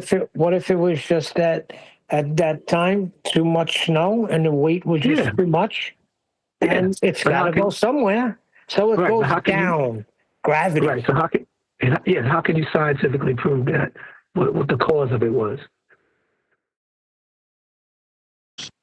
Where the ballers turn this into the circular argument or whatever is when they say that what caused the snow to come down from the mountain is gravity, and you're ignoring gravity. I was telling a guy that water's level, right? It's level. And he says, well, yes, it's level, but are all liquids level? And he names off a bunch of chemicals and stuff like that. And I'm saying, what's the difference? It's level, right? Well, yes, but what causes the water to get level? And he went off into that, and he wouldn't say gravity until later. And I said, you just need gravity to prove that you're on a ball. I didn't mention anything about a ball. I didn't mention anything about globe or anything like that, but you're denying gravity. It's like, dude, is the water level or is it not? What's the definition of level? And Well, what's the definition of gravity? well, that's that. Yeah, well, I don't even go there. I make them do it and make them claim it, and then just circle back and point out, is the water level or not? And do we measure heights and elevations, altitudes from level water? And they just, that's the avalanche. Well, what caused that avalanche to come down? Well, gravity, and that's where we need to just stick to the fact, the sun melted, goats were messing around, vibrations, and snow got loose and it came down. Yes, but why did it come down? Gravity. Well, they say the major causes are snowstorm and wind direction. Heavy snowstorms are more likely to cause avalanches. Heavy snowfall. Heavy snowfall is the first. And then that's all the writing I got.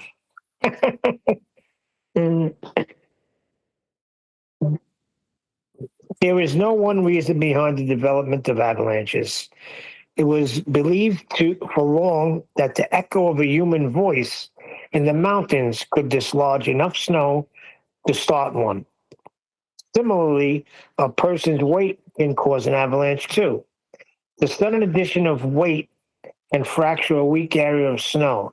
However, scientific understanding of avalanches shows us that there are many environmental factors at work. It's scientific. Wow. See, what I said was prophetic. I knew it. Avalanches. See how they throw the word around? But you know what's funny? You notice how they say altitudinal heights are measured by sea level. They don't just say water level. Because you can't use a river or lake or a pond because those could be on any type of topographical. You can have a river, higher than the sea level, actually. You know that, right? And river, So why can't... So they never say water level. They're specific. Sea level. Above sea level. Because seas, whether it's the Indian, Atlantic, Pacific, seas are always going straight across. Horizontal constant. So why can't they just say, we can't isolate a cause to scientifically validate this? Why do they have to put, I know why they have to put science. I'm answering my own question here.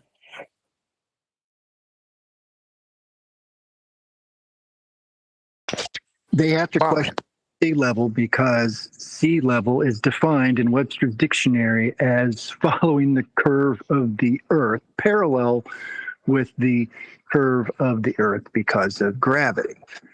And that's what they have to say because that's their only way that they can say that sea level is sea curve. And I just put them back to say, so level's not level then, right? And it always evolves from there. That level is level. I like my definition better, even though it's layman. No, yours is good.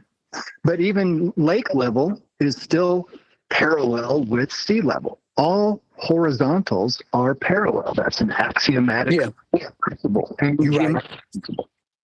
You're 1,000% right. They're still parallel, even though maybe the river might be down here or up there, whatever. Yeah, you're right. Mm-hmm. Layers of snow built up and slide down the mountain, but when they translate it into Spanish, they have "pron gravida." So, yeah, it's down gravity. Gravity is down to them. But it's not, though. I thought it's the bending of space-time. How conveniently they switch back and forth when it has nothing to do with gravity. It's all about the medium that these things take place in. So if Einstein was never born, which negates everything that you said, would they make more sense? Well, no, I'm saying the gravity perspective, would it make more sense? Because that fourth dimension thing is really retarded, but I can understand why they assumed about the apple that fell and stuff like that. Can't make more sense. I know it can, bro. The reason why, I know, bro. No, I'm just saying the reason why another useful idiot would have came along, because they couldn't validate what they were saying. So there would have been another useful idiot if it wasn't Einstein. But they couldn't prove the force because the force was inconsistent based on gas and clouds. So they had to make up something that was intangible and ethereal and esoterical. Couldn't validate mass attracting mass. It's an impossibility. So they knew they had to change it. So somebody was going to change it in order to keep the whole globe model intact. Even though it was never intact. What would happen if they show you demonstration of mass attracting mass? It will change something? What's that? Say that again. If somebody demonstrates you the mass attracts mass, what then? Nothing. Then mass attracts mass. Is that correct? Yeah. Now, it would prove nothing. Does mass curving the water? Of course not. Water's level and horizontal, flat. That means somebody can prove also, condensation, and it will not change the surface of the water. Somebody can prove whatever experiment of the whatever, and it will not change the surface. Correct. Because the surface is measured flat, mean sea level. That's where we get all our elevation profiles from, mean sea level. So I understand what you're saying. Doesn't That means matter if speaking they about did. gravity, it's ridiculous. It's only point if gravity is doing something what should to do, but it's not doing that. Right. It's stick a validate catching mass question. Like, attraction. do you believe in gravity? Do you understand? Do you accept gravity? If you don't, that means we cannot speak. You know. I think Len was trying to get a word in there. Go ahead, Len. Yeah, if you ask Google's AI, validate mass attracting mass, it says mass attracting mass is a fundamental principle of physics validated through both direct experimental measurement and over 2 centuries of astronomical observation. It is defined by Newton's law of universal gravitation, which states that any 2 objects with mass experience a mutual force of attraction proportional to the product of their masses and inversely proportional to the square of the distance between them. Yeah, that's a baller's throw at you. But yeah, it's Newton's law of universal gravitation that it's stating, not bloody bending of bollocks time. Picking and choosing when necessary.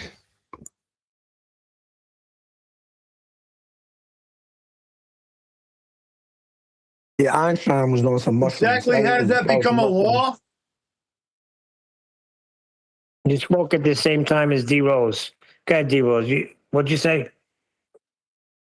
No, I'm just being sarcastic. Einstein was on some mushroom theory. What were you saying, Hop? They said, how did that garbage become a law? It's not a law. We only have laws of nature. That's why Law I of hated when I gravitation. heard I just heard it 2 or 3 times. No, he's just reading what he's getting out of AI. He's not standing by it. Did you hear news that in August gravity will stop for 7 seconds? Is that still going to happen? Yeah, they're putting that in the news. Did you hear that, and that we will go up like for that few seconds. We will fly. Oh, I can't wait. Yo, but listen, that all kidding aside, that would be freaking freaky, though. Gotta admit it. If freaking I'm walking down a block and all of a sudden, out of nowhere, I just start floating in the air for 7 seconds. That will prove the sphere. No, but it would scare the shit out of me.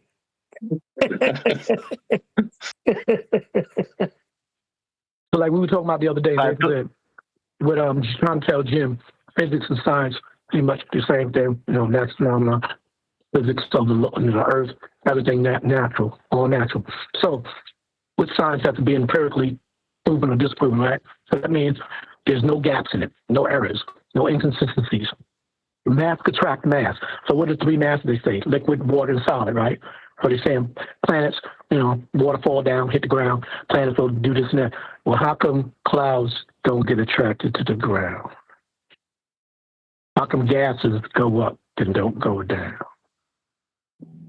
So there's an inconsistency. But they do. Right, they go up and down. It's called a cycle. So it goes up and down, but it forces uncalculable tons of water forced on the ground, right? Yeah. Okay. But you can move your hands up and down. You go do the crackers in that Kool-Aid all you want. Move your hands up and down. There is no mass, nothing attracting nothing. You're only moving the hand up and down. Right. Right, but that's not a cycle. That's not a cycle. That's a human. That's the movement. The hand will not fall down. It will stay on your body. But if you pull up, it will go up through the air. Can you imagine your hand can go through the air?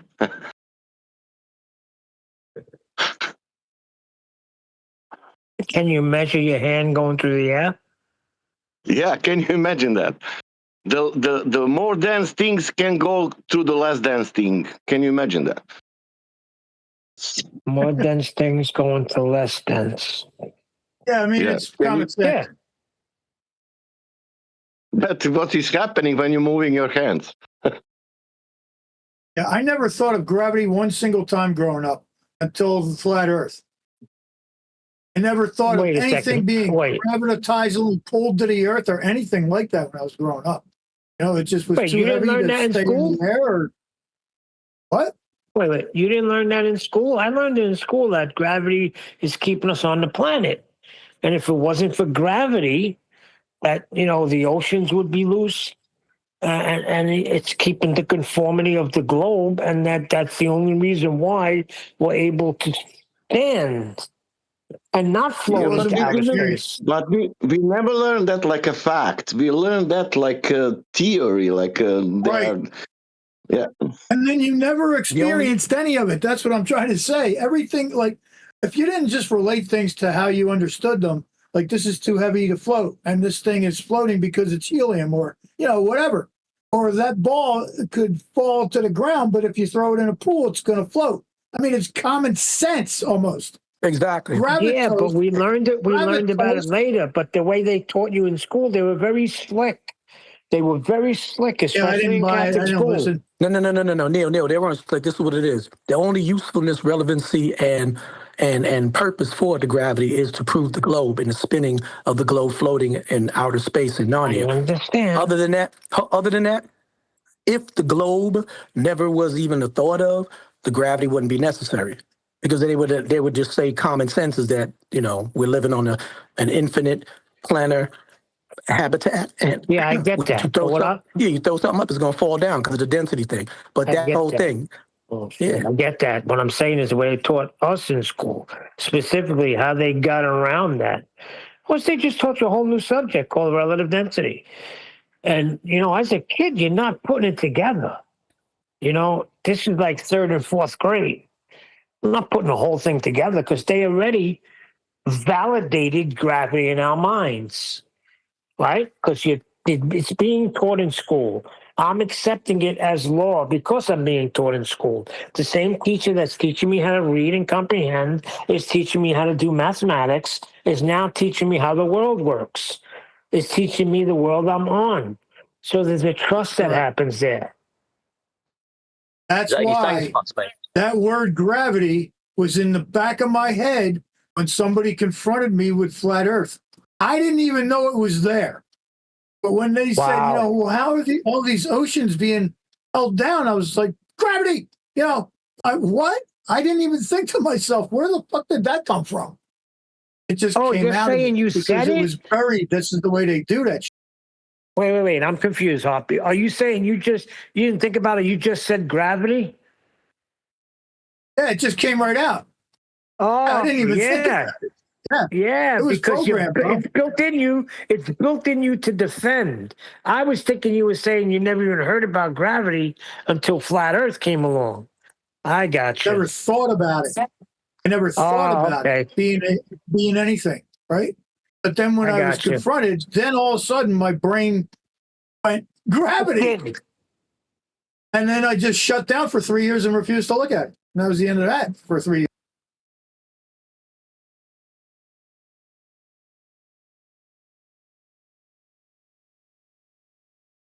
And of course, you start thinking. And then when you're confronted and you can't, like finally 2015, there are just videos everywhere. I figured, well, I might as well look at it. 10 minutes later, I didn't even think about it. As soon as my brother told me, I just went into berate mode. Started mocking him. Now that's inherent, right? I started mocking him, throwing NASA at him, satellites, celestial navigation, all of these things that I can think of. Gravity, I threw it at him. And he threw back at me to feast of nonsense. But, you know, it made me say, let me show this freaking moron that all of a sudden thinks that we're not living on a globe. Let me show this moron how wrong he is. And then I went home and I started looking into it. And the first thing I got was climb up a tree to prove Earth's sphericity. So, quick, Houston, we have a problem. Yeah, I saw not a measure. Well, I guess you could call it a measurement because it was a long distance observation. And then when I was given the math of the supposed geometric globe, I was going, uh-oh, I got a problem. And the next thing you know, 10 minutes later, I'm, oh, crap. I think the earth is flat. I started laughing like a retard, but, because I thought about how I treated this friend of mine. And that's what you do. You start laughing at them. You start berating them. Like, where did you just crawl out from? Where did you hear this garbage? I mean, and the thing was, I didn't believe in the moon landing or rockets going to outer space, really, because I never saw any proof of it. And the moon landing was absolute dog shit. But I never saw that rocket go where I was expecting it to go, ever. And I don't forget, there was somebody else that was saying they were highly disappointed watching these rocket launches when all of a sudden you're going, yeah, nope, see, CGI. Yep. Oh, there's plenty of videos of kids watching the rockets go up. Then, as they do, the arc and start coming down, the kids are like, "Is that rocket crashing? It looks really bad." Yep. It's obvious to children. Out of the mouths I'm of still babes. getting over what Neil said. You have to you climbing up a tree. I never understood that, climbing up a tree to see the sphericity. I never understood that. I mean, I don't know. You're not going to see the sphericity, but you'll see. What you'll see is you'll see further because your angle is opened up more. But they declared that that's the point. They declared it as being a proof of sphericity. That's was like the first, like, going oh boy. up higher. Yeah. So if you go up higher in the stands at a football field, you're not going to see the game. You're not going to see further. He told me literally that only works on a globe. You only see further on a globe if you climb. Why do you think they invented the not the cockpit, on the boat, the crow's nest, right? Why do you think they invented the crow's nest? Well, to see further. Yeah, and you can only do that on a globe. That's what I was. I mean, these people were just coming at me with dog shit, and I knew. Hop, I happened to be in Manhattan, the one day on my phone this is going on, and I'm walking towards the freaking Empire State Building, right? And I see the whole thing from a distance. Do you know when I got within like freaking maybe 100 feet of it, I look up, I couldn't see a freaking thing. I did not see the top of that Empire State Building. But when I backed up, and I got a larger, my angle of view was opened up, then I could see it more. I could see the top. Oh, yeah, right. And the skyscraper's flat, going up, like smooth, flat, whatever you want to call it. So as they're telling me this, I'm saying, do you realize that I just walked the Empire State Building and saw it in view the whole time, but as soon as I got close enough to it and looked up, I can't see anything as far as the top. Why is that, ballers? Earth curve. Your perspective. Correct. Earth curve gets in the way when you're looking up, narrowing the angle as well, Neil. Didn't you know? Well, according to Timmy Clown's claim, yeah. It has to be Earth curves.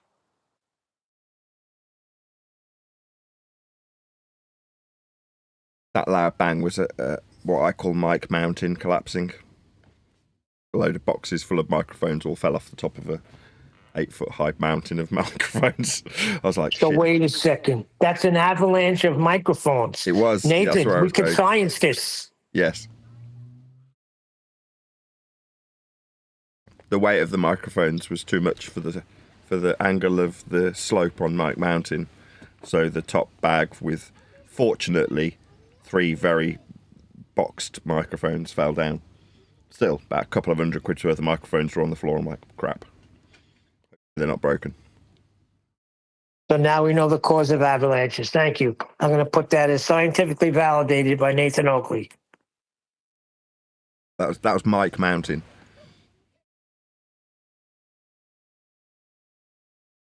Yeah. But we could borrow from the scientific method and we could apply it to the, real avalanche. I mean, come on, I love it's it how happened on a this small term scale. borrow has come into effect, like it's a mate that you need a fiver off. I'm just borrowing it. What, the empiricism? Yeah. With my words and that. I'm just going to borrow a couple of words that you use when you do a method that's empirical by nature. The method itself is empirical. If I just use the words that you use to describe that empirical method, then my words will be empirical also. I mean, they won't be, but they'll sound like they are. Just use experiment. I was just experimenting with the slope of my mics on Mike Mountain when they collapsed. Therefore, I validated the cause of avalanches.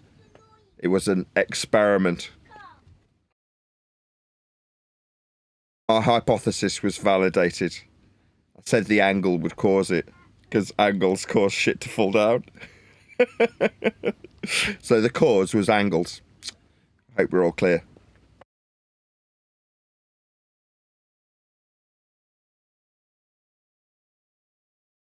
Also height. It bothers. Sorry. I was just making it up as I go along, Neil. Height as well. I mean, my independent variables were height and angle.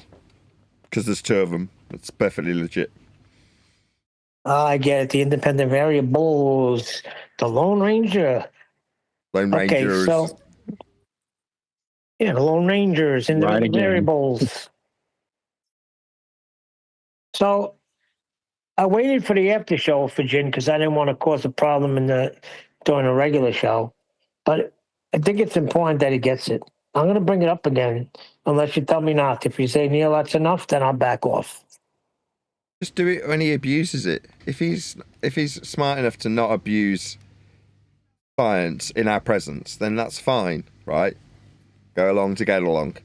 But if you catch him, then you correct him. There's absolutely no reason why you wouldn't. Now, I know and you know the reason he wants to stop empiricism is because that's what he's stealing, right? Why is he telling you that the scientists have done the tests that they've done on his 9/11 truth? Well, so that it's suddenly the purview of science. Well, what's science got going for it? Empiricism? Oh, so he's right then. Empirical, you say? That's why he wants it. So the reason he doesn't want to hear the contrast, the contrary, is because suddenly he'd either have to lie, because he knows damn well it's not been scienced, or give up his rhetoric. And he doesn't want to do either. He'd rather just walk away. Yeah, but I think it's deeper than that, Nathan. I think he really thinks that just applying the knowledge that was learned, and they use all the science words in this, if you look at the 9/11 architectures, the proof of 9/11 architectures for 9/11 truth. Yeah. They use already science words in there, and I think he really is getting it confused. I think he's following all the method of the scientific method, following all the, he's ticking all the boxes, and he's thinking that he can, we could do this scientifically. Yeah, well, he's at the moment got plausible deniability, hasn't he? Yeah, but I don't think he's doing it deliberately. I think he really believes that. Because I've heard him. I went into other servers that heard him. No, at the moment, without you educating him, Dave Weiss did the same exact thing with me. Yeah? When you get to a point that you suspect what you're going to hear is going to undermine your entire rhetoric, you just go, I've got to go, I've got some videotapes to return. But he hasn't done that. He stood there and took all the shots. Now, today he did. He refuses to take part in it anymore. Oh, I see what you're saying. So he took it for a while, but now he's saying no more. I got to go. I don't need to hear what's going to undermine what I've been saying. Yeah, basically. All right. So he persevered a little longer than Dave Weiss did. Well, no, he's still running away. I'm just coming back. Who you talking about? I was going to read this little definition I have here of narcissistic personality disorder. Narcissistic personality disorder is a mental health condition in which people have an unreasonably high sense of their own importance. They need and seek too much attention and want people to admire them. People with this disorder may lack the ability to understand or care about the feelings of others. But behind this mask of extreme confidence, they are not sure of their self-worth and are easily upset by the slightest criticism. Yeah, you read what I read earlier today, but you went a little deeper. So yeah, that pretty Yeah, I much finished. the last few parts you read, pretty much you could just put JIN in front of that. I mean, didn't I just say that? I added narcissistic, arrogant ignoramus. You did. Yeah, but I read the thing this morning, but Hop went a little further. I mean, I put out a Mayo Clinic research on, that's just one. There's lots of narcissistic personality disorder symptoms and causes, Mayo Clinic. Yeah, it's not a disease. That's the only thing I disagree with. The sentiment in that is that... Yeah, they do that a lot, Nathan. They do that a lot. Just what is. It's not some... Also, it's spinning it into a way to make it sound like it's negative. Like, the most successful people tend to be narcissists. You know, in other words, they're doing better than you most of the time. Right? Like, having no empathy will serve you well. Maybe in the flesh, yeah. Yeah, and in the short, if you're looking at the short term of it, yeah, but that doesn't, just because they're making themselves better, that doesn't mean that it's a positive thing, Nathan. Well, yeah, I don't think Nathan means, I hope he's not meaning just because you're doing better, that means it's positive, because a lot of people doing better that have literally killed people and poisoned people knowingly and don't lose any sleep and have made millions off of people's burdens and lives and shed blood, and they're very successful. Doesn't make it positive. No, that's basically what narcissistic means, bro. All those things you just said is definitions of narcissism. Exactly. Those are the people that are in rule. But I'm not going to put Jen on that. But the things that you hit on was many times he said, and I really don't give a fuck how you feel about it. Or you know, he was very pretty much like, I don't care. I'm gonna be what I'm gonna be. I'm gonna do what I got to do. And that's pretty much that. You know. But bro, I don't care. I don't want to hear it. It has to be right. Never want to be wrong. Ego. Can't take criticism. Ego. Egomaniac. It's all the same. Yeah. He has all of the aspects of nailing that. He called me a piece of shit today. I don't think Jen would ever want to. I would think he would never want to physically hurt anybody or wish any hurt on anybody. But I got to question that too. When did you come in, D Rose? Because he called me a piece of shit, not even worthy to be on the sole of his shoe. He said that to many people in many ways, different paraphrases. He said that to people he said something like that to Vask, I think, or somebody else that was saying, he was like, I don't really give a fuck, you know, you're about as worthless. That's him, because he's know-it-all. He attacked me, my parents, my country, everything, yeah. Exactly.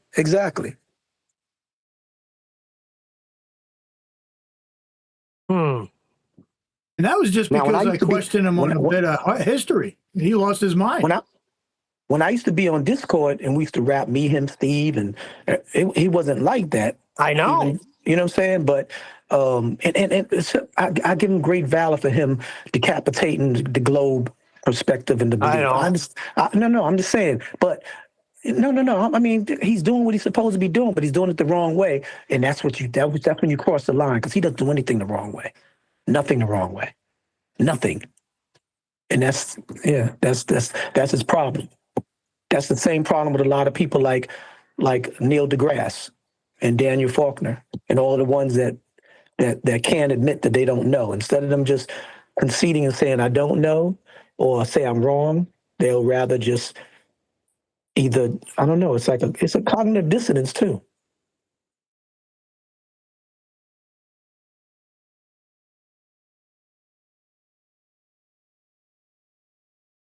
Nobody likes to be wrong, but like if you don't admit being wrong, that's literally lying to yourself and the people around you. And your ego gets in the way so bad. The ego is the destroyer of man. I'm telling you that. And I know that personally. I became quite a bit narcissistic when I was younger. I didn't give a shit. That's what they teach you, though, isn't it? Climb the ladder, step on whoever you got to step on to get to where you got to go. I didn't like that shit at first, but then I learned, started becoming one of them. That's when you got to catch yourself and go, is that God talking to me? Or is God saying, what are you doing? You fool. The whole dog eat dog is a narcissistic attitude. Dog eat dog, you know? That's what we're taught. Yeah.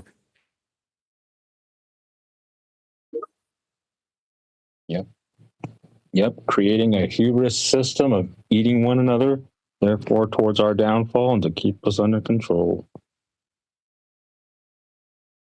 Exactly.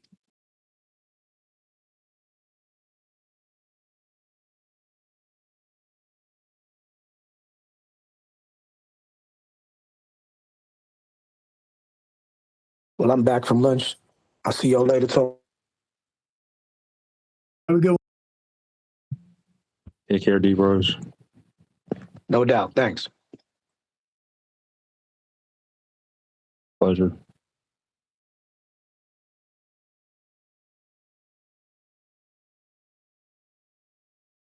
So you guys were still going at it over about the scientific method while I was helping a friend find their medicine. Well, I wanted him to get it. I got a little excited because when I said, do you get it? He was like, yes. But then he follows it up by, but I'm not changing my position, which means he didn't get it. So, yeah. I want him to get it. I really do.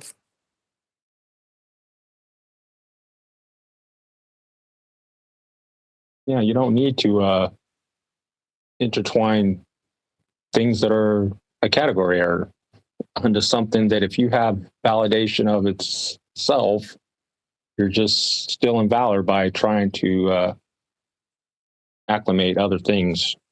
Insert science. That don't belong. Yeah. Inserting science, yeah. Where it doesn't belong. Simple. That it doesn't belong. But I thought Nathan did a good job of covering it last week, and he was telling that you're just weakening your position because people that do know what science is are going to call you on it, or they're going to recognize that it's bullcrap, and it may be 100% correct, but you don't need to stamp the science heading on it because now you're doing yourself, an injustice, basically. Yeah, I was going to say disfavor, but yeah, you're bringing a detriment to your own cause. Where, so be it. You already, through demonstration, then you have validation that it's so. You don't have to add other type of waste or things that are not pertaining to it, that it belongs.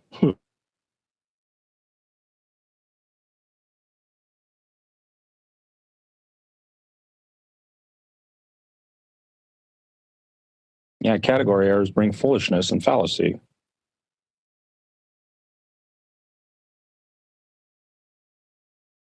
Yeah, it's just trying to bring credibility to what he's saying. When you don't have to bring credibility. Even Refracted said it. Science is not the only way to prove things. Where you can prove something without the scientific method, and you could use it to validate whatever it is that you're trying to validate. But the issue, and I think Jin keeps taking it personal because he sees it as we're attacking what he sees as the evidence, where people see what temperatures and if kerosene can melt steel. Yeah, if you can prove that, that's that. But that's not what we're getting at. It's the fact that they said they stuck to the scientific method. It's just about that. Exactly.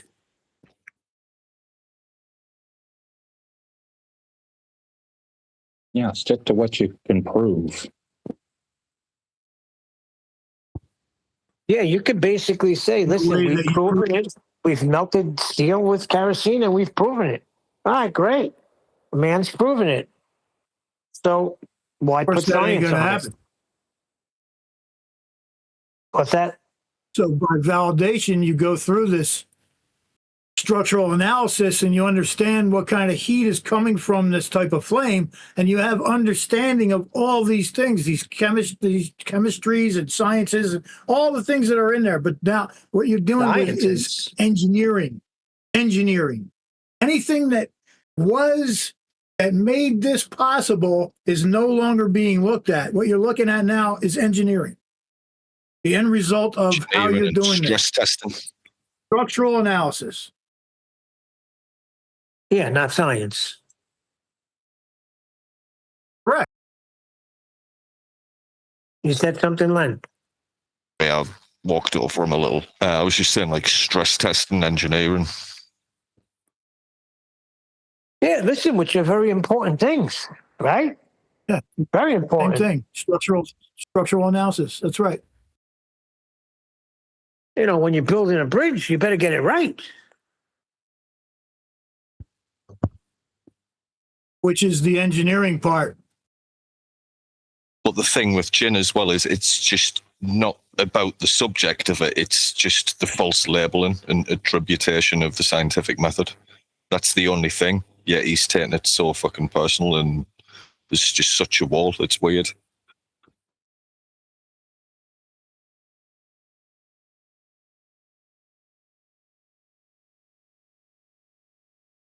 Yeah, he still thinks it's a scientific method because they used everything they knew about this, you know? And with all the knowledge that they got, their hypothesis was, oh boy.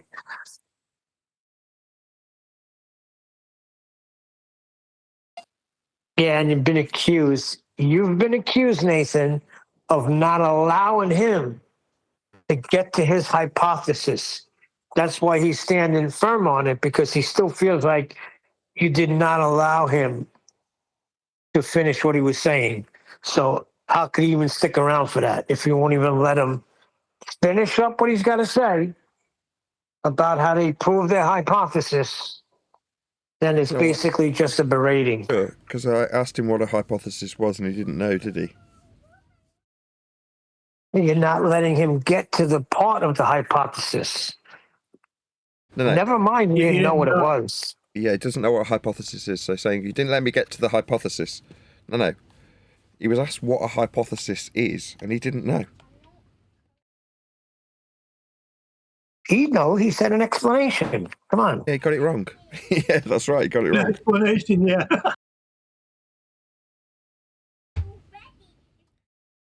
No, it's a supposition. That's where the question comes in, not the explanation, right?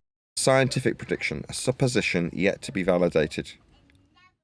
Say it's an explanation is a violation of the law of contradiction, or the law of non-contradiction, because in a hypothesis, that's a scientific prediction, you have two statements.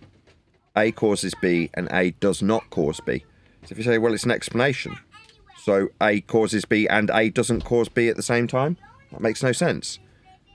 It can't be an explanation because it isn't validated.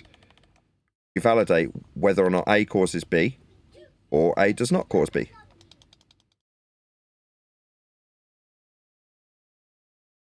And I thought he would get that with the simple. I thought he would get that with the simple example of fire and causing water to boil, heat. You know, I figured the penny would drop there, but obviously he didn't.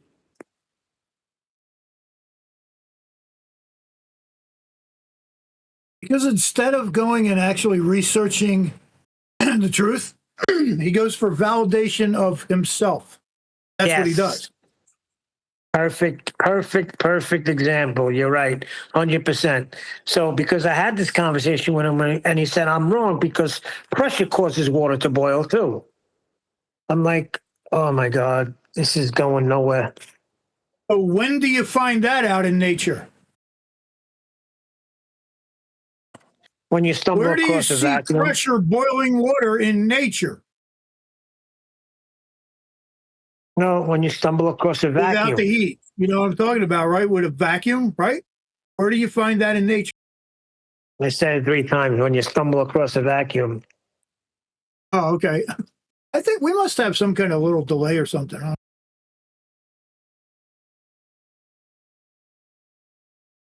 No, he's just not getting it. Even when you say, well, pressure caused it to boil, he's not getting it. Then he brought up also the, not him, but somebody, who was the guy that threw this with heat causing water to boil? At different altitudes, it wouldn't be the same. Is heat causing water to boil? Yes or no? Yes. I couldn't give a shit at what altitude you put it at. It's another variable. Yeah, that's all it is.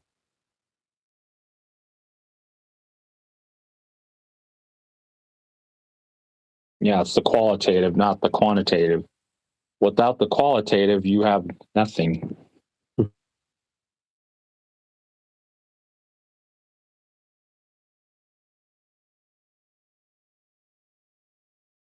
I like that part in Castaway when when Tom Hanks finally is able to start a fire. I created fire.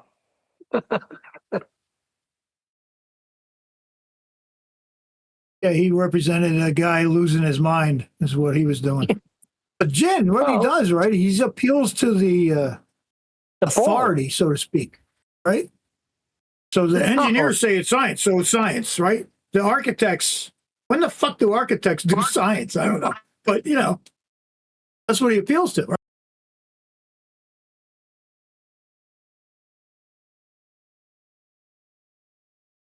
So in other words, what I'm trying to say is he believes them over anybody here because of their authority. He believes what he thinks is the authorities and architectures for 9/11 truths, right? But he does not stand by the validity of the scientific method by doing so. That's right.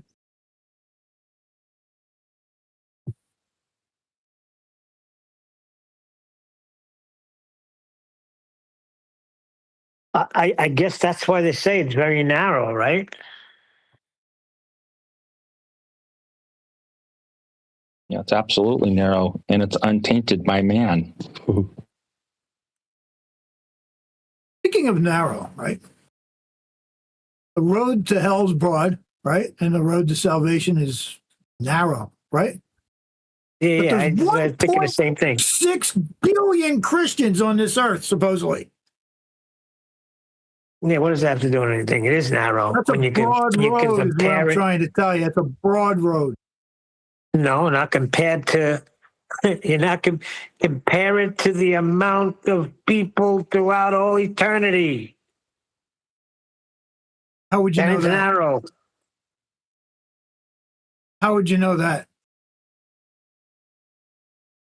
Well, you're talking about a lot of things that you can never verify. You know what I mean? You I say a lot of things scientifically you can never validated it. What's wrong with you? I averaged out how many people throughout the world from 1980 to 2026. And then I just keep backtracking. There's a little less each time, but, you know, I average it out. I scienced it, man. Did you get a consensus? I mean, did you get a census? Yeah. The numbers they tell us, you believe them? You think there's 9 billion people on this earth? Nah. No, I never, because I've never filled out one consensus sent to me. So if there's 1 million people like me that don't even bother with it, then they're off. Yeah, they make these numbers up. Hey, look, the same way they make up that bullcrap that all the people in the world can fit in Texas. How do you freaking know that? Come on, stop it. Stop. Well, I think they would have to take the acreage, right? The square footage. And I don't know how close these people, probably right next to each other, if it's possible at all. And you have to calculate how much room one person would need to be. And, you can calculate that. Wait a by second. their You just numbers. said that. Hold on. You just said this consensus amount of people is bullshit, and now you're going to use it to validate that they could all fit in Texas? The point is, we don't know how many people there are. No, that's not what I'm saying. So what they're saying is you could fit, when did they say that? 7 billion at 7 billion or whatever?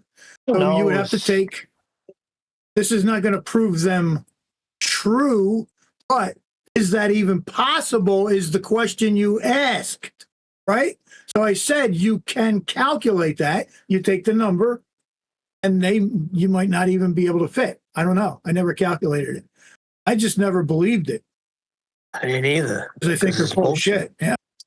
I've seen one before where, with however many people this is on Earth, they could all fit into Australia with a 2-acre plot each. It's 2 acres? Yeah, but you would have to know how many people are on Earth.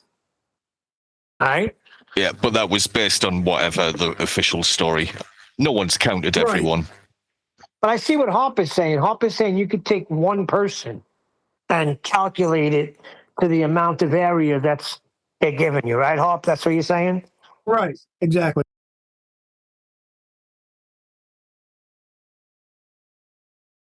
Of course, not every person is the same size either, so you'd have to get a mean person.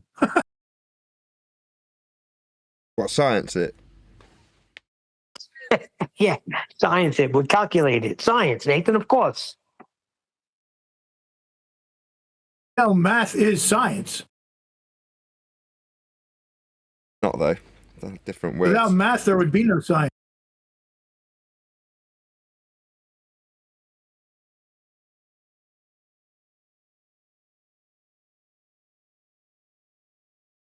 Mathematics is mathematics. The scientific method is the scientific method. You never heard of the science of math? Yeah. I heard all about it. Heard about the science of algebra, the science of computers, the science of microphones. I've heard about the science of tires. I've even heard them say in the draft how they were going to science the hell out of the draft. The NFL science draft? and shampoo as well. Yeah. You've got, what is it? Timay? What the hell does Nathan say? Timothy. We got freaking herbal essence over here, or now you got these natural things now that try to charge you an arm and a leg for a bottle of shampoo. Don't forget the tires. Yeah, I said the tires, the science of the tires. Yeah, he wanted to get out there. He jumped right on that, Jin. You see, they measure the traction of the tires because when you're in the rain and you have to have the traction. That's called engineering, bro. So it's Michelin over Goodyear, right? Michelin, Goodyear. What's the other one? Goodrich. Firestone. Firestone has tires. Rally. Rally. They all have the science. Cornell. Well, I don't know what you guys are talking about. I just sent in my equations for peer review. What's that? I just sent in my equations for peer review. Excellent. You're a scientist. So what do they do? They go out, they go over, where do they go down the beach and get out on a pier and review it? Is that how they do it? I'm on the pier and I'm sitting here with this paper and I'm reviewing it. And I say it's good. So it's peer reviewed. The microwave oven. This little baller told me way back in the day. You got your microwave oven through the scientific method. And it's all because you live on a globe. Where do you think TVs came from? Plasma. That's what the sun is made out of. Well, that's when they were trying to connect to the ether. They were creating this tube to talk to spirits. Now, this is a story we had back in the day. I never verified any of this, but they said that they were trying to communicate with spirits, and they were using this particular type of tube, and the next thing you know, they were getting stuff. And the next thing you know after that, TV. But it all began because they wanted to communicate with the spirits in the ether. Wait, who is this? When was this? What are you talking about? When they developed the TV tube, that first tube. Oh, okay, I got you now. Yeah, they were saying back in the day when they were developing that, they were trying to talk to spirits in the ether. That's what they were doing. Well, that is kind of bugged out how it works, though. You know? Certainly is. And now we don't have tubes, do we? We don't play with that shit. We digitalized everything. We're taking all the, I forget the word now even. It's not digital, but it's analog. They're taking that all away. They haven't completely taken it, but they're taking it. So how does it work? Because I'm ignorant, right? They're filming a football game, right? And I'm seeing it in my house. What the hell's happening?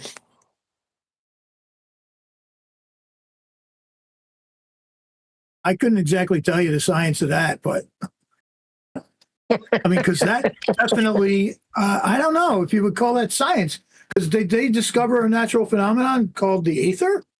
What the fuck did they discover that they were trying to communicate with? Or were they just making a guess?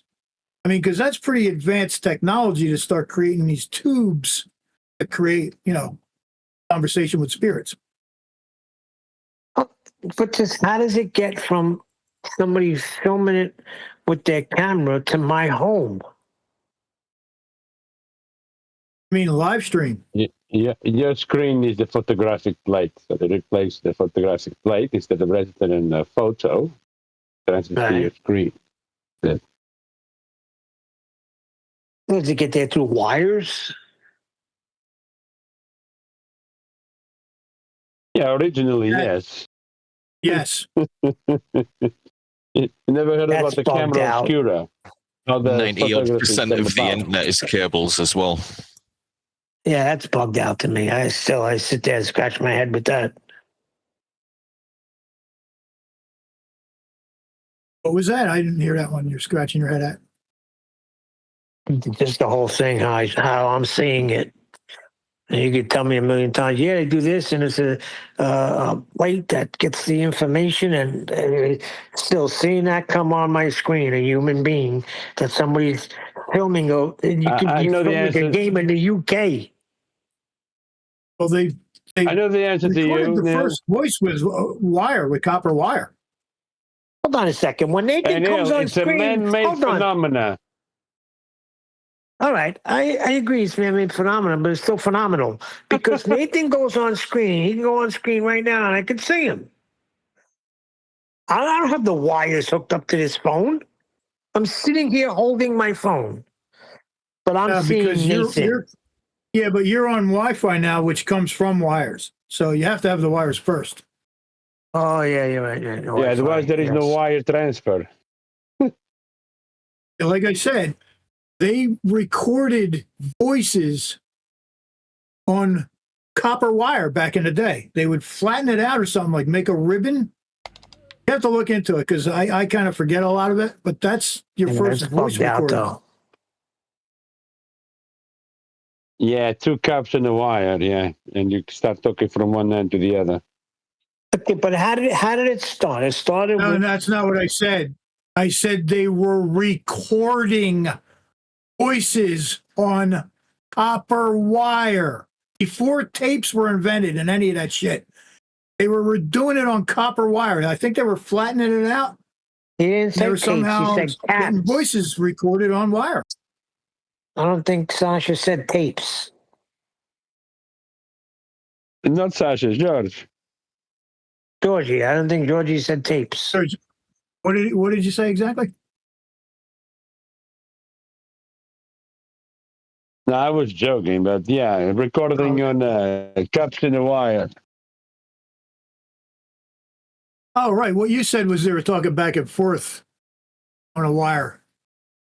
I'm saying they recorded a voice like you would have on a tape these days. And it's all magnetic, by the way. Electromagnetic. Electromagnetic. So that's how they were doing it with the wire. Say that.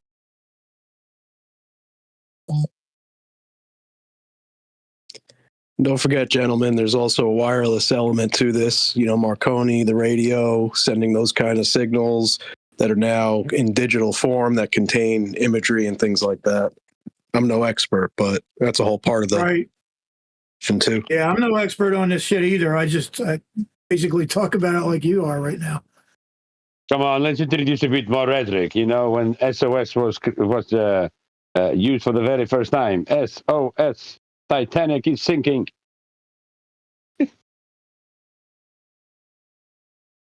Save our souls. But for TV, these ideas came from photographs, right? They originally started with a photograph, correct? 60 frames. Pretty sure, yeah. Pretty sure about that. The first surviving photograph, view from window at La Grasse, was taken by Joseph Nicaphore Nepci around 1826 in France using a camera obscura and a pewter plate coated with bitumen of Judea, a process he called heliography.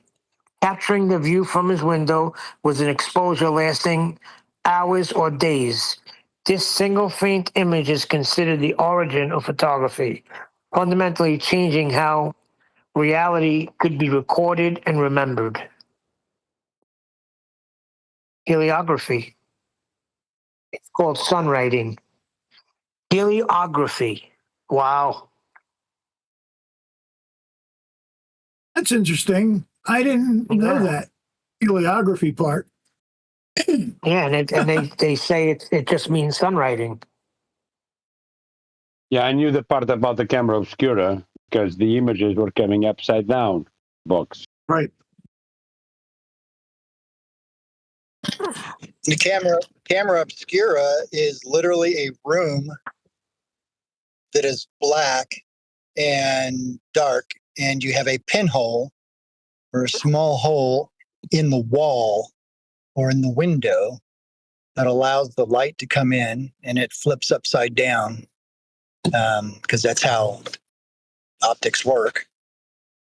And he literally had his photographic paper, or basically some paper that gets dark when exposed to light.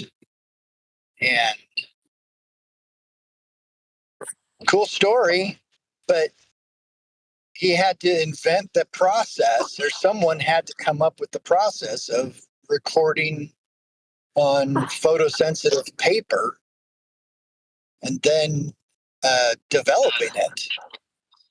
I mean, photographer here, I totally agree that story is true, but at the same time, I always wonder who thought of that first, and how did a guy get an idea to do it that way?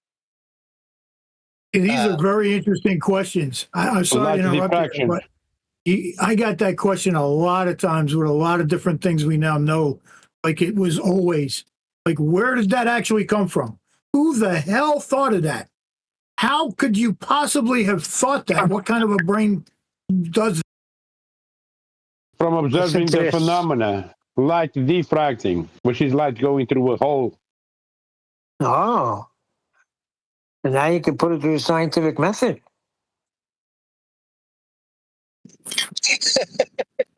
Yes, you could see observing what's outside of what's on the other side of a pinhole.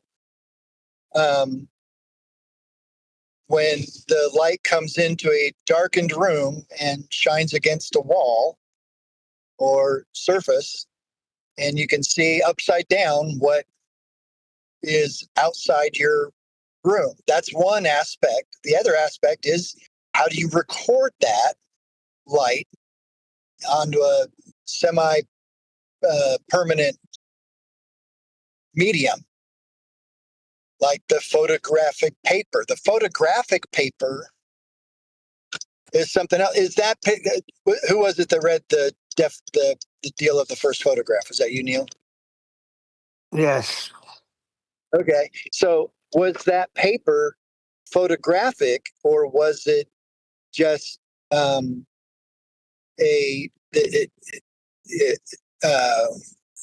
you can take like construction paper, the colored construction paper, and you can put like leaves and stuff on it, and then you can leave it out in the sun. I think it's called a solagram.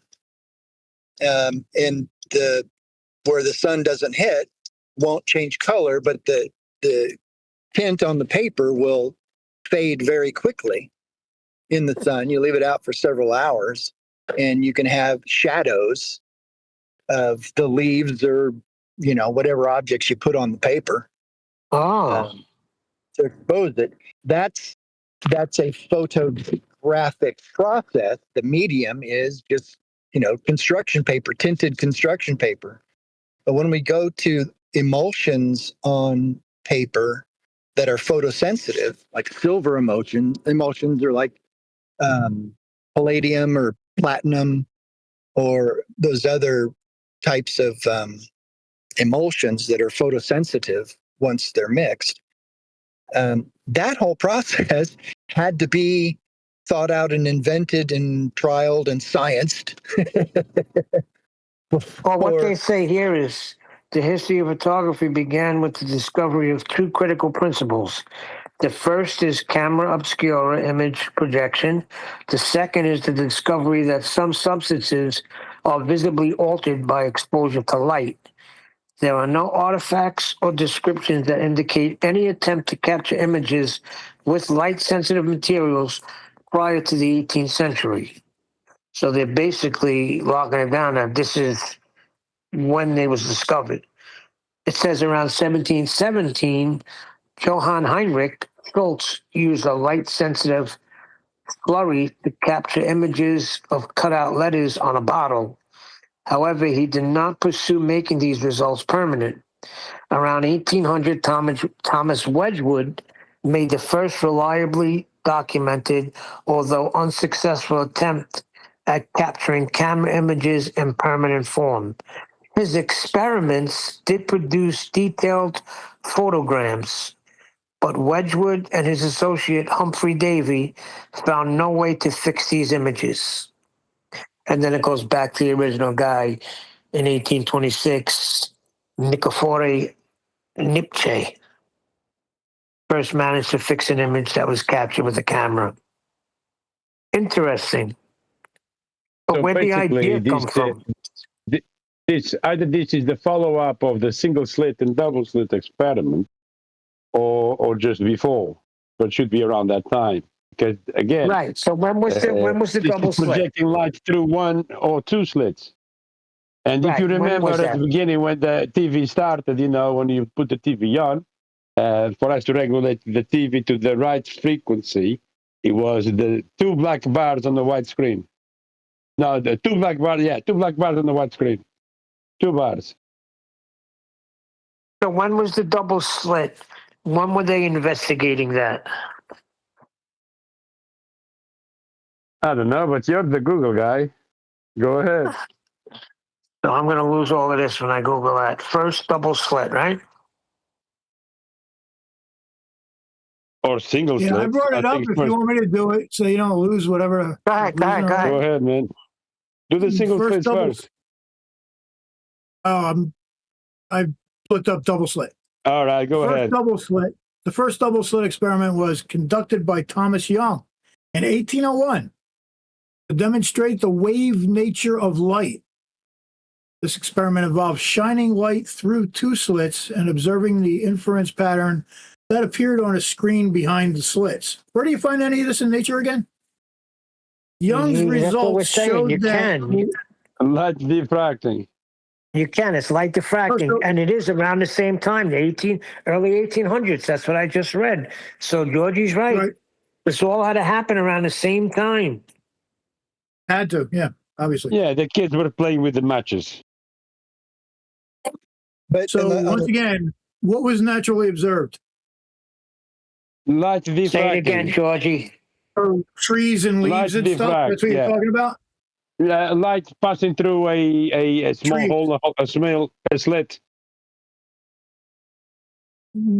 Trees. In other words, the reverse of a shadow. You know, when you have a shadow, you have something blocking the light, and it causes silhouette of a shadow. Is the opposite of that. So you have a dark room with a hole, for example, or tree branches causing a shadow on the grass, and there's an opening between the leaves, and the light goes through, and you have like a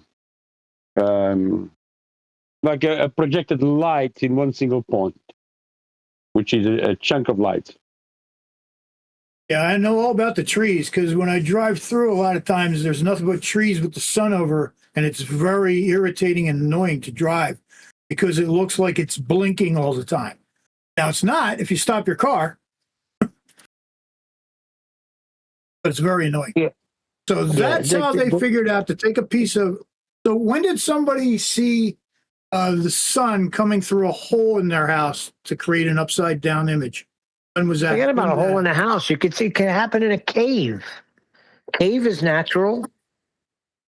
Okay, a hole anywhere where this was seen. When did that happen?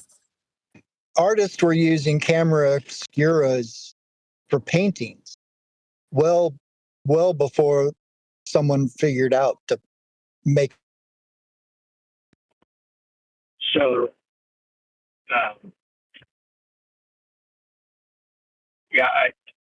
who knows? I mean, it could be well before this timeline for what we're talking about with cameras and stuff like that.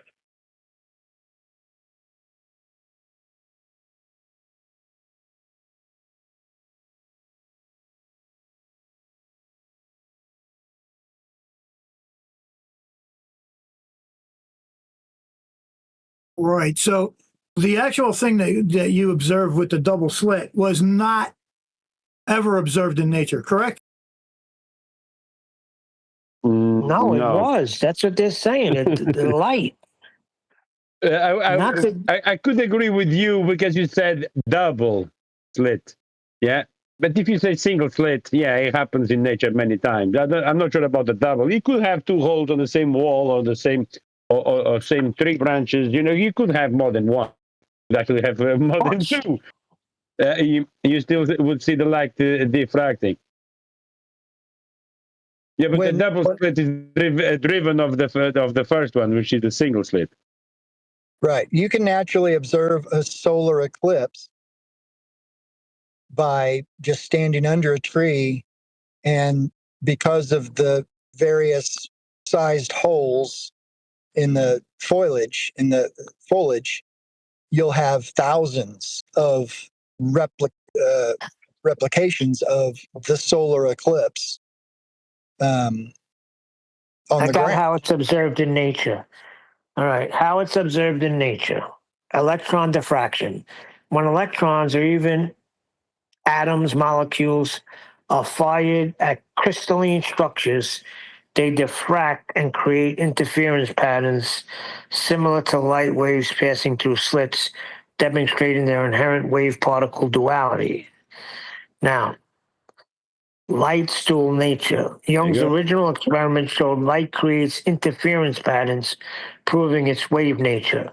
But modern quantum versions show single photons build up this pattern as if interfering with themselves. So I'm trying to see where like it was done in nature. Not found in nature. Of course it is. Well, it is if you're looking at light through a crack. Example.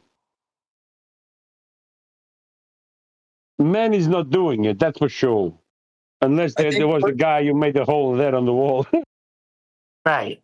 I think where it goes off the rails is once you start talking about electrons and photons and whatever. Yeah, that kind That's of what they do. That's Hold where on. So the The first, apparatus. Because that is part of the apparatus, isn't it? Exactly. You need to have That's the what I'm going apparatus to. That's to part of the register. In this case, you apparatus. need to have the photographic plate to register a chunk of light in one single point. And Right, when you that's actually develop man-made. the photography, you'll have light coming on the picture in different places at different times. Until it's not developed, you cannot remove the photographic plate out of the dark room. Right, but I'm saying that the way that a camera works, it was just discussed with the camera obscura, when you're putting light through a small hole, the smaller the hole, the more clear or more resolved an image of what is on the other side of that hole becomes apparent, whether you're putting it on a wall or a photographic plate or whatever. That process, that putting light through an aperture, a small hole, creates an image of what's on the other side of that hole in the camera, which is what your eye is. Your eye, your iris, is the aperture by which light passes through. The lens focuses the light on the back of your eye, and you get an exact picture of what you're seeing in front of you. The camera obscura, or the pinhole camera, is simply replicating what happens in nature when you pass light through a very small aperture, and that okay, light. you're not going to say that too many more times, are you? Okay, hold on. I'd Let me like to read read this. the He's first right, though. single slit Hold on, he's right, experiment. though. The first, Hold on. shut up already. First single slit experiment. The first I'm single getting ready slit to read experiment it. was conducted by Joseph von Fraunhofer in the 19th century. He observed that shining sunlight through a slit created faint rainbow fringes to the sides of the outgoing ray. This observation led to further investigations into single slit diffraction and its implication in optics. The experiment demonstrated the wave nature of light, once again, the wave nature of light, as the interference pattern produced by the light passing through the slit was similar to that of waves. This experiment was a significant step in the understanding of light's wave-like properties and contributed to the development of wave optics. So this is not an experiment. Yes, it is. It's observed in nature through phenomena like electron diffraction in crystals and the behavior of light. Light is damn well a natural phenomenon, but its most striking manifestation is quantum superposition, where a single particle effectively explores multiple paths, like going through both slits simultaneously, creating wave interference patterns even when fired one at a time. This self-interference is a fundamental aspect of quantum mechanics, which is scientifically validated, seen when particles exhibit wave-like interference and it collapses to particle-like behavior only when a measurement forces a definite path. Definite path.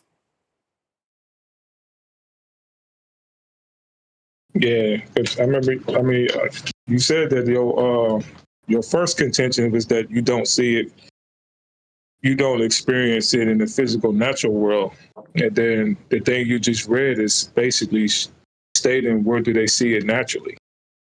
Yeah. Where was that again? QE went over this many a times.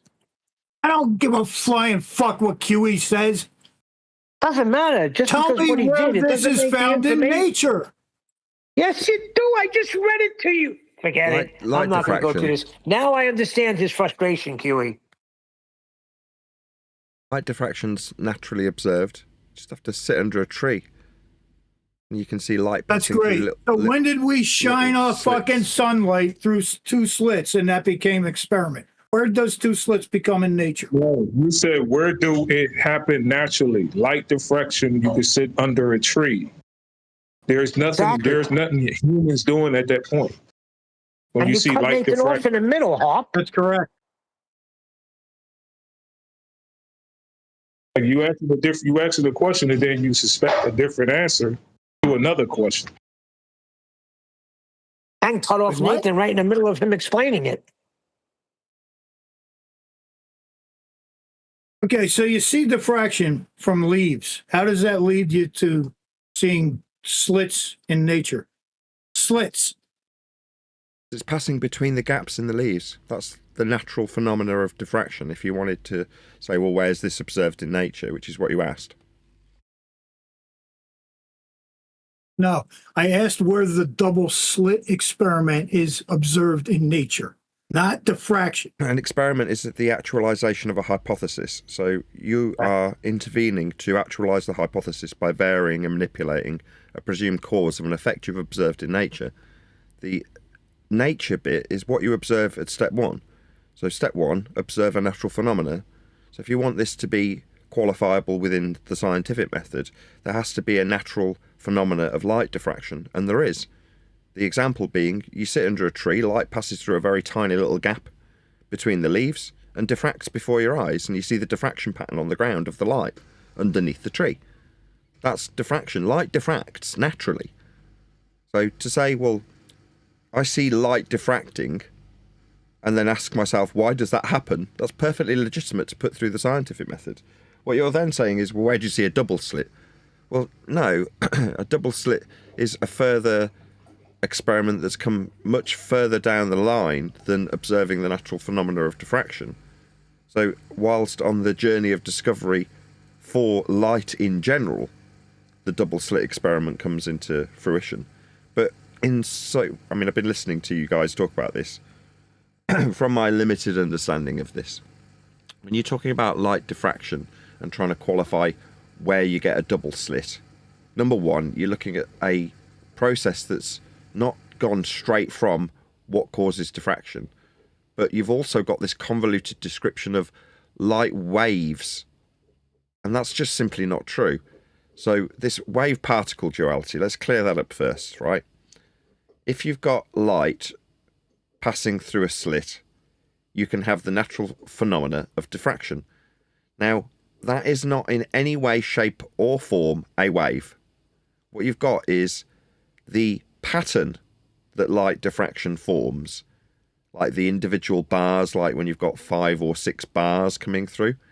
That's a description that can be applied called a wave function. What a wave function is, in mathematical terms, is a probability distribution. So what that means is you fire a single particle of light through a slit. It will hit, and let's say we've got on the wall 5 marked points, and we've got them numbered 1 through 5. You fire a light particle through the slit, and it hits at point 1. You fire the next particle of light through the slit and it hits at 0.5. You fire the next particle of light and it hits at 0.3, right in the middle. Now, the expectation is that it will always hit at 0.3. It's just going through the slit, right? Shouldn't it hit directly behind the slit? Well, no. The naturally occurring phenomena of diffraction occurs, and each time you fire a single particle of light, you observe that it hits a different point on the wall behind the slit. Well, as you keep firing individual particles of light, let's call them, I don't know, quanta, like a single bit, you notice that you can build up a graph of where the likelihood of the next hit will be. That description on a graph is called a wave function, otherwise known as a probability distribution. The likelihood of the next hit hitting at point 1 is X. The likelihood of it hitting at point 5 is X, or Y. That you've got a probability of where the next impact will form. But if you just fire one particle of light, have you got a wave? No. Can you form a probability distribution graph? It's a wave function with one individual particle of light hitting the wall. No. You need multiple data points to form the mathematical description we call a wave function. Ergo, this wave particle shit What do you mean, wave-particle duality shite? No, there is no wave. There's just individual packets of light that move from one point to another. Now, there's a bit of ambiguity about the journey itself, but ultimately it's come out of this device and then it's hit the wall after travelling through a slit. Those are the facts in the matter. Where it hit could be then mathematised or described as a probability distribution. That's where you get the wave function from. That's how we describe, depending on the diffraction pattern of each type of light, what the wavelength will be ascribed as based on each type of light's probability distribution. But there is no fucking wave. So when I hear these descriptions, presumably written from AI and Google, about this sciencing of a wave-particle duality, there is no wave-particle duality. There's light moving from one point to another, and if it's going through a slit and diffracting, you can describe the pattern that appears on the wall by mathematising it into a wave function, a probability distribution of the likelihood of impact of the light on the wall. That's your pattern of all 5 bars that appear. Now, if you're not firing one packet of light individually at a time, we'll get to the double slit and figuring out wave function collapse later, all you get is the 5 bars on the wall. You just get 5 streaks of light rather than one, and you'd expect there to only be one. It's gone through one slit, right? So why have you got 5 bars at different points on the wall? That makes no freaking sense. Well, that's just a natural occurring phenomena of light diffraction. When it gets to a small enough gap, the light passes through the slit and splits apart, and each bit of light that passes through, if it's a continuous stream of light, is constantly hitting at various different points on the wall. It's not all hitting directly behind the slit. Now, when you get to the double slit, you're trying to establish why that phenomena changes. So you're one step further down the road, because you're no longer looking at the cause of the diffraction itself. You're looking at the cause of the collapse of wave function. That's the no longer having a probability distribution to study. So you fire light through a couple of slits, and if you know which slit the light goes through, you only get a single bar of light behind a single slit. One behind one slit and one behind the other, depending on where the light has traversed and if you have the knowledge of which path the light took. That is to say, you've got a sensor on one slit. And if you see that the light did not go through your slit, you know it went through the other slit. That's which path information. The knowledge thereof being the cause of wave function collapse. That's going from having the diffraction pattern when it traverses the slits, because you don't know which slit the light went through, to knowing which path the light went through, and no longer having a wave function on the wall. This is the basis of quantum mechanics. In terms of whether or not you've got scientific validity, it's irrelevant when it comes to quantum mechanics, because like with any genuine science, you see as the public at least, the upshot of the scientific validity. You know, we end up with technology off the back of the science. When we learn quantum mechanics, we end up with transistors and computers as a consequence of the scientific understanding and knowledge, in this case, the knowledge of which path information being acquired. Now that has come along the road of looking into the behaviour of light in general. One of its naturally occurring phenomena being diffraction. Does light diffract naturally? Yes. We're absolutely studying the most natural thing you could describe in terms of what we experience as people. Light. How it behaves is bizarre. Diffraction being one of the phenomena that it exhibits, and that phenomena has led people down a path of discovery that led to quantum mechanics when studying, at a much later stage, a different phenomena. The different phenomena being why that would stop, why you would have light actualize into a position on the back of the plate after traversing a slit where typically it would diffract. Why is it not diffracting? What's causing the wave function collapse? So in the case of the double slit, the phenomena isn't diffraction, it's wave function collapse. Why does the light cease to diffract? Why does it actualize into a bar behind one and a bar behind another? And the result is knowing where it's going to be or where it's traversed in the case of the experiment. If you know which slit it's traversed, you have what's called which path information. Which path being which way the light went. Did it go through this path, this slit, or that slit? Once you know the which path information, you no longer get an interference pattern, diffraction. That's something that you've mathematized into a wave function, i.e. the probability of where it will hit next. So there we go. That's as much as my knowledge of quantum mechanics as I've got. That's pretty good, but I didn't say wave. I said wave-like interference. But it isn't. We know light is not a wave. It's not wave-like either. If I fire So that's light through wrong a too? slit and it forms 5 bars on the wall, where's the wave? How is that in any way wave-like?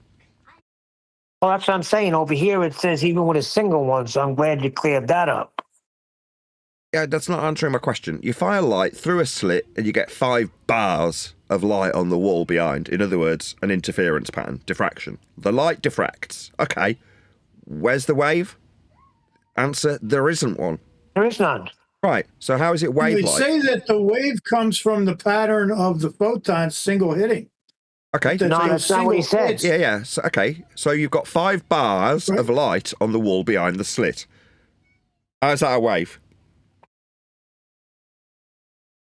Go and look at a Right, that's diffraction not a pattern. wave. What they're saying is those dots create a wave type, like a picture sort of. they don't. You know, what you're looking at No, they don't. all of a sudden becomes Let me wait, just that's what no, they say. don't. Let me explain it again.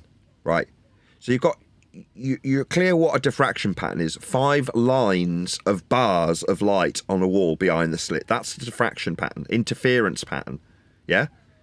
It's like a mess of light instead of just a clean bar in the shape of the slit. You're not getting that. You're getting 5 lines of light. That's an interference pattern, aka the diffraction of light. That's what you're seeing. It in absolutely no way, shape or form looks like a wave because it isn't one. However, you fire one photon through the slit and it hits at one of those locations of those bars. So you've got 1 point of light on the wall or on a photographic plate or on a sensor, whatever you want to understand this. You fire 1 particle of light, it hits at 0.1. So you're going to number all of those lines 1 through 5. You turn the light off, you put a new photographic plate up, and you fire 1 particle of light, and it hits at 0.2. So you get your chart and you write down hit at 0.2. So then you go, okay, well, logic would dictate that if I fire another one, it's going to hit in the same place, right? So you fire another one, and it doesn't hit in the same place. It hits at 0.5. So you go, all right, okay, I'll write that down. Fired second particle of light, hit at 0.5. Well, the next one's got to hit at 0.2 or 0.5, right? So you fire the next one, it hits at 0.1. What you're building up on the graph, the numbers that you're writing down, are the likelihood of it hitting at each position. That's the probability of it hitting at 0.1, 0.2, 0.3, 0.4, or 0.5. What's the probability that the next photon fired will hit at 0.4? Well, not very likely. So you fire another one. Oh, it did! It hit at 0.4! We'll write that down on the graph. Now you keep building that data up. And what you end up on the graph that you write down, you get a wave function. That's what probability distribution is called in mathematics. A probability distribution, the likelihood of the next bit of light hitting at 0.1 through 5, how likely it is the wave function. It's a mathematical term. But there's no wave. The wave is created on your graph for your likelihood of where it's going to hit. But the light itself and what it's doing, how it's behaving, what it represents on the wall, the 5 lines, there is no wave at all, ever. Only when you describe it mathematically with probability distribution, aka wave function. Got it.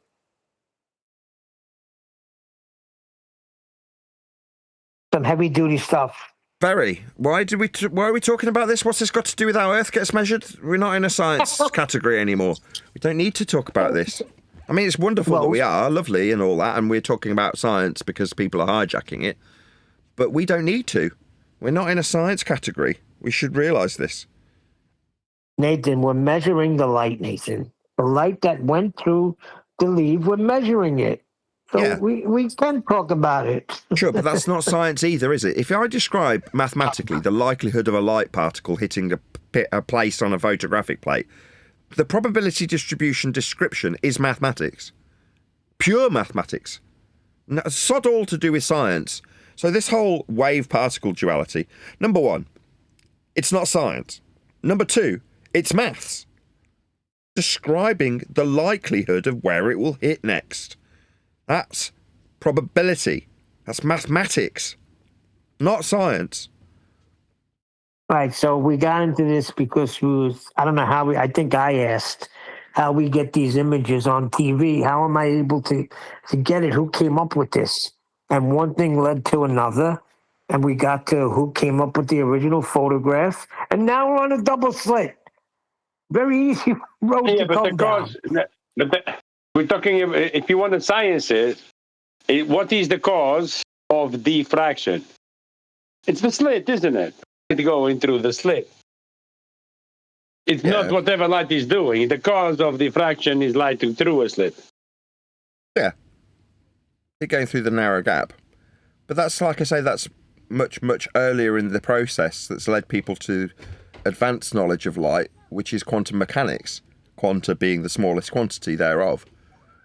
But that's like you're going from archaic descriptions in mathematics of light diffraction, probability distribution, aka wave function, sod all to do with science, and then stepping from there, that's single slit diffraction, all the way up the chain to quantum mechanics with double slit diffraction and the explanation of the cause of wave function collapse, which is like totally the other end of the scale in terms of this discovery of light and its properties.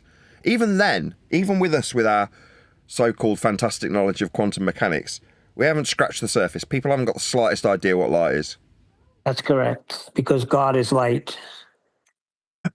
Well, people definitely don't know about light. That's definitely agreed. Yeah, we're very ignorant. For all our studies, we're still stupid. Things. But with even the tiniest of knowledge, we end up with computer technology. That's the upshot of building, the technology off the back of quantum mechanics. Transistors, right? That's what's driving every single thing that we are doing now on our computers. Exactly. These were men that inquired. The people saw something, and with inquiry, you come up with discoveries, and that's all science, Nathan.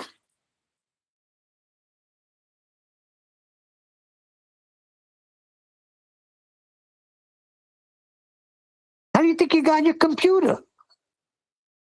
Wait, so computers work, therefore quantum mechanics is real? No, computers work, therefore science.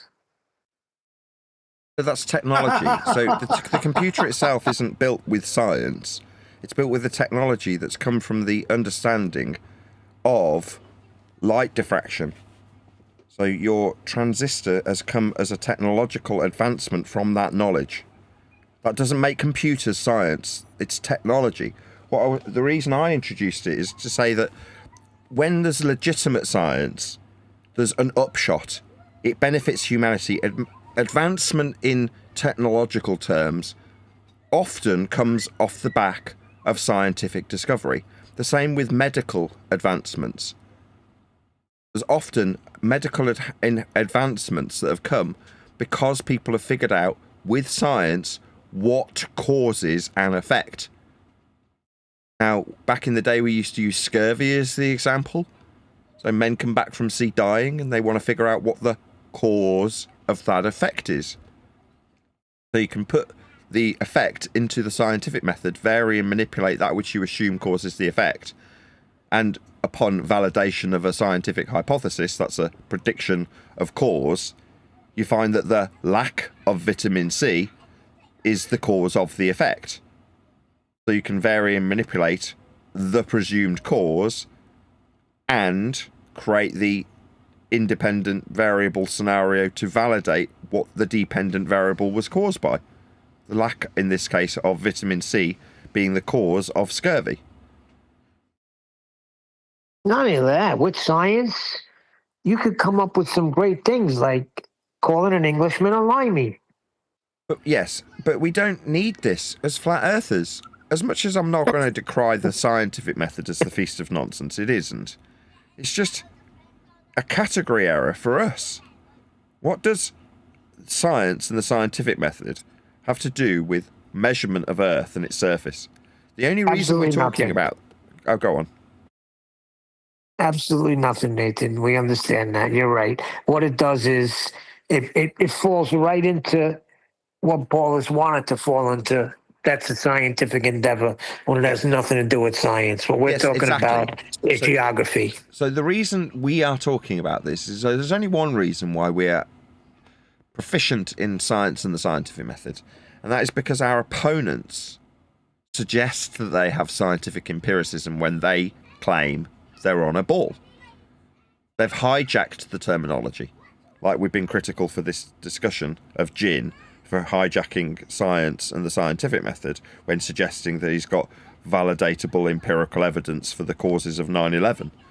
I mean, it's roll your eyes time, because suddenly you've got to educate somebody and discipline them in the methodology of science to show how they are stealing valor, in the same way as the heliocentric priests stole valor to infer that their observations and declarations about the lights in the sky were also scientific. Well, they weren't. But if you can implant certain empirical inferences to the undiscerning listener, that person will assume that you've proven your point when you are Neil deGrasse Tyson suggesting you're a scientist. So it's just a way of stealing valor. So to overcome that, we have to become proficient in science and the scientific method so we can call out bullshitters when they start using science and the scientific method to lend credence to their claims. But that's the only reason we know this subject matter. So that's science.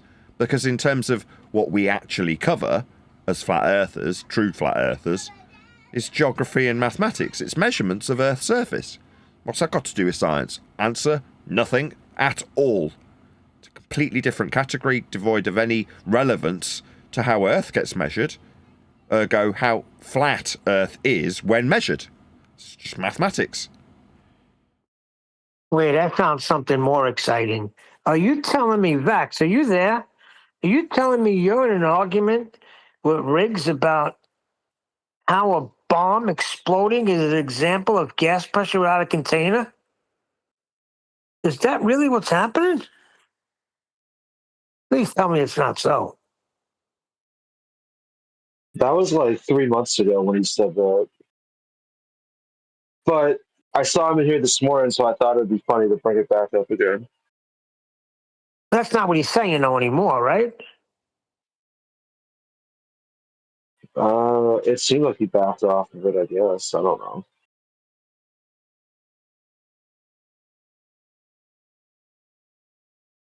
I hope not. We got problems, Nathan. I mean, we don't as a group, but throughout the flat Earth community, there's major freaking problems. I mean, we can only do what we do. Like I've just tried to explain in terms of where we sit in the categories, maths and geography, that is, and why we would have to understand science to overcome our opponents when they suggest that they've got scientific empiricism. Even that, I'm saying it thinking, I don't need to do that. If somebody wants to hijack the methodology of science to imply validity, why would they, not us, need to do that? Because they haven't got any validity for their claim. In this case, what would prove Earth is their religious belief in sphericity. Well, measurements of it being spherical. Well, they claim that the curve calculator was science at some stage. Well, that's why I think it's important that we do continue. Everything is up to you, of course. It's your show. I mean, whatever you say, like you say, it's a dictatorship, which is fine. I'm cool with that. I mean, you're not a hard taskmaster. But if we do continue to go to these different platforms, you know, we could explain things like this so people don't get duped. You know, because there's still a lot of people getting duped with this when it's not even necessary. Because what we're talking about has nothing to do with science. Yeah, but that's the how of the globe lie. That's very old school, isn't it? If we are explaining to next man how they are duped into falling on being in a belief system where they're on a ball, then we're very much talking about how it's not a ball. How they've been duped into believing they were on a ball. Whereas I say it's not that serious. If it's just measured flat, what's that? You think there's science to... Who cares? Still measured flat. Oh, but my right, science... That's what I mean. Well, I don't care about your science. But that's what I mean. Just get that message out there, and perhaps we could do the community at large a service. If not, we'll just be rejected, and then we're on our own. That doesn't bother me either. In the last couple of months, I've started to appreciate that it doesn't matter. Reject what I say, okay? Right up until the point that you need to go and measure Earth. Now, at that point, you're not going to care what Nathan Oakley says, are you? If you're doing something that's affirming your position so you don't die, like navigationally, then you're not going to worry that what you must do is measure Earth flat to achieve a fix. You just want to not die. And then you'll measure Earth flat because your life depends on it. But that will never change. I'm not going to influence anybody in terms of celestial navigation, am I? That's how it's done. Same with the fix being acquired through trilateration. It's the same process in terms of how they acquire your fix with respect to a plane of reference. So a man who's out there making the systems function will require an understanding of how flat Earth is being dealt with, so that the calculations to acquire your fix so that your sat-nav works.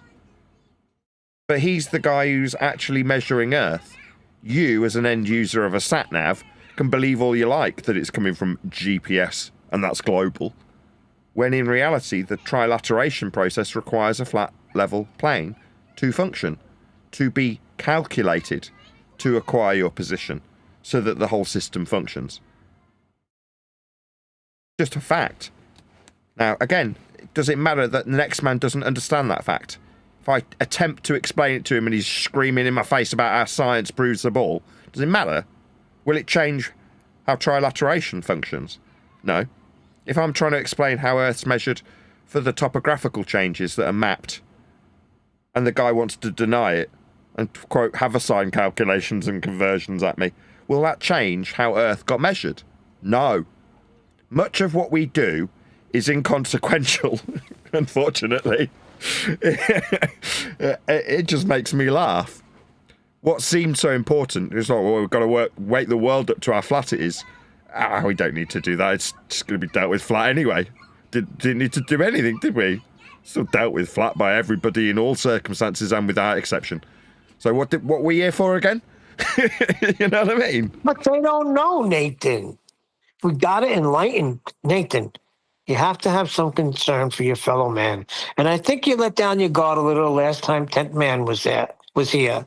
You did. You showed some compassion for humanity. So we know how Earth is measured, but the world don't know how Earth is measured. They think it's measured spherically. And it's our duty to enlighten our fellow man. Why is it? What do you mean, why is it? So they don't believe the lie that they're on a globe, Nathan? Come on. Do you care? Not really. I'm just doing my impersonation of Jen. Gotta enlighten the world, Nathan. You know this. So that they will believe as you believe. But it's not a belief, is it? No, it's an actual fact. I get what you're saying. It does not matter. It's still measured flat. We could all be wiped off the face of the earth. How Right? much, how much conviction we have in that regard is irrelevant to what will be needed if put into practical application. In other words, you can argue with me until you're blue in the face that Earth's a ball, right up until the point that you need to actually put something into practical application for the Earth's surface. Then it will be flat, won't it? Absolutely. Or you'll remain lost.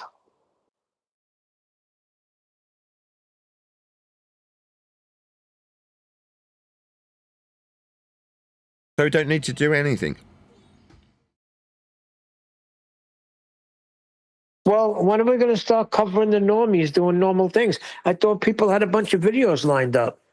And I heard in a show you had a few days ago, maybe a few weeks ago, I heard the re-up, where you said after the new year, we'll get back into it. And there'll be more of a desire for people to get involved. And it's January 20th. Yeah, the desire. And we haven't done one video. Because people don't want that.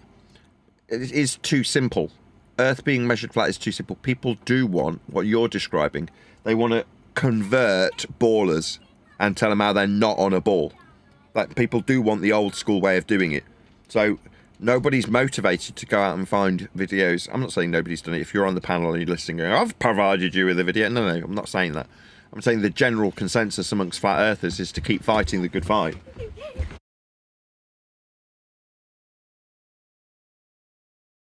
Well, I'd like to get back into those videos because I think it's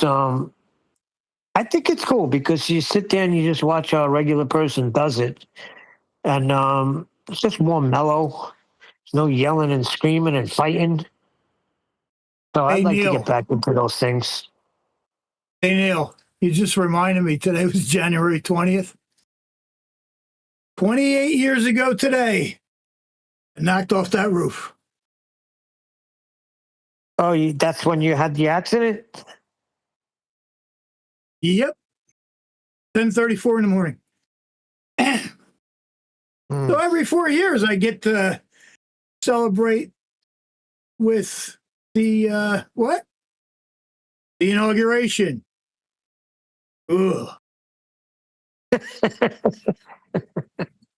The inauguration of our president, how that's going to lead our nation. Yeah. Every 4 years, I get to celebrate my anniversary of getting knocked off the roof with having some other fucking asshole inaugurate.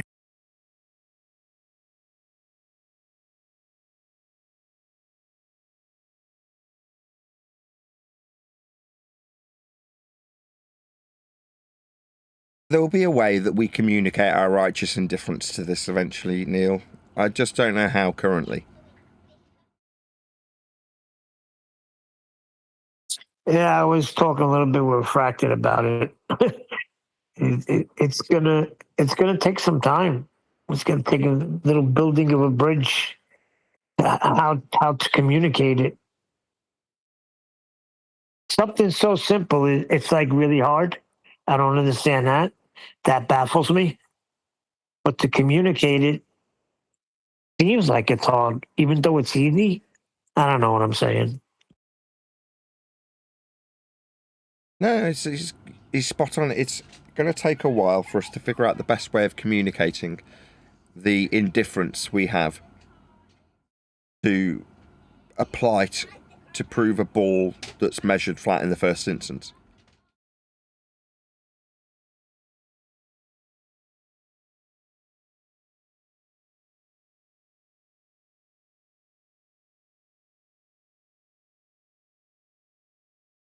I think we'll get there. We'll get there eventually. Just do what we do.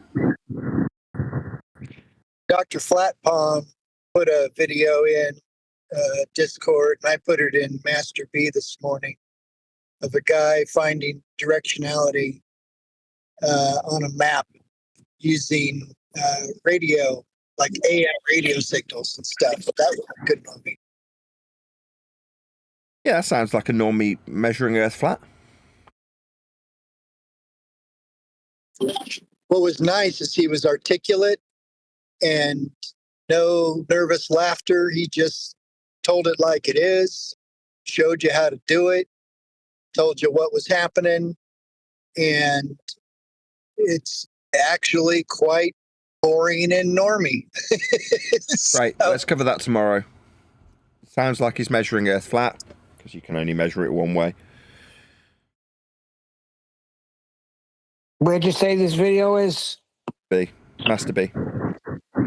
Should be a Master B. Right. It's from radio comms or something like that. All right, cool. Because I thought when this first started coming to the light, let's go back to when 10th Man was leaking out in the pre-show. I thought this was going to be the enlightening. I figured, wow, people are going to get this, and this is going to be it. But it was the opposite. Very weird how things happen.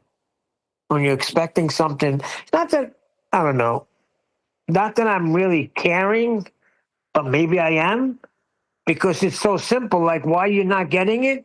So it's getting to be a little frustrating for me. Like, I don't understand why people are not getting it or why they're bracing against it.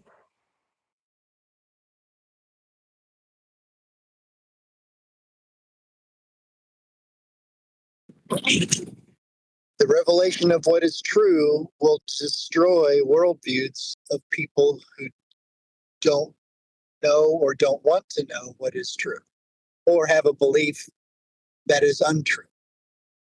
Basically as simple as that.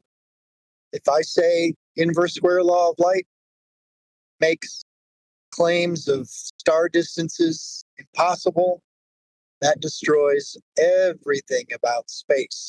And that destruction of a worldview, if you honestly, they can't honestly look at it and go, oh yeah, I guess I don't know anything anymore.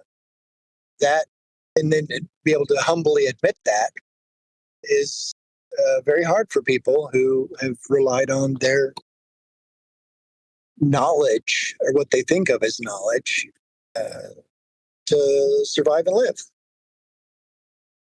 The inverse square law of light destroys space. Those ballers you're talking about, Neil, they have a machine gun in their position, yeah, but they still prefer to go with a spear just to poke the enemy. You know what I mean? Let's just poke the guys instead of killing them.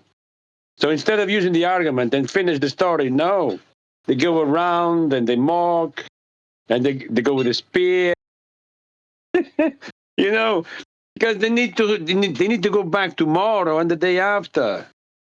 Otherwise, no money, no ka-ching. I still think it's because they want to feel important.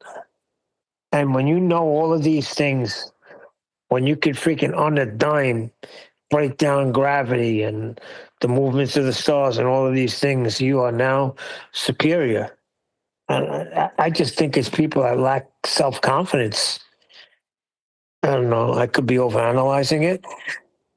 I think you're right. I think you're describing fart sniffers that want to seem intellectually superior to the next one. Well, I know all about why Earth's flat. So let me tell you about how Earth's not a ball for the next 20 minutes. Did you think you knew about what gravity was? Oh, did you not know it's bent pseudo-Riemannian space-time? Let me tell you how that's wrong. You thought it was a mass-attracting mass? No. Let me tell you about how gravity's not a force. Yeah, you're right, because even when they bring that up, you don't go into how it's outdated. Sometimes you will when necessary, but you'll bring it into how they need a downward vector. Yep. With their proclaimed gravity, showing how inconsequential it really is.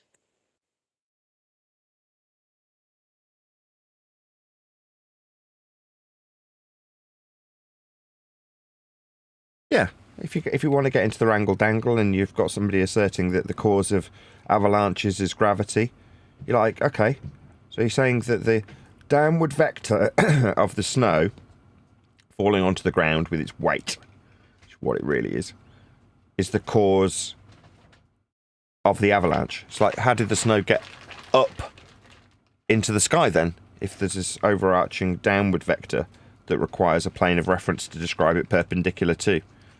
Like, you wouldn't have the complete contrast of that true if all things tended towards the ground. But meanwhile, your description holds true for a downward vector perpendicular to a plane of reference. That is what's occurring. You only got to watch an avalanche occur to know that's true. But you haven't established a cause and effect. You have established a flat Earth, though, mathematically, when you describe the downward vector. So we've got a downward vector perpendicular to a plane in the description when you mathematize what occurs when you watch an avalanche. No science, pure flat Earth math. Do I need to tell you that, well, at a university level, you'd actually be taught that you've got a bent geodesic in a space-time invented by a man named Einstein? That's also got a flat plane of reference. But why? Substituting... So you could be superior. But substituting down for a gravity is only done linguistically so that you can have people believe, as they were taught in school, that they're not going to fly off a spinning water ball because of this word. But how it's contextually described perpendicular to a plane of reference for anything that's moving in a downward trajectory, because it's more dense than the air most likely, still holds true as a mathematical description. Just arbitrarily ascribed this word, a magic word that they like to infer holds all things away from the centre of the mass of the earth that everything's moving towards, because that's what they were taught at a high school level. Well, it not being true doesn't discredit what happens when things move through air in a downward vector, or how a downward vector is described only and capable of only being described with respect to a plane of reference perpendicular to it. Those things are still true, regardless of the linguistic magic trick that gravity provides.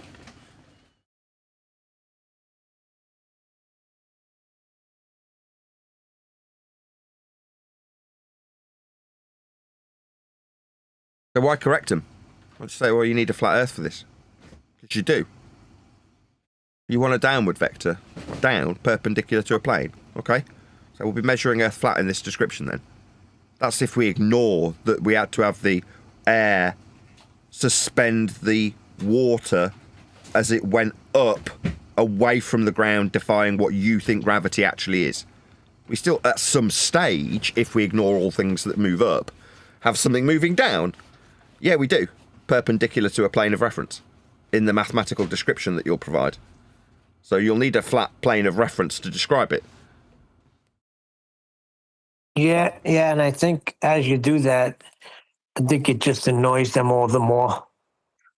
So, yep. Yeah, you're not going to be thanked for this.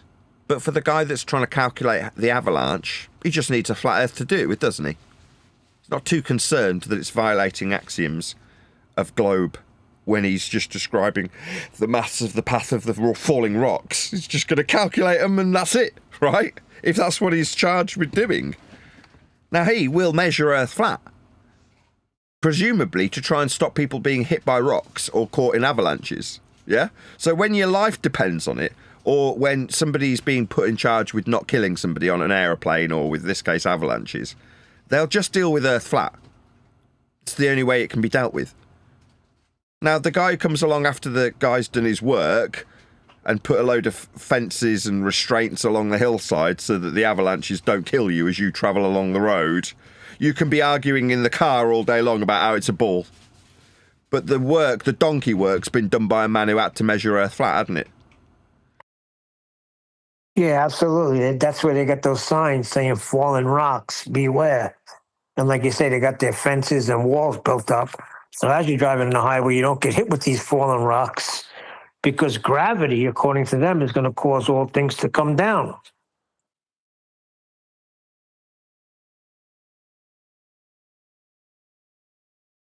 A misdirection on their part. They want you to argue about their magical force of perpendicular to a curve. It's like your description's riddled. It ignores things moving up. But the mathematics are always with respect to a plane. So who cares? It took us a while to get there, though.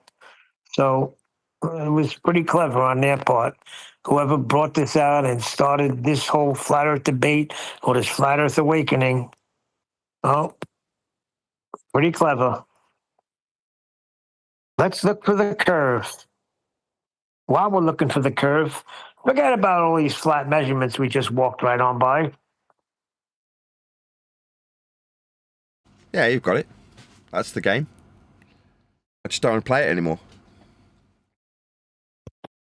But we used to play it, and we learned very well from 10th Man and everybody on FED. And we became those flat Earth ninjas, but with new information and new ways of thinking about it, then we change. And that's only because of humility and understanding the broad scope of what we're doing and what's going on here. It's actually very freeing to know the truth and just be able to say it and not have to argue it and move on. Yeah, me and One Deck, we jumped right on that freaking measured flat because it made it so easy. I hated that flat Earth ninja stuff. Hated it because I had to deal so much with heliocentrism.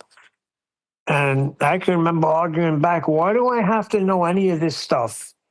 If I could show someone beyond the shadow of a doubt how Earth is measured, why do I have to know all these other things? Don't. Right. So it makes it easy for guys like me and One Deck. I hated that flat Earth ninja nonsense. I never subscribed to it. I never was one. Does that mean you're better than me? No. That means I didn't want the headache. Because it used, even now when you're hearing, past few days, hearing a lot of heliocentric stuff, it's like hurting my head. Busting your chops. I think that I am thankful that I have learned it all and gone through the process, the apologetic, I guess, of it, because it helps me to know where people are coming or are going with their arguments and stuff like that. I see it quicker, and it helps me. Learning all that stuff helps me to figure out ways to graciously help them understand about the measurements and not get bogged down in the ninja stuff. But I had to practice that first to know how that worked. Yes. Become the monk, you've first got to be the ninja. That's just the way it goes. Hey, Len, thank you very much for the donation. I like your comment specifically on your PayPal donation. Not for microphones. Well, thank you very much. It'll go straight to my wife. You've just received £100, Baller. Oh, wow, thank you very much. Baller says thank you. I say thank you, Swell. Thank you, Len. Len is ace. So at the same time, sometimes I feel like I made a mistake by inviting Jin to Master B. And then you get guys like Len that cancel out that. So, oh.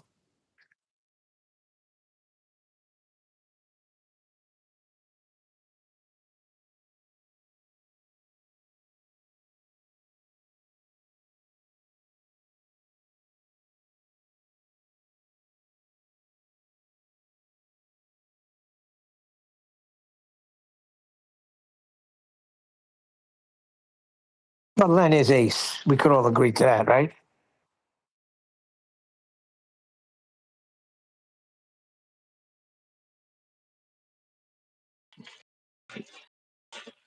Yeah, I like one.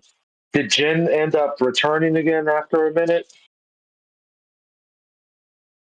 He left. He might not even come back tomorrow.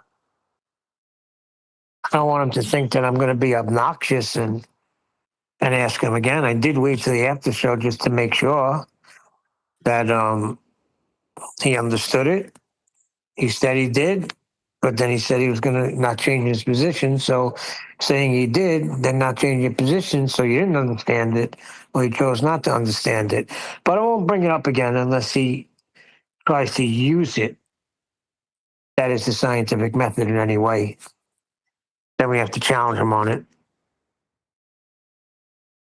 Yeah. It's kind of funny when Jin calls somebody obnoxious. Dude continuously talks in the third person.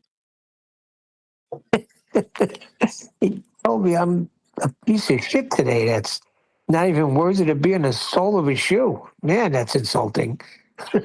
Really? Is that what you think of me, Jen? It's terrible. Yeah.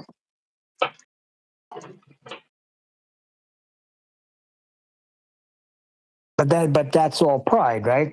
That's when pride kicks in. And the Bible clearly states in the Proverbs, not just the Bible, you'll probably find it in wise Chinese sayings, that pride comes before a fall.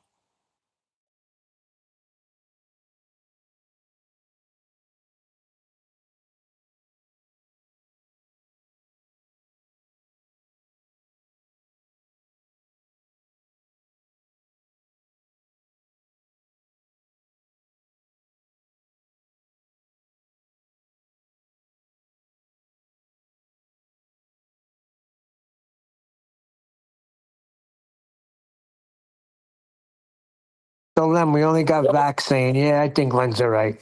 Doesn't matter. I think you're ace, Len. Unfortunately, I don't know who you're talking about. Len, say something so Hop knows who you are.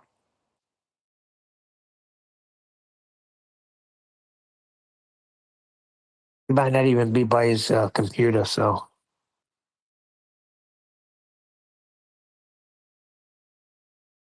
Len's the other English guy that you hear come in. He's got like a more deeper voice.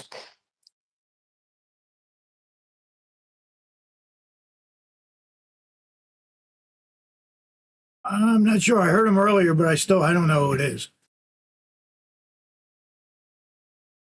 Well, he was in Discord. You know him from Discord. You were in the same room with him a few times. He's that guy. He's that guy, Harp. He's that guy. He's under Linux. LEM, as in lunar module, or JFK's boyfriend? No, think of Annie Lennox from what's the group? Eurythmics. L-E-N, as in, okay. His name is Len Lennox.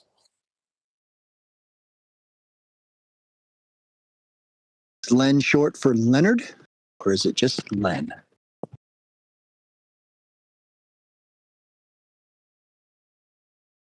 Could be, no, it can't be Leonardo.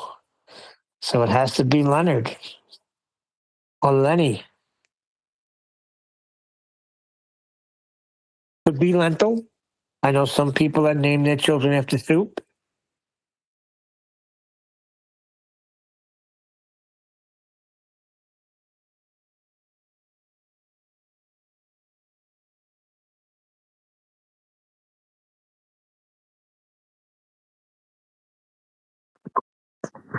Leonard. Named his daughter Moon Unit. Correct. Len is commonly a short form of names like Leonard, two different spellings, or Lenny. It is of Germanic origin, meaning brave lion or lion-hearted. Additionally, it can also be diminutive of Helena, or Helena, making it a neutral name using for both boys and girls. I never put that together. Man, it's the same thing with the name Noah. Say that again? They say the same thing with Noah. Like Noah could be male or female. I know a guy that named his daughter Noah. In the same churches, and I thought that was like, why are you doing it to this girl? She's going to despise you when she's 17. Like, why would you name me Noah, Dad? Just because you came across it in the Bible where it was also used as a female. Which brings me to my son's name. Now, me, for selfish reasons, I named my youngest son Jedediah, right? Because it's what Solomon's name was. It means beloved of God. But I wanted to name him Jedediah because of the first four letters, Jedi, Jedi. I said, the kid's going to love me. He's going to get into Star Wars. He could freaking do graffiti and put Jedi. What a tag that is, right? Well, we call him Jude. That's how much he likes it. What are you expecting from frogs? If frogs, then waterfall. Hold on, let me finish with the Jedi. And then I found out later that Jedediah is used as a female name too, which really bothers me that I named him Jedediah.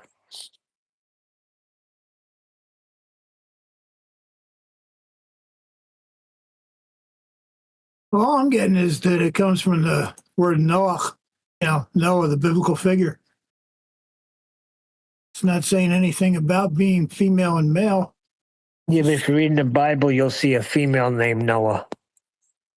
I don't know exactly where it is, but when this guy was telling me, he showed me in the Bible, look, it could be used as a female's name too. This is so cool. I'm going to name my daughter Noah.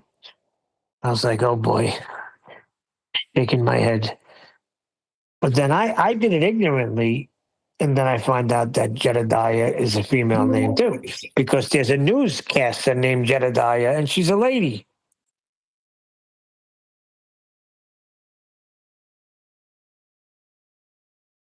I think most names have a male and female counterpart.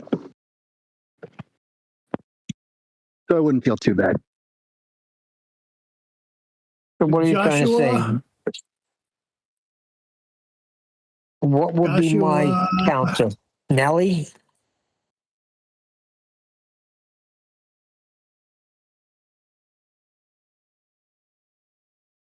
Check this out. Here it is, too. Joshua 17:3. But Zelophehad had the son of Hefer, the son of Gilead, the son of Machir, the son of Manasseh, had no sons but daughters. And these are the names of his daughters: Mahiah and Noah, Hagla, Micah, and Tirzah. Oh, yep. Yeah, that's probably the scripture you showed me. In the Bible. But the definition doesn't mention her, as far as I've seen. Numbers 26:33 as well. What does it say there? You got it offhand? Or on hand? Yeah, one moment. Yeah, it was one of the daughters of Zelophehad of the tribe of Manasseh with her sisters. Noah raised the question of inheritance since her father had died in the wilderness without leaving any sons as heirs.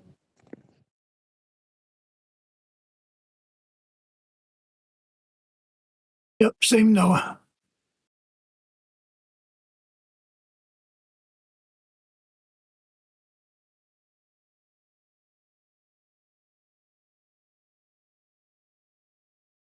So what's the female name for harp? Oh, here we go. There is none.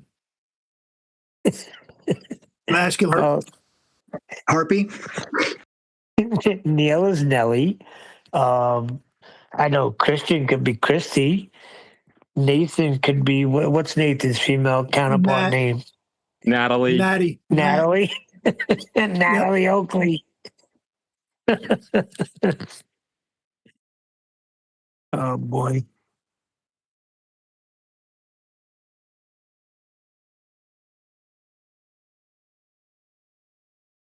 Yeah, I don't even think there's a counterpart to my actual name. What is your actual name? Evan. Evan? Evan.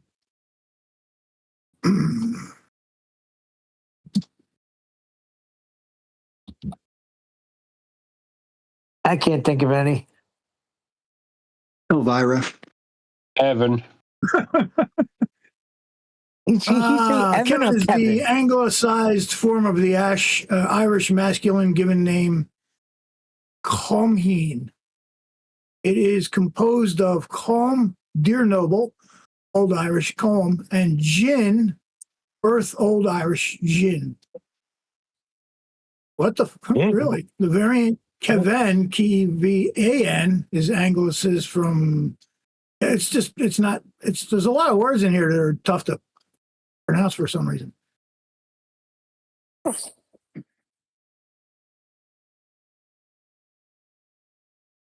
And another thing, I just reminded me, because I'm looking at Kevin Peterson, who's a baller, a footballer.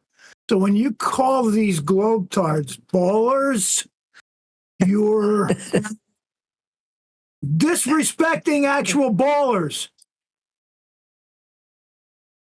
Because I've heard so many times, dude, ballers, they call each other ballers. Footballers, basketballers, they call each other ballers. He's balling. He's balling. Yeah, but you could spell it like B-A-W-L, like they're bawling, crying their eyes out. Is that how you spell bawling for crying? Listen to English this. word language. Listen to this. So I'm talking to my brother yesterday, and he's trying to tell me how football is all fixed. And you'll see these games are set up and everything. So then he starts telling me how there's magnets in the gloves, because I actually say, what about these catches these guys make? So he says magnets, right? So then he says, and I said, what about the field goals they hit? He says magnets. So last night I'm watching the national title game, and this guy goes to kick a field goal. This freaking thing made a beeline directly for the freaking upright, the right side of the upright. And it hit it so hard, and it went boom, like it made a sound. And the announcer goes like, geez, it was like it was a magnet pulling out the football to the goalpost. I was like, oh, shoot. Then my brother's watching it. He's in New York. He texts me, what I tell you? They're even telling you on the announcers are even admitting it. I was like, oh, shoot. It did, though. It looked like it made a beeline for the goalpost. I saw that live, and the announcer was going, oh, that's in there. That's in there. And nope, it's not. It does. It looked like it was pulled towards that goalpost. That was. Yeah. And if you go watch these, said the word.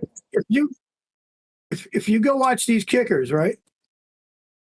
I've seen one kicker, and I forget which one it was, but they were like outside of a church, backed off the bell on the steeple. Dude hit it 3 times in a row. So you don't think he can do that on purpose? You make people look nuts when you start talking about magnets in the gloves and magnets in them. That doesn't have to be. It just doesn't have to be. So you're making anybody look stupid when you start saying that. I watch every single one-handed grab, and I watch every single replay, and that is not sticking to their glove. Ever. Yeah, I don't agree with that at all. But the goalpost is kind of interesting, because I seen one kick just recently, Harp, I'm telling you, this freaking thing was going right through the upright, and then it made a total right-hand turn. The side of it. You know how sometimes you try to put 2 magnets together and they push apart? I'm like saying, is that what's happening there? I don't know. Weird. Or it could be that the wind just got it, but it looked could be. weird. You could have put a hook on the ball. You know, I'm telling you, you go watch the trick shots these people do. Watch the catches. Like, you can find YouTube videos, amazing one-handed catches, and just watch them very carefully. I made some of them, Harp, and this is how I defend. This is how I find my brother. I say, Chris, you're saying this on a professional level. Okay, so how do you justify some of the catches I made when I was playing organized football? I made some great one-handed catches, and I'm not even a pro. So, I mean, come on, these guys, they go through these adolescents, right? You go to, even if it's Pop Warner, you go through regular grade school, high school, college, then you go to pro. So they're way, way, way better than what they were when they were playing football in their adolescent years. Go ahead, Christian. Plus, the size of their hands is quite significantly, usually bigger than ours. Like, what the hell? Yeah. If you can catch a football with one hand, they can practically like snatch it like a magnet. like literally. Even the fastballs. You know, I mean, some of these guys been throwing some freaking speedballs lately. Wow. I'm going to give you, for instance, my son, when he was getting into baseball, I was in the yard with him, and we'd walk off the distance of a regular pitcher, and he has velocity up to 75. And this is when he was 13, 14. And I know there's kids that age that can throw it way faster. But I'm just saying, just getting into it, just learning how to throw, was clocking him at 70, 75. It was hurting my hand when I was catching it. Yeah, that's a natural. Yeah, he My was. But my son's like a. My stepson was throwing 55 when he was. Let me see how old he was. He was 11. He was throwing 55. We were down the shore, and I couldn't throw past 50. I don't even remember if I actually did 50, but he was doing 55 almost every time. Yeah, well, he gets into. That's what I'm saying. My son's like you teach, like even with the bass, when I started showing him the bass, he got totally into it and mastered it. He's that type of kid. When he gets into something, he totally gets into it. And that's what happened with baseball. And then I went out and he wanted to, he was practicing hitting, and he wanted me to take him to a real baseball field. And I did, and he was launching shots. I mean, I was just throwing him like, batting practice. I mean, I wasn't coming in with pitches because I'm old and I can't anymore. But he was freaking tattooing him, man. I think I marked one off at 315 feet, right? Because it's got it marked on the field, and then I would step it off where the ball landed. Yeah, 315 feet. That's not bad at 15 years old. Oh, that's almost the entire length of the football field from end zone to end zone.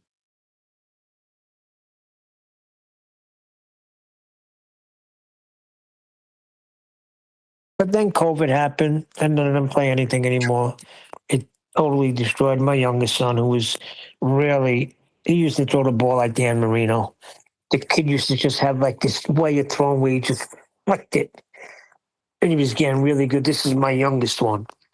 Then COVID happened, and scared the freaking life out of him. Became introverted. And the end of that. Yeah, so many people were fooled. Well, no matter what I told him, and you have to think back when you were a kid, Hop. I know when I was his age, 7, 8, 9, I was afraid of dying in war. Why? Because that's all I seen on TV was the Vietnam War. So that was my built-in fear. So I'm saying that's what it is. His built-in fear is this freaking disease that could kill you. That's everywhere, Well, and plus, though, with the selective service, they kind of scared you even more. Is you had to sign or jail time. I didn't bring any of my kids. I didn't sign any of my kids up for the draft. I did not do that. I got duped into that. My mom told me, but if you don't sign up for the draft, they're going to come and arrest you. So like an idiot, I went and signed up for it. But not one of my kids have signed up for no bullshit draft. I didn't get my kids' blood in some freaking bankers war. Not a chance. Now, if they invade America, I'll fight right with you.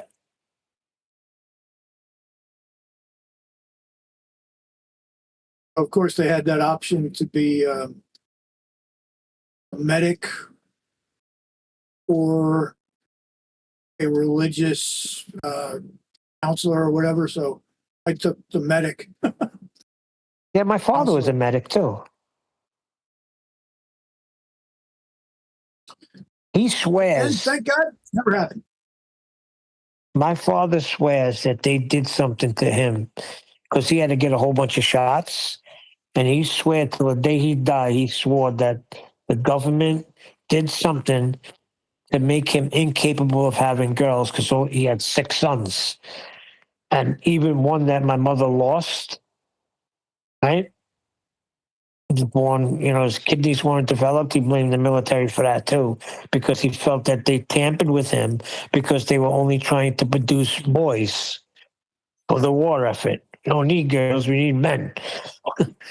That was his conspiracy that he went to the grave with.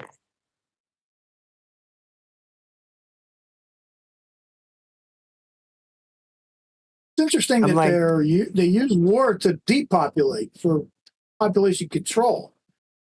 Yeah, but they need men to fight the war.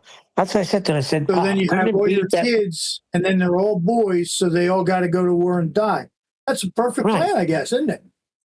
And then what happened with us, like the sons that were born, we were only able to produce girls.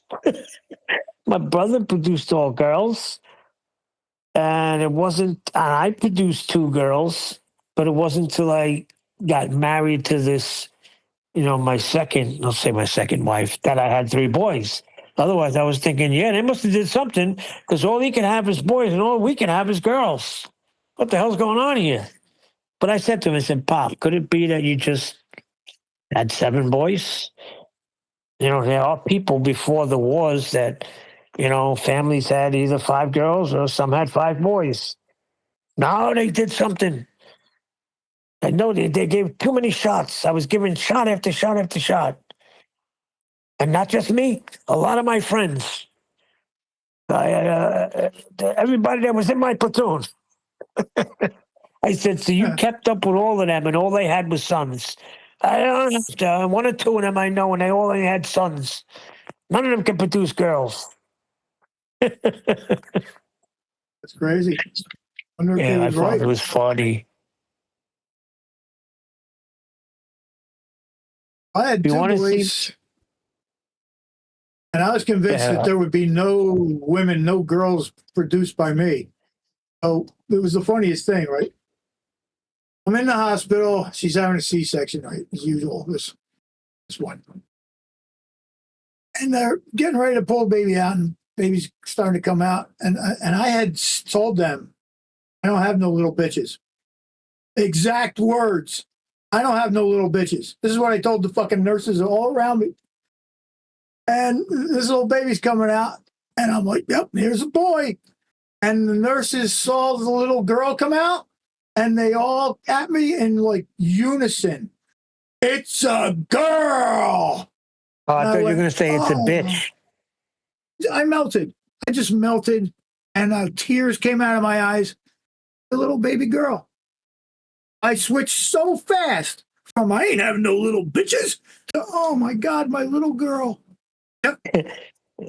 See, I like the way you described it. I know, because you said pulling out the baby, because that's exactly what they do. I watched every one of my children being born. They pull that baby out. Yes, they do. They go in there, and what amazed me was I couldn't believe how it was opening up so big, and his head was coming out. But they get in there, and they turn the baby and pull it out. Yep. I was like, whoa. Yeah, they had to use forceps on my first son. They had to literally cut her. His head was so freaking big. He was 9 pounds, 4 ounces. Oh, your wife was a C-section. No, my first one was natural. That was a different woman. So that was scary as piss because they had to cut her open because it wasn't coming out, didn't fit. Right. So they had to slit her. Oh my God. And I mean the blood that stuff. I thought she was going to die. I started flipping out, man, because there was so much blood. But they both lived, so everything was cool. But back in the day, the men used to wait in a waiting room, right? Oh, I don't do that. You see those? I never did. See those old shows where the men are waiting in a waiting room? It's like that ain't happening now. I think it started. When did it start? It started in the 70s. I know that when men started being present, because it started with the one that my mother lost, which was probably 74. No, earlier, 72. my father was in the room.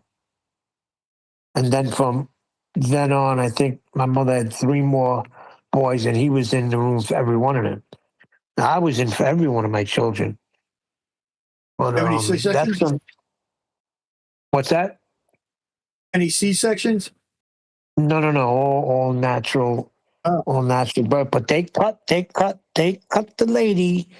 They snip her to make it a little opening, a little, weird stuff when you're watching it. But you're right. When you first see that, like when my first child was born, I was obsessed with heads. I'm looking at all the babies in the nursery. I'm like, wow, that's a round head. That's a nice round head. Because my daughter came out like a cone head. And the doctor's saying, relax. It's going to take its shape. It just took the shape of the birth canal. The head is very soft. It starts coming into shape.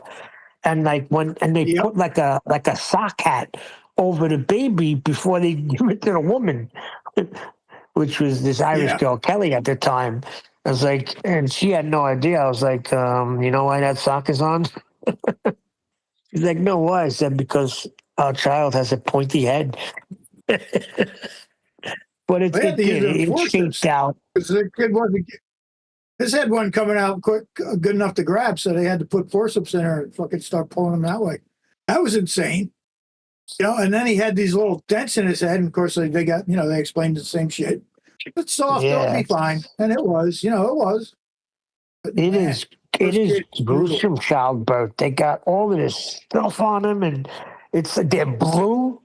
They come out there not freaking, they're blue. I saw 3 C-sections. 2 of them were mine. 1 of them was not mine. It's like, I thought this is supposed to be a good experience for me. I'm freaking horrified.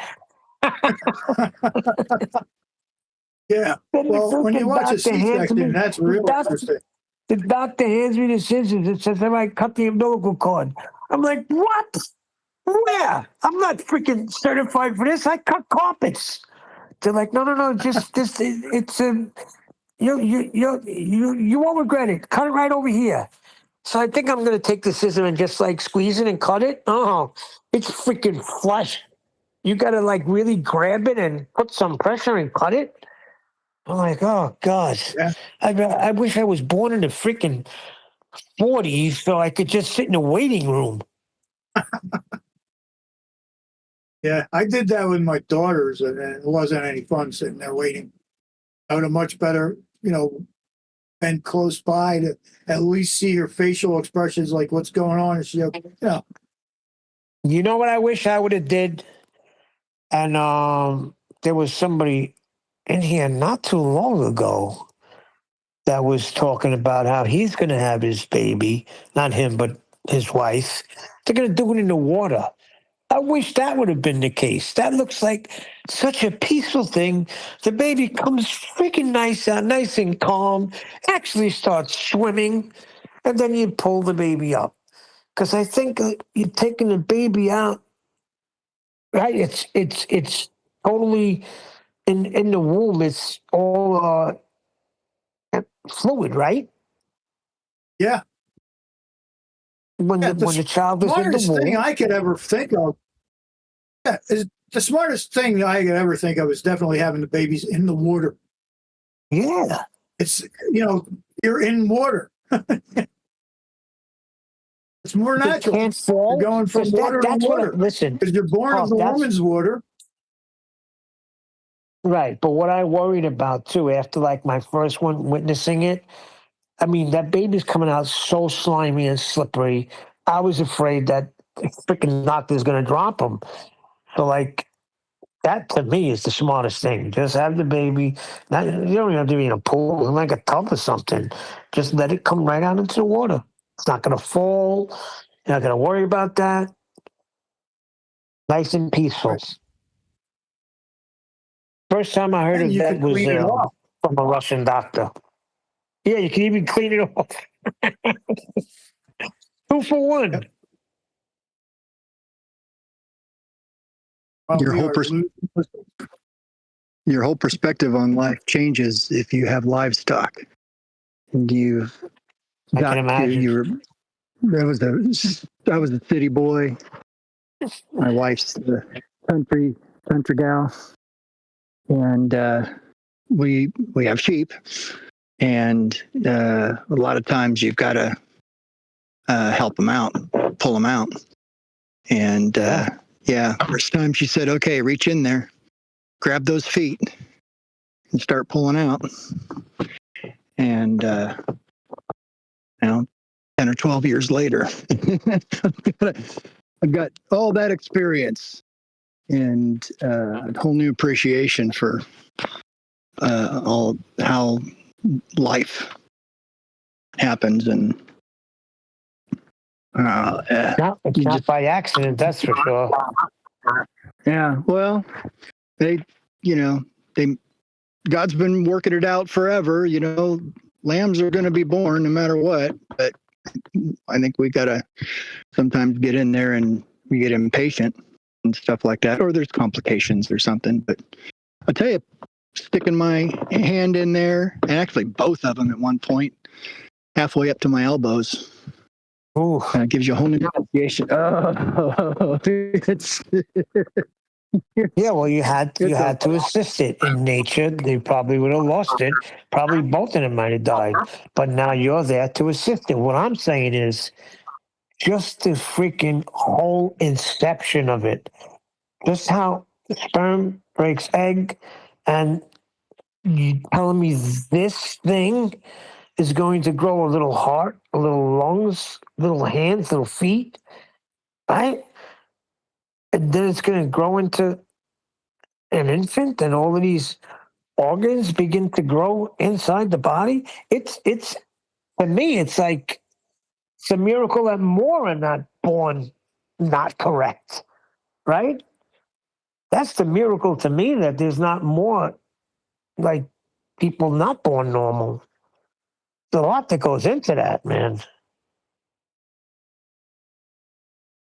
You get what I'm saying? Yeah, you can't look at that and think about that whole process without knowing that we're created. Yeah, it's like people having other people. Like these two people will have this person.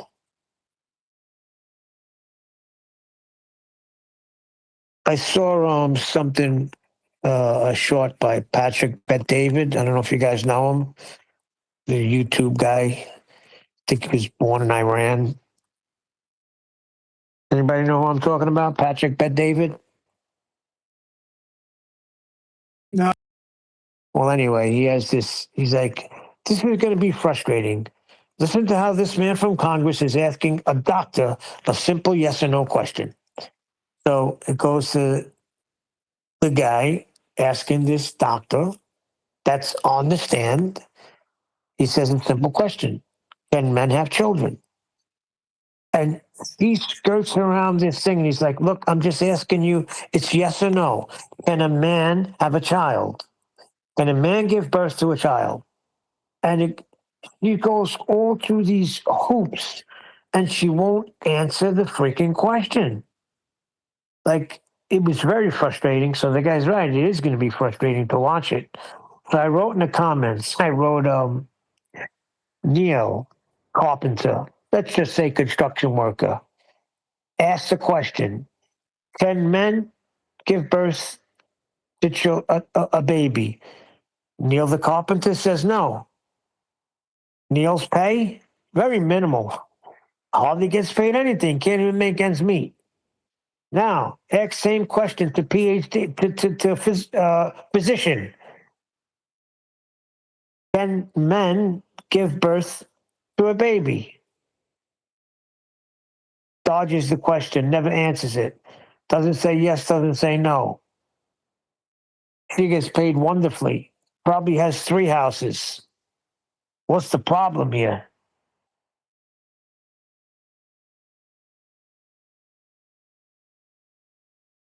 Are you saying a physician or a PhD?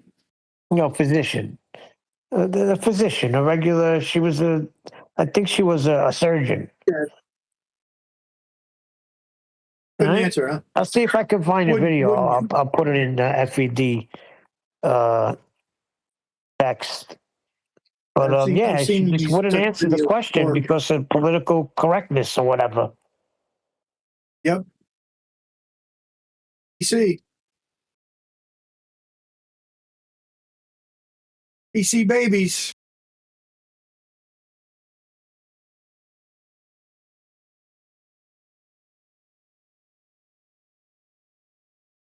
You know, it's funny. I don't know if he's still recording all this crap that we're talking about, but and you were talking about Nathan's here, losing he's something recording. yesterday, right? Yeah. When you were talking about losing something yesterday, right? All of a sudden, I didn't say nothing yesterday because I was sure I was going to find it. But I had a particular guitar pick sitting right in front of me.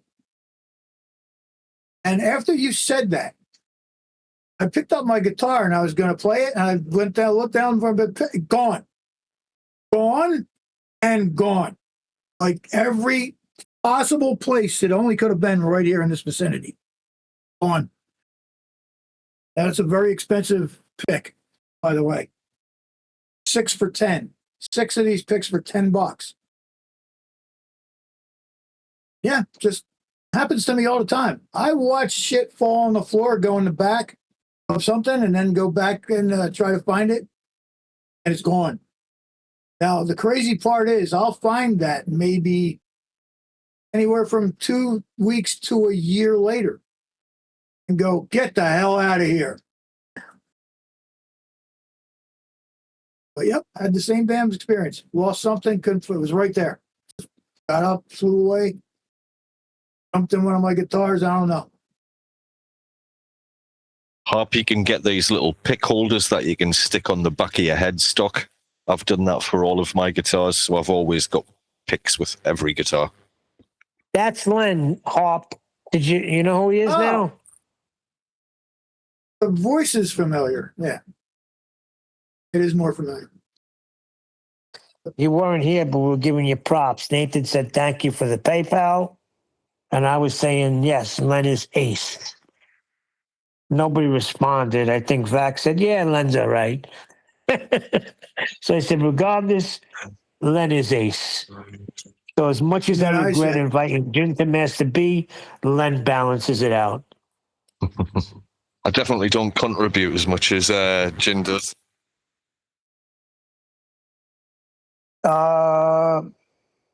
Depends on what you want to contribute. I think you have a lot to offer. I'm just starting to get back into the hell is Jin contributing, by the way? Hours of chaos, generally. There you go. Thank saying. you for not contributing hours of chaos, Len. Yeah, but that's what I'm saying. I think Len has a lot to contribute other than what Jin does. Because you got to listen to how he don't do it that way. You got to make sure he says that whatever we're talking about, well, that's not the way I do it. I make sure that when I'm talking to normies on the street, which I've never, ever bumped into anybody on the street and told them that the earth is flat and they're not living on a spinning water ball. So I don't know what he's talking about when he's speaking about normies. But anyway, that's besides the point. The only thing I really speak to normies about, like that episode from last week about the map reading guy, where it went on about reference points for sea level and how I was in the UK was in the 1920s in Cornwall, I think. But yeah, just dropping little bits and pieces like that in, and the point in Canada as well. So just planting the seed of I don't really have flat earth conversations with anyone these days other than online, but I like to drop little factoids about to make people think. Yeah, like when I held up the square when I was working with that guy. I totally forgot what I even said, but I know I brought something up. And he was like, don't tell me you're one of those flat earthers. So people are hearing it. They know where you're going to go. Like when you ask a certain question, it's like they're prepared and ready, to mock you or ridicule you for knowing that earth is measured flat. Which, by the way, I haven't had no pushback from my oldest son. Matter of fact, he's encouraged me to start a YouTube channel and name it The Plain Truth. Plain be spelled Plane. So because you're talking about the level plane, right? And how it's truth. So name the channel The Plain Truth.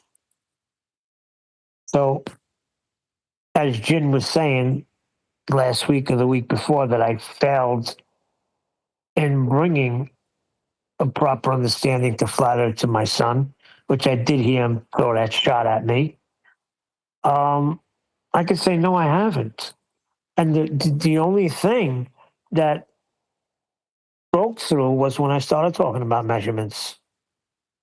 So, no, I have not failed. Not that there's a success or a fail to be judged by.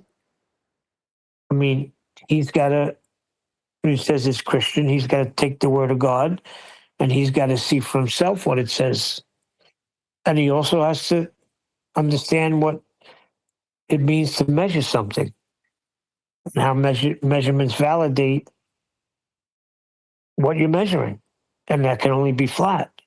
That's all on him. Me hounding him is not going to help. I think the best thing I ever did was declare that the dinner table, we are no longer discussing flat earth or globe or anything like that. That's it, off limits here. So, anyway, I'm done.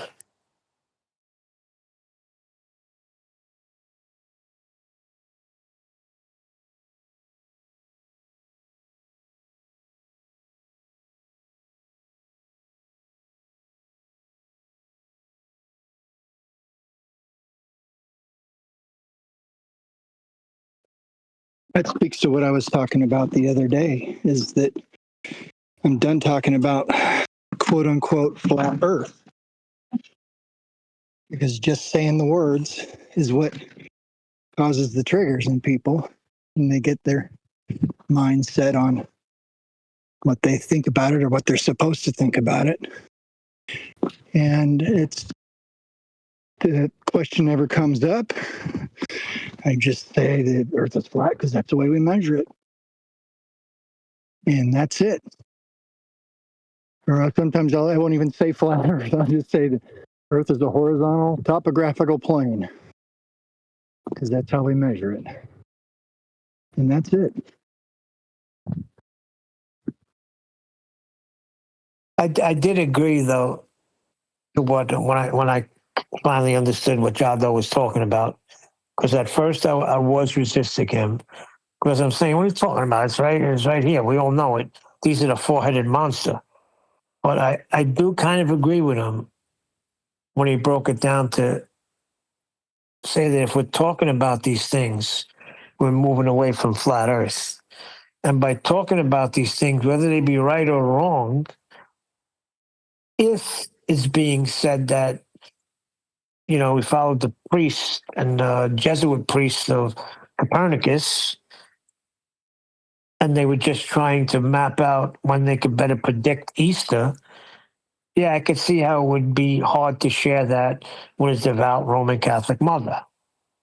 Well, I would share with my devout Roman Catholic cousin, who swears that Mary was pure and perfect.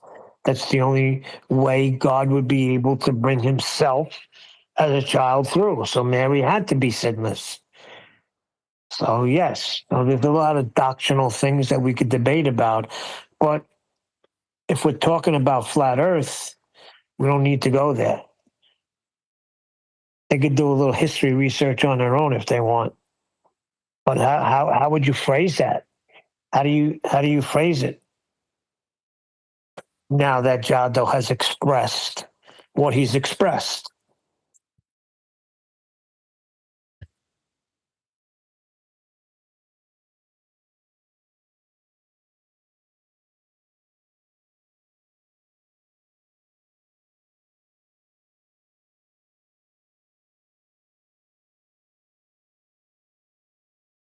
Okay, I get it.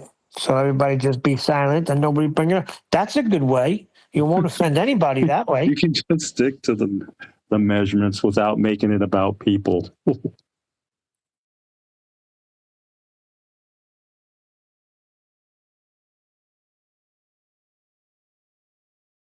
Sorry, I'm playing PUBG at the moment. So basically what you're saying is if you're going into the origin of it, you're eventually going to be speaking about a globe and the construction of the globe just to explain to them how it's measured flat. And that's not even necessary, correct? Yeah, correct. You don't need to go all into debunking the globe when you can just go to how the Earth's measured flat.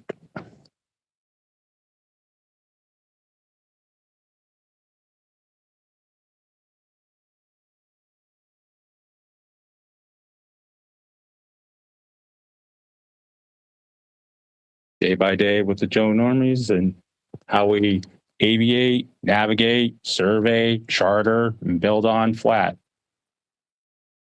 The Earth's measured flat. Fly over, right? Yeah, correct. Yeah, aviated.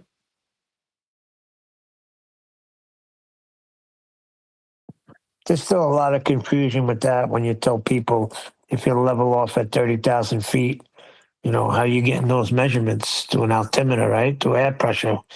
But you still need the flat plane of reference derived at 30,000 feet from flying at 30,000 feet for 150 miles, right? There has to be a way to measure that. And if they're leveling off at 30,000 feet, what is that in reference to? It's got to be in reference to something. Yeah, it's true altitude. The true altitude will be the vertical distance to mean sea level. There you go. You're referring to normally 30,000 feet.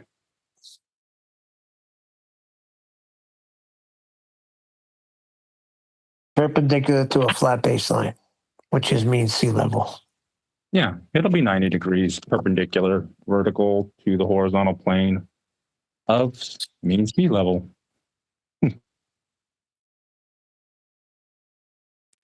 Yeah, because they're flying that distance and they're flying steady 30,000, 30,000, 30,000.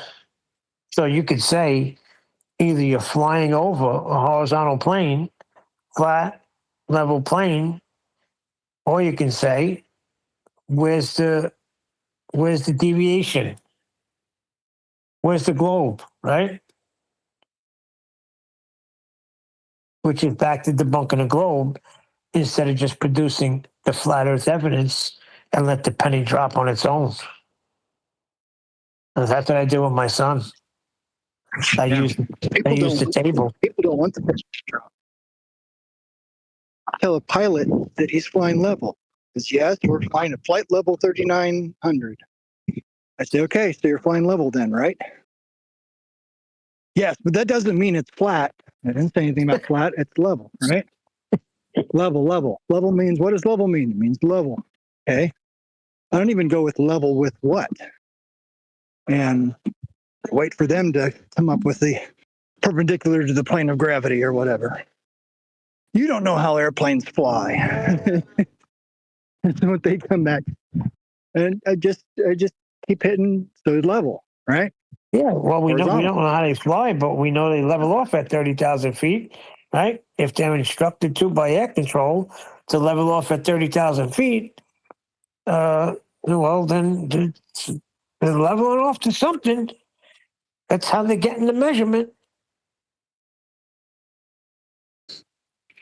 Yeah, it's demonstrated with the instruments.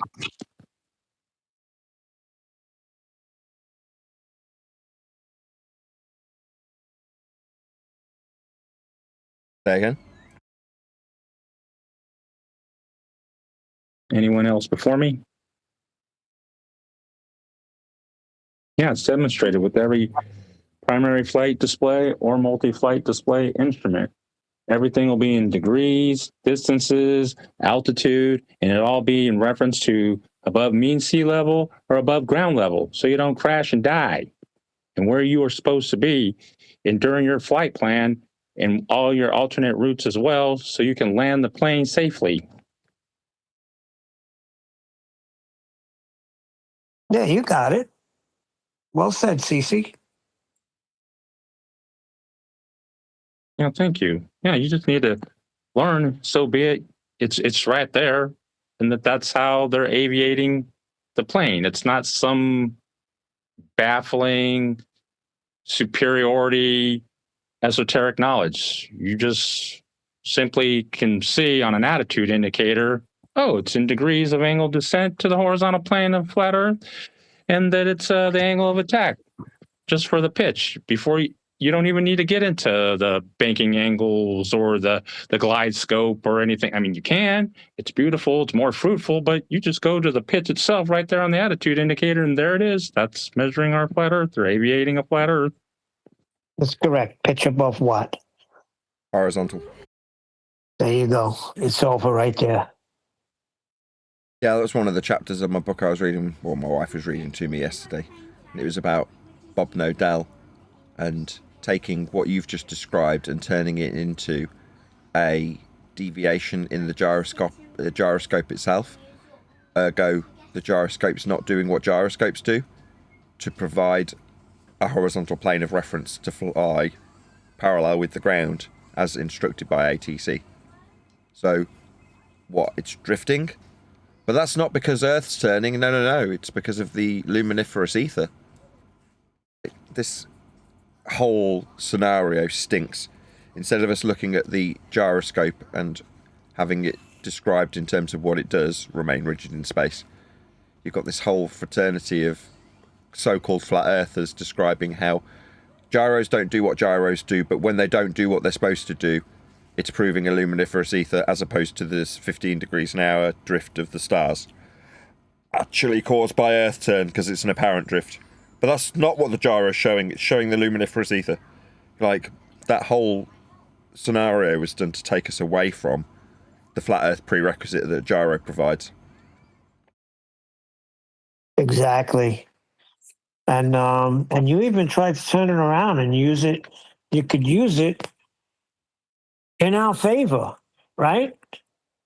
Because it's either one or the other, right?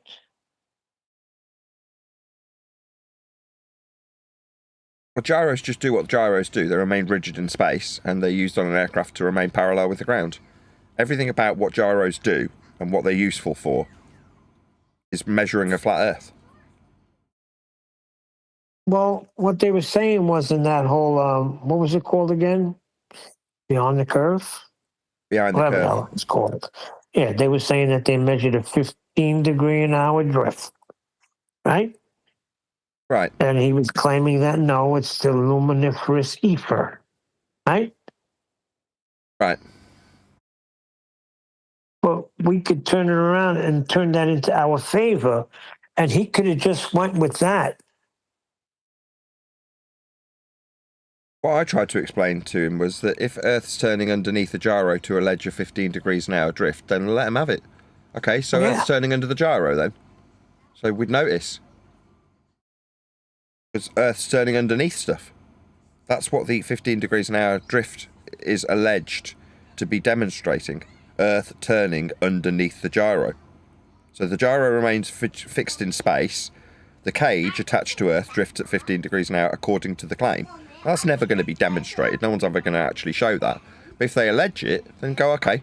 So Earth's turning under the gyro then? Well, yeah. Show the 15 degrees an hour drift. It's like, okay, so it turns underneath gyros, pendulums, aeroplanes, helicopters, you if you jump up and down. Earth's turning underneath stuff. At the rate that Earth turns. That would be Earth turning underneath you if you jump up and down on the equator at a rate of 1,000 miles an hour then. You're never going to show that, so lean into it. But that's not what was done. It was done to create an us and them.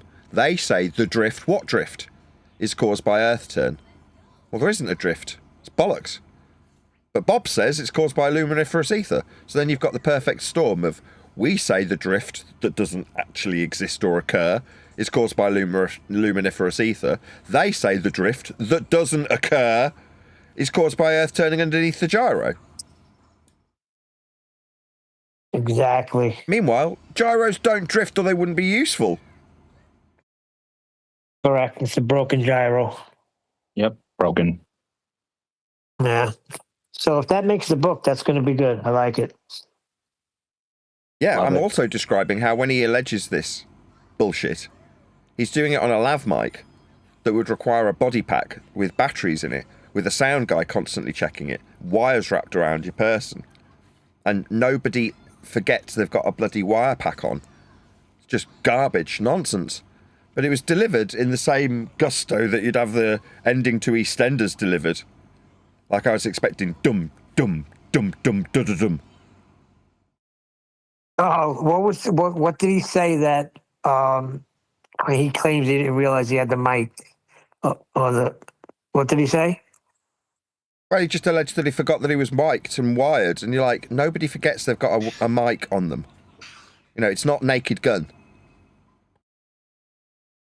But didn't they say, like, when it first happened that, that's going to be a problem? Yeah, that's what he's Something to saying. Oh no, there's a problem. We have picked up a drift on our gyro. Right, so it doesn't behave like a gyro then? Nobody saw it either. Nobody was shown this. It was just alleged by somebody who was alleging to make it more credible. Like, oh no, I've let it slip. Right, was it in between the sound guy checking your batteries or what? Yeah, that whole thing stunk to high heaven.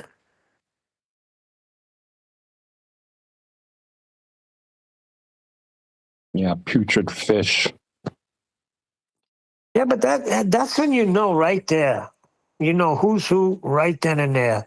And then I think was that after you went to try and explain to him what science was, or before?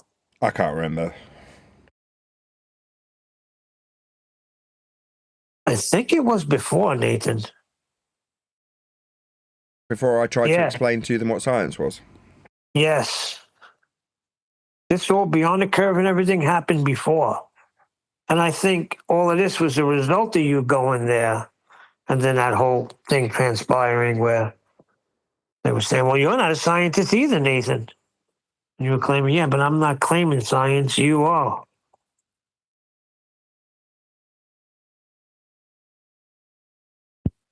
Beyond the Curve was released 15th of November 2018.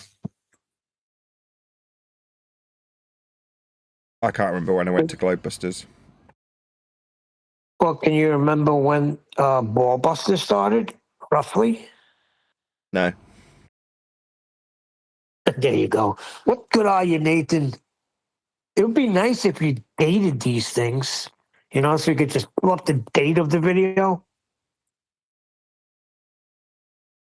Yeah, I have to go back to Ballbusters 2 and Nathan letting Bob know the deal.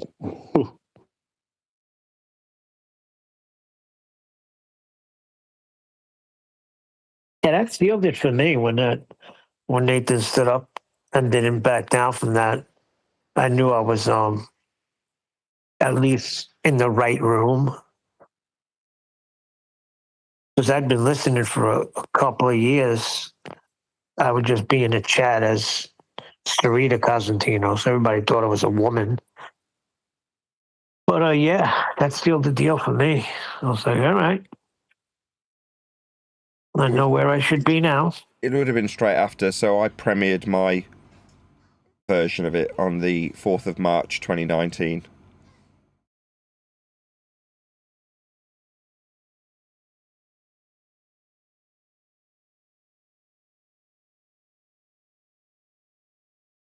Were you invited to that Beyond the Curve nonsense?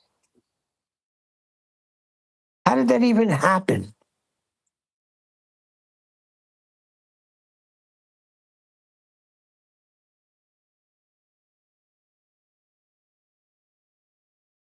Yes, do tell. I have not heard this yet.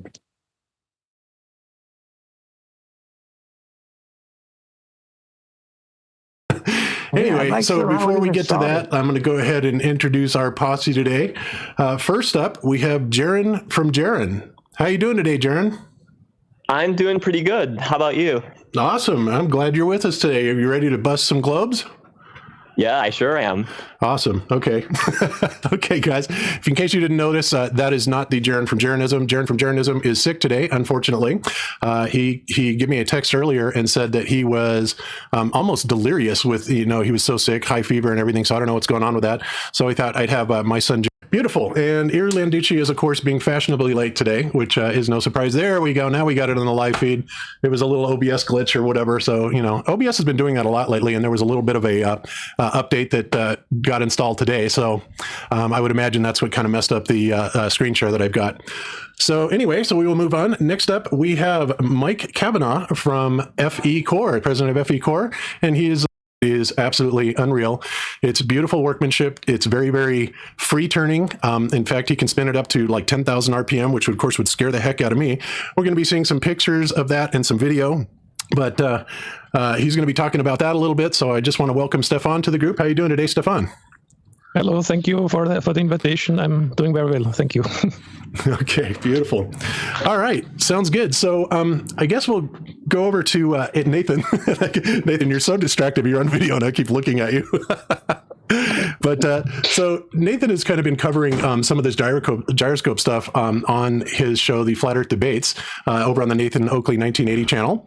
And, you got to love his show. I love tuning in the morning and, kind of waking up and listening to the debate, you guys talking to each other and absolutely destroying the ballers. But the last few days, I've noticed that you have been talking about the fiber optic gyro and, there's obviously a lot of controversy about it. I heard Brenda von Ossen on there trying to tell you today some of the things about it, that it was absolutely detecting the rotation of the Earth. Of course, that is absolutely false. We'll be proving that today. But, I just wanted to tell you, first of all, great job on your show. I've become a big fan of it, and so is Jaron. I know all of us have.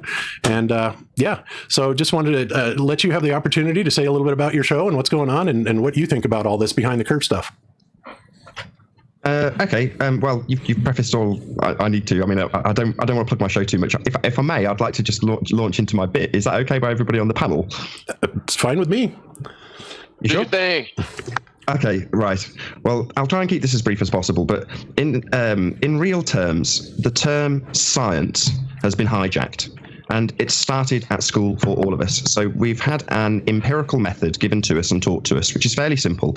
And the end result cognitively is that we understand that when science, being a method, is applied, we prove things. We have an empirical method of proving the cause of an effect. In the same class, the following day... Oh, wanker. Putting a Michael Bowden video on with subtitles while I'm talking. You open page 38 and it shows you the molten iron core. So you are told with the banner of science that a just so story fits into the same category. And this is where science has been hijacked. So science is a method, and that method is based on the observation of phenomena and trying to establish the cause of that effect. So the effect is your phenomena, also known as dependent variable, and you are trying to establish the cause of that effect. And the cause is your independent variable. And the way you do this is to formulate scientific predictions, otherwise known as hypothesis. Now, a scientific prediction will establish your presumed cause of the effect. So what you think causes the phenomena. It will also have two sides to it, a null hypothesis being your zero difference result. So you've got two sides. One proves that you have got the correct assumption of the independent variable, otherwise known as presumed cause of the dependent variable, the effect. So science is exclusively interested in the physical and natural world, or phenomena, effects that take place in the physical and natural world. So step one in the scientific method is to observe a phenomena. Step two being formulate a scientific prediction or hypothesis. Step three being to actually validate or invalidate the hypothesis, your prediction, your presumed cause of the effect. So once you've observed a phenomena, you formulate a hypothesis, and then you perform another part that's often hijacked, systematic experimentation. Now, the systematic experimentation stage is the validity given to your hypothesis if you have validated a cause of an effect. Now, that repeated aspect is often used in the hijacked version of science when people declare that you must repeat an observation. And that in itself is a hijacking of a part of a step in the scientific method, i.e. formulation of a hypothesis followed by systematic experimentation. So this being the case, the scientific method being established way of empirically proving causation, you can then go forward and actually prove things as the causes of an effect. So this may cause a problem for people who have invested a lot into what they believe to be a scientifically valid experiment. Now, an experiment, as I've just explained, is a hypothesis test. That is, by definition, what a scientific prediction goes forth to be validated as an experiment. And the claim has been made, no offense to you, Bob, but by Bob, that you have an experiment, a gyro experiment, and you do not. This is incorrect. It's not an experiment. The gyroscopes are in absolutely no way, shape, or form scientifically valid. They're not proving the cause of an effect. Now, what I mean by that is you can formulate what you are observing in two different ways, and this should be the end of it. It should be so telling when, ultimately speaking, what is perhaps, and maybe be corrected in this, the original assertion that if the gyro displays no drift, then the Earth is not turning, can ultimately be switched when you do observe drift to it being the observation of the star rotation. Well, in and of itself, you shouldn't really be able to substitute the cause of something so easily, and that is why it's essentially not an adherence to the scientific method. You're determining what the effect of a gyro deviating is, and if the effect that's being observed is gyroscope drift, then that's not a natural phenomena. So that's the first way that it falls short of being scientifically valid. You're not actually formulating the hypothesis with a natural phenomena if you are to assert that the dependent variable is the gyroscope. In other words, the phenomena of gyroscope drift is what you're observing as the dependent variable. If that's the case, what you assert to be the cause of the effect, star rotation, would not be variable or manipulatable by you as a researcher. So you can't validate that cause of that effect, even though it wouldn't be classified as an effect because it's a man-made device. So the flip side of that is the globe head assertion in terms of what the gyroscope does. So they would assert that if they see a 15-degree rotation in the gyroscope, then it is caused by the Earth turning.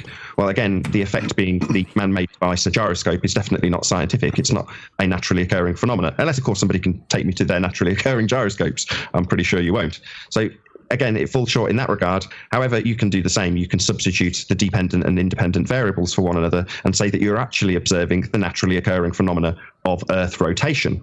Well, number one, nobody is observing Earth rotating. Nobody's flying out into the second law of thermodynamics violation known as the vacuum of the sky and observing Earth turning. So it's definitely not your dependent variable and observed phenomena. It is, in fact, again, the observation of a man-made device. So gyroscopes are not scientifically valid. They are not proving the cause of anything whatsoever. And I said before the show that I'd come on to the Foucault pendulum, and this is to illustrate how it's absolutely not the proof anybody has claimed in terms of anything, especially not Earth rotation. So the Foucault pendulum essentially has, as the Coriolis effect would suggest, or dictate in fact, an apparent drift. So to put it into layman's terms, you have a gyroscope that's swinging back and forth, and that doesn't deviate. It goes back and forth always like a pendulum. However, because the Earth rotates underneath the pendulum, you see an apparent drift of the pendulum. So to visually picture this, you have, if it's in a shopping mall, a great big ring of like domino-looking things around it, and as the day or couple of days progresses, you'll see it go round in what looks like a circle. Well, that is happening because there is an apparent drift. They are in two separate reference frames. So because the Earth turns underneath the pendulum, you see an apparent drift, an apparent deviation from the swing. In other words, the swing maintains its back and forth motion and the Earth rotates underneath. That is by definition what gives you a Coriolis effect, as defined by the Foucault pendulum. If this was to be the case, and I'm sure Morgoth's hovering over his microphone at this point, then we would have drastically different durations of air travel east to west and west to east, and we do not. If we have a Coriolis effect, you could take off in a helicopter and watch that second reference frame, the rotating Earth, go underneath the helicopter, and we do not observe this. So if you are to assert that the pendulum is moving back and forth and demonstrating an apparent deviation because the Earth turns underneath, then we must see a difference in journey times east to west and west to east, and we do not. So for all the Globehead Muppets who watched this show and gleefully declared that Bob had scientifically validated that the Earth turns, they are scientifically illiterate. This is not scientifically validating that the Earth turns. This is not science. It has no independent and dependent variable when you reference it for a globe Earth. And if the effect that is being described in the gyroscope caused by the Earth rotating underneath, as apparently demonstrated by a Foucault pendulum, then ipso facto we must see differences in duration of air travel. In other words, the fact that we do not have a Coriolis effect is the reason why it disproves any assertion that a gyroscope, or Foucault pendulum for that matter, demonstrates in any way that we have a separate rotating reference frame underneath the atmosphere. That is what is necessitated and described in the Coriolis effect. We do not observe this, and we must, in order for either a gyroscope or a Foucault pendulum to be asserted as true, because they must have two separate reference frames in order for that to be logically sound. And we do not have two separate reference frames. You cannot take off from the ground in a helicopter and see the Earth rotating underneath. You do not have different durations of air travel, east to west and west to east. In short, we have no Coriolis effect. Absolutely necessary for this to be logically valid and in any way assert that it's demonstrating Earth turn, or be correlated with the turn of the heavens. So unfortunately, gyroscopes are not science. And to round out my point in its most specific, my reason for being here, if you will, is to say it mostly to the people on the panel, which is to say this is a difficult conversation to have. It's the third one I've had, first being with John Savage about this exact subject, gyroscopes. Got a super chat from Peter Ward. Shout out to you, Peter Ward. But the second being with Dr. John D, and now this being the third. And that is to say that not through any fault of your own, but through the exact same education indoctrination that we all went through at school, we have been led to believe, correctly so, that the method of science, the scientific method, is empirical. It proves and validates a cause and effect relationship. Not a what is question, but a cause and effect relationship. And you can prove your cause if you follow this empirical method. But as I said at the start, in the same classroom, having been told and explained how this empirical method works, you are told that the word of man, molten iron core being a great example, flip to page 35, you've got what a man says, a just so story, usually attached to an observation. So there's a whole list of them. Maybe I'll come back to them in a moment, but in fact, I will dig it out right here, right now. The list is essentially of the pseudosciences, the people that cannot adhere to the scientific method. And they are the people that must hijack the word science to mean something else, i.e. observation followed by just so story, usually backed up by a piece of man-made equipment that Can validates I just interject something, Nathan? the assertion that science has proven something. So pseudoscience traditions are paleontology, geology, anthropology, archaeology, evolutionary biology, theoretical physics, astronomy, astrophysics, and cosmology. So none of these are science. None of them can adhere to the scientific method. And in the case of people like Brian Cox, what they assert is science is simply observation of phenomena followed by a just so story. So this is where we, if we are to progress and not fall victim to the same charlatanism and pseudoscience as our pretender clown priest muppets of heliocentrism, then we must temper our language. We must not use incorrect and invalid terminology, such as specifically, but not limited to, the word experiment. An experiment is a very specific thing. It's a hypothesis test. And in this instance, there is no valid hypothesis to be asserted alongside the gyroscope to make it scientifically valid, which is very unfortunate if you are to assert that it's an experiment, because it means you're a practitioner of, guess what, pseudoscience. And there's nothing wrong with a logical deduction. It can still be proven invalid. You have a methodology that can be used and is used to prove things empirically. But we've been deceived. We've had the terminology hijacked. And when it was hijacked, it meant that men could assert, potentially with a gadget, that what they say is true. What they say is fact, and what they say is empirical.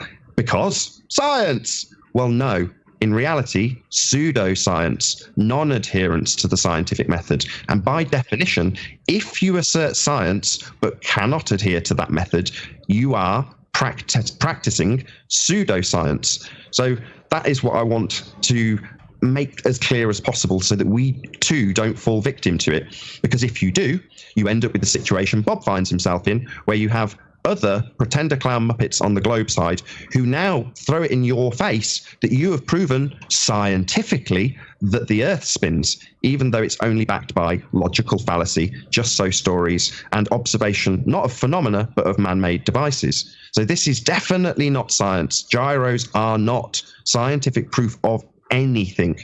And we are also guilty of hijacking the terminology when it's asserted to be an experiment. It isn't. If it was, and it was proving Earth turn, then we'd have to have a Coriolis effect, and we don't. So Nathan, to some guys thought this was some sort of scientific proof. Hey, Nathan, are you able to hear? Desire of scientific validity of Earth rotation. Unfortunately, I don't think Nathan, are you hearing us? And most certainly, I don't think Nathan's hearing us. Mike, that's it. I'm done. Thank you. Okay, Nathan, are you hearing us at all? I don't think you're hearing us. I don't think he is hearing us, Mike. check. Can you hear me? Yeah, Nathan, you're not hearing us, so I don't know what's going on. But anyway, hopefully he'll figure it out here in a minute. I was trying to interject all the time. The gyroscope is an instrument that detects rotation. That's all it is. It has nothing to do with science, and nobody. I think nobody on our side is actually claiming that. Right. No, I know, and I also had some comments too. But first, I want to make sure that Nathan can hear us, because I don't know what happened. With that. But Nathan, are you able to hear us yet? Wow, that's crazy. I don't know what happened. Hopefully, he will figure it out. That if he's not hearing us. Well, it's going to be, today is 3/3, right? It's March 3rd. It's Illuminati Day 33. So I guess they're just going to have it their way. Right. Absolutely crazy. Well, I know he cut off his camera, but wow, did you that's hear so that? weird. All right. Well, you know what? Hopefully he'll come back on, but what? Feast of Nonsense Garbage Waffle. Yeah, Illuminati Day. You hear that? Wow. I will respond to basically what he said, and hopefully at some point he'll be able to come back to us when he figures that. Okay, now we see your camera back on, Nathan. Are you hearing us? Yes. Oh, okay. Well, we've been trying to talk to you for the last several minutes. Can you hear me, Nathan? Yes, I can hear you all. My preamplifier turned on, so I just couldn't hear you. Did what I said come through at all? Yes, it did. It absolutely all did. And Mike wanted to throw a comment in there first, so Mike, go ahead and hit Nathan up with that. Mike, you're muted. Comedy of errors. Sorry, it's really 3/3. Okay, what I was saying is, the gyroscope is an instrument that detects rotation. That's it. It has nothing to do with science, and I don't think anybody from our side is actually claiming that. Yeah, and I would. That's not true. Right? As soon as you use the word experiment, you're invoking science, because an experiment is a hypothesis test. I'm not using the word experiment. We're testing with gyroscopes, and it detects rotation. Yeah. So let me kind of clear that up. I mean, you're right. In the strictest sense, you're absolutely correct, Nathan. I agree. You cannot necessarily call it an experiment. It would be more accurate to call it an observation. However, let me throw something by you, because I mean, first of all, I got to tell you, Nathan, I hate you because you are so damn well spoken. I wish I could do half as well as you do in how eloquently you speak, but that's awesome. But anyway, so let me throw something at you. And that is, in order to turn this into an experiment, we obviously, as you said, we've got to have the hypothesis, we've got to have an independent and a dependent variable and all that. So if we are looking at what we were doing as experiments, right, then obviously within 35 seconds of Mike saying nobody's saying it's an experiment, Bob gets on the mic and immediately spins how this can be turned into an experiment. Yep. Immediately. The first thing we're talking about is the one thing that we've observed is the motion being. Yeah, did you want to add to me, Len? Yeah, just being weaselly with the word test. Therefore, to invoke science and experiment. Well, when he said test. Yep. Yeah, correct. Yeah, he said test. Yeah, a test is a hypothesis test in this context, which means you'd need a hypothesis. A hypothesis test is otherwise known as an experiment. Yes, correct. Go ahead, Len. You couldn't have described it any clearer. That was perfect. And then 35 seconds later, it's mad. Yeah, it's like another gin situation. They whistled right past it. But this is good. Play on. If you being don't registered mind. or something being registered by the gyroscope. Now, I would say that no, the gyroscope itself is not the dependent variable. However, would not changing the position and orientation of the gyroscope be considered an independent variable? No, position is not a cause of anything.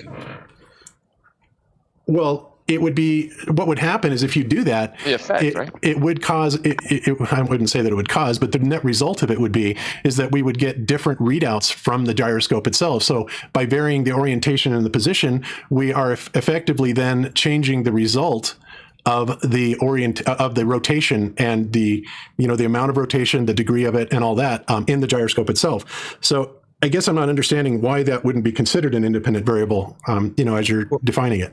Pop it into a hypothesis. So is your hypothesis if location, then gyro turn? Well, I honestly don't know what the hypothesis would be. What a wanker. So you want to call it science? I don't know what a hypothesis would be. But I mean, this is definitely an experiment. What, like a hypothesis test? But you can't formulate it. You just want to call it science. In other words, it's the most stolen of valor that you can have. Forget what the hypothesis would be. I don't know, whatever. Let's just call it science and be done with it. Because, and again, I agree with you, it would be more accurately defined as an observation. But it's an observation where we are changing certain variables, i.e. the position of the gyroscope, orientation, etc. You could change it along different latitude lines. As using the word variables sounds very sciencey. So you're just changing some variables, but like scientists do in the scientific method with a hypothesis test. You know what I mean? What was their observation in nature anyway? I didn't get it. There isn't one. Oh, so it's over. No.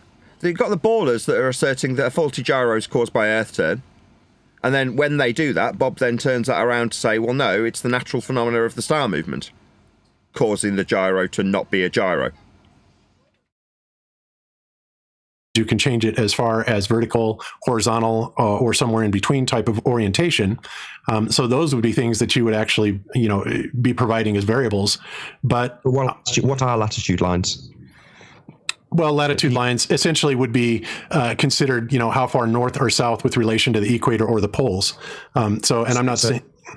So it's a concept. It is. It's an arbitrary thing, but it's also part of our system of measurement that is used.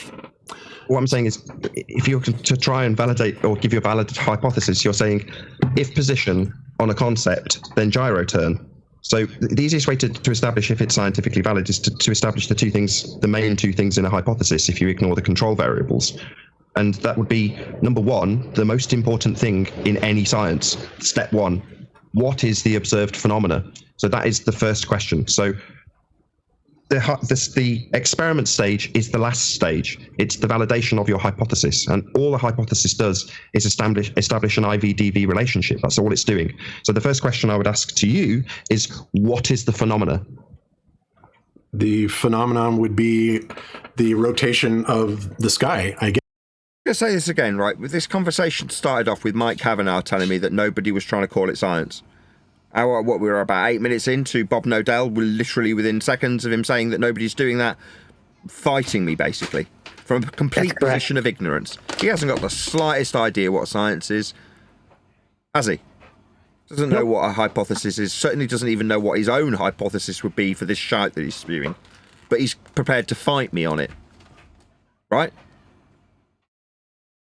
I guess. Okay, so your dependent variable, the thing that you are observing as the phenomena, is valid, is a rotation of the sky, a valid phenomena. So to do science, you now need to establish what your independent variable is. So what is the cause of star rotation? Well, don't care that Bob's dead. You laughing twat, right? You think this is funny? Not at all. This is some scumbag that has decided in this moment, right, that he's going to destroy me. He's going to ruin my viewership, tell people to leave my side. That's what he did as a result of this. So when I hear him chuckle, thankfully the guy's dead, because it's just disgusting. Yeah, you self-aggrandizing prick. You don't know what you're talking about. You're fighting me on it. And when it's demonstrably incorrect, that's to say you've got an IV-DV relationship broken down by me for him. So your DV's the star rotation. Okay, very natural. What's causing that then, dickhead? You fucking wanker. Well, there you have it. Okay, so I see exactly where you're going with that. What, destroying you with your horse shit that you spew? But you find that funny, don't you, Bob? Or didn't you, past tense? All right, so how about if we change the phenomena then? So because it's not science, let's rearrange it to make it science. Yeah? Again, Kavanaugh, what a wanker, told me that nobody's doing it. So even when demonstrably proven incorrect, you haven't got a valid IV-DV relationship. Well, how can we make it one? So Mike Kavanaugh, wanker extraordinaire, nobody's trying to make it science. Really? When proving that it's not, by educating Bob in what science is and how he hasn't got it, he's now trying to fudge it into being exactly that. If we can do this, and honestly, I'm not trying to troll you here. I'm trying to figure this out and how it actually would apply. But he's already done this, by the way. At this point, when I'm pointing out how wrong it is in terms of calling it science, after he's done it, after it's been on behind the curve, after all the damage is done, now you're trying to figure this stuff out? What a shitbag. Bob was a complete wanker. Let's say that the phenomenon then was something to the effect of... Sorry, why are we describing what the phenomenon would be? You've already told us it's star rotation. But if I can make it something else now, maybe this shit'll be science. That's what he's doing. You know, when Rick, who is the guy that actually did the fiber optic gyro experiments, hooked up the gyro... So I'm just going to keep calling it an experiment. Mike Kavanaugh's not stepping up to apologise, is he? Right, it's told me I'm wrong. No, Mike, you stupid dick. You were wrong. Ignorant of how farcical and fraudulent the man at your side was. Because he's literally just called it an experiment, hasn't he? When Rick did the experiment, it isn't. Just gone to great lengths to explain that to you, dumb fat twat. Gyro and was looking at the raw data on the output and was seeing this 15 degrees per hour rotation. Then it wasn't a functional gyro, was it? So let's say we called that the phenomenon. Is what, a faulty gyro? One that's not functioning? One that's not remaining rigid in space, obeying the principles of gyroscopic motion? We should call that a phenomena? I'd call a technician. Is that valid? No, you fat twat! What, did you not listen for the last 20 straight minutes of me explaining why, and then breaking it down with an IV-DV relationship that it didn't have? And now you're going to ask me if it's valid. Haven't you already done this, you stupid fat turd? Yes, you have. So why are we asking anything? It's because you hadn't got a blatantest idea of what you were babbling about. You were just talking shit to an audience. And then went on to poison them all against me. What a wanker. Well, it went wrong when you said the Rick. So... the naturally occurring phenomenon. Mike, you should just sit down and shut the fuck up, as you've just been demonstrably destroyed with your garbage that no one's claiming it's an experiment. He's just said it, end quote, Bob Fat Nodal. When Rick did the experiment, so you should just sit down and apologise, you stupid wanker. Why are you interrupting me? Because you've been shown to be a complete wanker also. Phenomena is the phase differential in light. I already fucking asked you, Mike. Sit down, you stupid twat. Based on orientation. That's the naturally occurring phenomena. Oh, so now you're trying to fudge it into being science, are you? So not only is nobody doing it, end quote you're doing it, you egregious prick. Say that again. Well, natural phenomena is what? The phase differential in light. Light is a naturally occurring phenomenon, and there is... So not light in the skies then. Now we've got a phase differential. Let's just make up a new phenomena. Yeah, this was Globebusters all over. Shit spewing shysters. There's a phase differential that you can measure. Really? So absolutely sweet fuck all to do with Earth. Sweet fuck all to do with the lights Bob's just declared it to be. So now we're just going to make one up. Phase differential, you say? Yeah, sounds very natural. Okay. And John Quantum Eraser would absolutely agree with that, especially because of the Quantum Eraser experiment, right? Sure. So you're saying the DV is the differential, correct?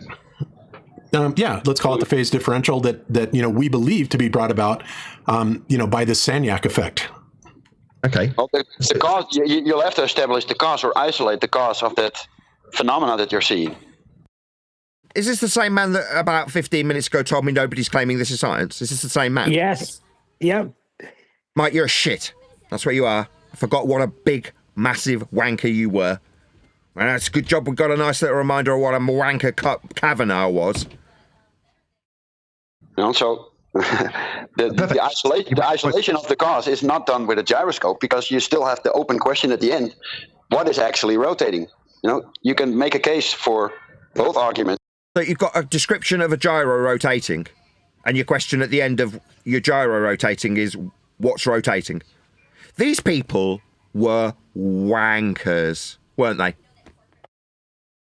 100%. One is actually valid. Again? I was just saying 100%. Definitely. And the other one has no corroborating evidence. So you're still left with, an open ending, and that by definition cannot constitute a scientific experiment.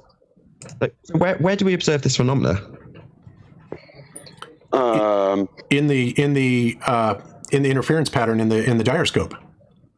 But that means you're creating that phenomena then.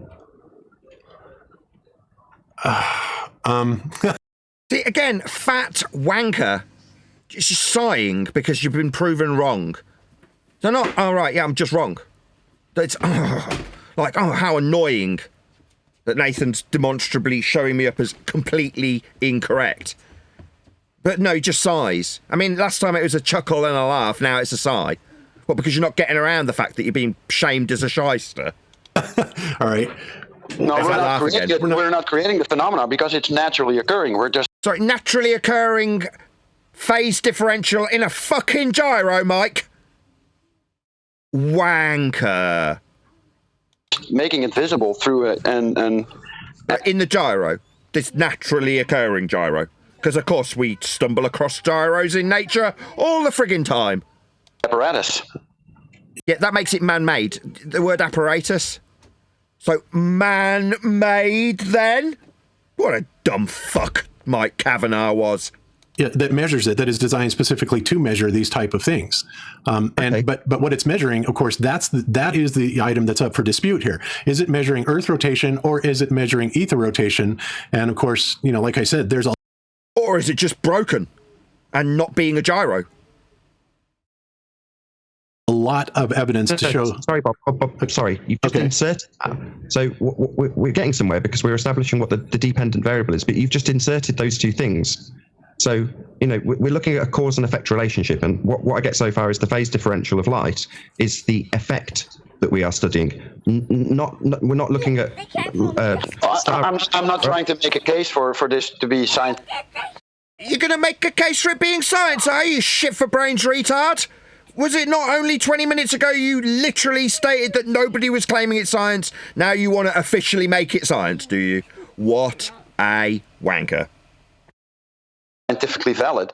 I'm just saying that there is a naturally occurring phenomena, but we cannot... Absolutely. Just want to use some science words around it. I mean, obviously we've got to push this garbage to an audience who are paying us. We cannot establish the cause of that just by doing a gyroscope experiment, because... So nobody's calling it an experiment, now you are.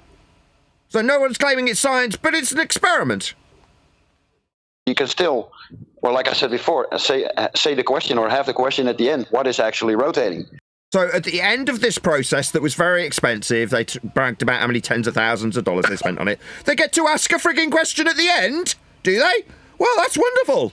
Money well spent, dickheads. No, and you cannot establish for a fact that it's Earth rotation. Oh, really? So it's useless then in terms of proving the Glober's point? Definitely not science, definitely not the alleged and independent variable, and definitely not the claimed phenomena of star movement.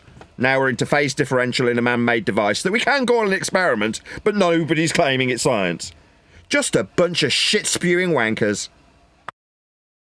Because there is, based on other systematic experimentation, zero corroborating evidence. Right, and what I would say, and correct me if I'm wrong, but when similar tests are done with mechanical gyros, this drift is not measured, and so I would just. So Morgal's pointing out that gyros don't fucking drift. No, that's right. So what you're saying there, Morgal, is that generally speaking, gyros don't do this, but this one does. So we'll call it a phenomena and say with science the turn of ether with it, even though Morgal is literally pointing out. Gyros don't normally do this. No, they don't. That's right. They wouldn't be a gyro if they did what this gyro you're alleging has got a phenomena that's oh so very natural does. So it's not a gyro then. Just pose the question, and I think we've pretty much answered it already. The question, more guys, what's wrong with your gyro? That's the only question that anybody should be asking. What's wrong with your piece of shit doesn't do gyroscopic remain rigid in space things? Gyro, what's wrong with it? Not, is there an luminiferous ether causing this drift? No, just what's wrong with your piece of shit that you got ripped off with? That's what you should be asking. Because as Morgal just pointed out, gyros don't normally do this. What, normally as in when they're gyros? Yeah, that's right. It seems that Morgal was obviously so heavily gaslit by this bunch of shit-spewing twats that he was prepared to put his neck out and say, you know what? This claim to be phenomena doesn't usually happen. Already, but what is the difference between a mechanical gyro that's spun up to 1,000 RPMs and the ring laser or the fiber optics gyro? So now we're asking, what's the difference between a working and a broken gyro? That's the question, is it? Wow, I mean, it was so worth all the money. What a great investment in the fiber optic gyro that they purchased that doesn't do gyro things.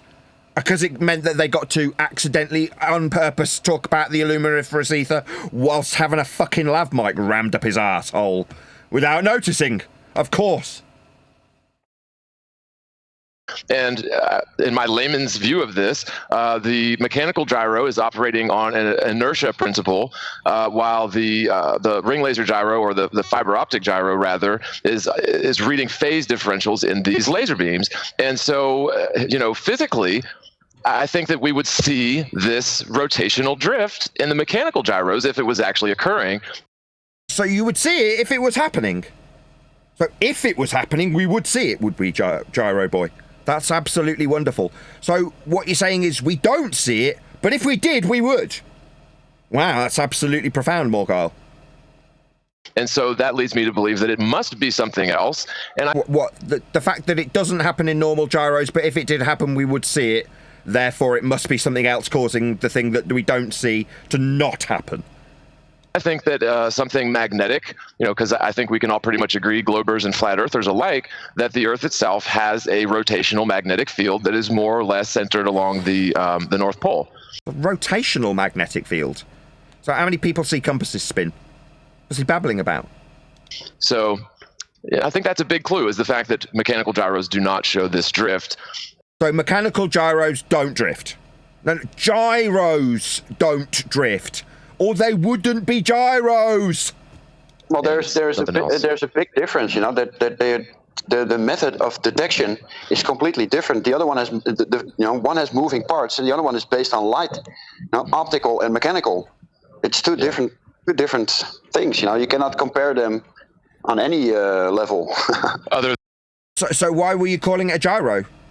They're not comparable. So what your piece of shit man-made device that you're going to try and science, but not call science because no one's calling it science, doesn't do what gyros do. They're different on a completely different level. No, you're calling it a gyro. You're claiming that the gyro drifts. That's what you're doing. Then you're trying to science the shit out of it. That's what you're doing. And then when I come along and go, it's not science, you tell me by gaslighting, no one's calling it science. 20 minutes later, well, should we call this a phenomena? Can we have an independent variable for it? Says Mike, the man who's alleging nobody calls it science. Wankers. Other than the name, I guess, right? Yeah, well, they both have the gyroscope behind it. But, when you say gyroscope, most of the people see a spinning flywheel. But an optical gyroscope, it has no moving parts in that regard. There is no flywheel. Right. And the other thing... No, what you need a gyro to do is remain rigid in space so you can reference it for horizontal. That's what it's being used for. Regardless of how you'll describe it as a mechanical spinning wheel versus something that spins light, The principle is what you're trying to exploit from this device. Remaining rigid in space, that's what it's useful for. Thing also is that, I will go along and I will agree with Nathan and say that, yes, it's not an experiment, it's an observation, but we're also doing this observation with a proven piece of technology that is used every single day for navigation. It's what, like a gyro that doesn't drift, but this one's not like that one. I see. Well, gaslighters, aren't they? Gaslighting their fucking audience, that's all this is. It's used in airliners, it's used in... What, to remain in level flight? This whole thing distracts from the actual flat Earth prerequisite being used for the gyro. Why do they use the gyro? To remain in level flight. So they've got a reference for horizontal, that's what it's for. Nobody's talking about it, nobody's mentioning it, instead we're arguing about whether or not they're hijacking science. Submarines, it's used by the military. Yeah, for level, that's what it's for. And not only that, it's extremely precise. And what it for level, for proving Earth's flat, does is it measures motion and orientation. Okay. Yeah, orientation being horizontal. That's what you exploited from it. That's what it's for. And so this is far past the science stages as far as being any past the science stages. Wanker, you don't know what science is. You allege this had a hypothesis and have just spent 10 minutes trying to fudge one. But it's past the sciences. It's better than science now. Type of experimental thing. We're looking at it as, a measuring device, much like, you take a multimeter and you put it on a battery and you measure the voltage. No, that would be measuring voltage, as opposed to remaining rigid in space so you can reference orientation with it. Nobody's referencing orientation with a multimeter, you fat twat. It's actually an false analogy. Indicator, it's something that measures something. That's how it's being used in this. No, it's not being used like that, Bob. You're a lying fat twat, aren't you? Clearly, were, past tense, a lying fat twat. Because no, that is absolutely not. False comparison. No, you measure your amperage with your multimeter as opposed to orientation. How would you use it to measure orientation? Well, because it's got a principle that's being exploited. That's to say it remains rigid in space. What's that? But yours doesn't. Fucking drifts, does it? Oh, quick, let's get our science books out. Particular case. Now, the thing that's being measured, now that of course is the thing that is the thing that it's not supposed to do that no other gyro does. That's what's being measured. In question here. No, it's what you're alleging proves you luminiferous ether, you bullshitting shitbag. And like you said, Nathan, yes, it can be a couple of different things. It might be the rotation of the Earth if we were actually on a spinning ball. Might it? Really? It's almost like you're fighting for them.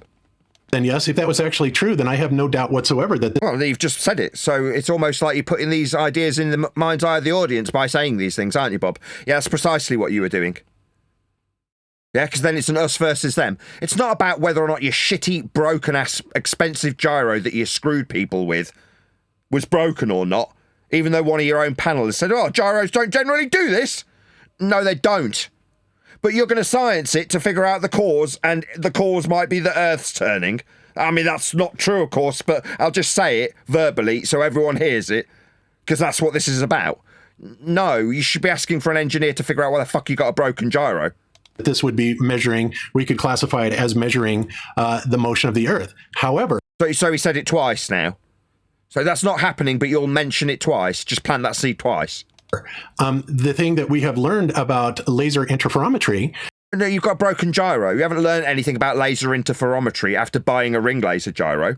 It's like me saying I'm a bloody engineer for automotive because I can drive. No, buying and using something that's bust, in this case a fog, doesn't make you a laser interferometry expert. It doesn't mean you've scienced interferometry. It doesn't mean anything. It means you bought a shit gyro that was broken. That's probably why you were allowed to buy it. Is that it also confirms the existence of what science has known for, hundreds of years. Is it just me, or is he saying science has known something? Reification fallacy. What's the word? Anthropomorphization. Science doesn't get to know things it's not a man. And that is the existence of the ether. Science doesn't know that. Ether isn't a phenomena, nor is it a dependent or independent variable to formulate a hypothesis with. It's horseshit. This is what you were peddling back then. Garbage waffle poisoning everybody. Okay. And the ether has been calculated at even one... Calculated like maths. Really, you maths it into existence with a broken fog? One of the videos I was showing that there's even a distinct measurement of, the density of the ether. There's that word again, we know measurement. a lot about the characteristics. It's something that's taught in electrical engineering. It's something that is taught and in a false comparison analogy that I'll now give, like making it sound like a drifting gyro that doesn't remain rigid in space to exploit its natural properties that give you a naturally occurring phenomena to study when it doesn't do that you can then call science and then allege that it's proving luminiferous ether. No, you're just a shitbag shyster charlatan con man. That's what you actually were, Bob. Measured and experimented with to this very day. So experimented, measurement, experiment proving luminiferous ether. Science has known it.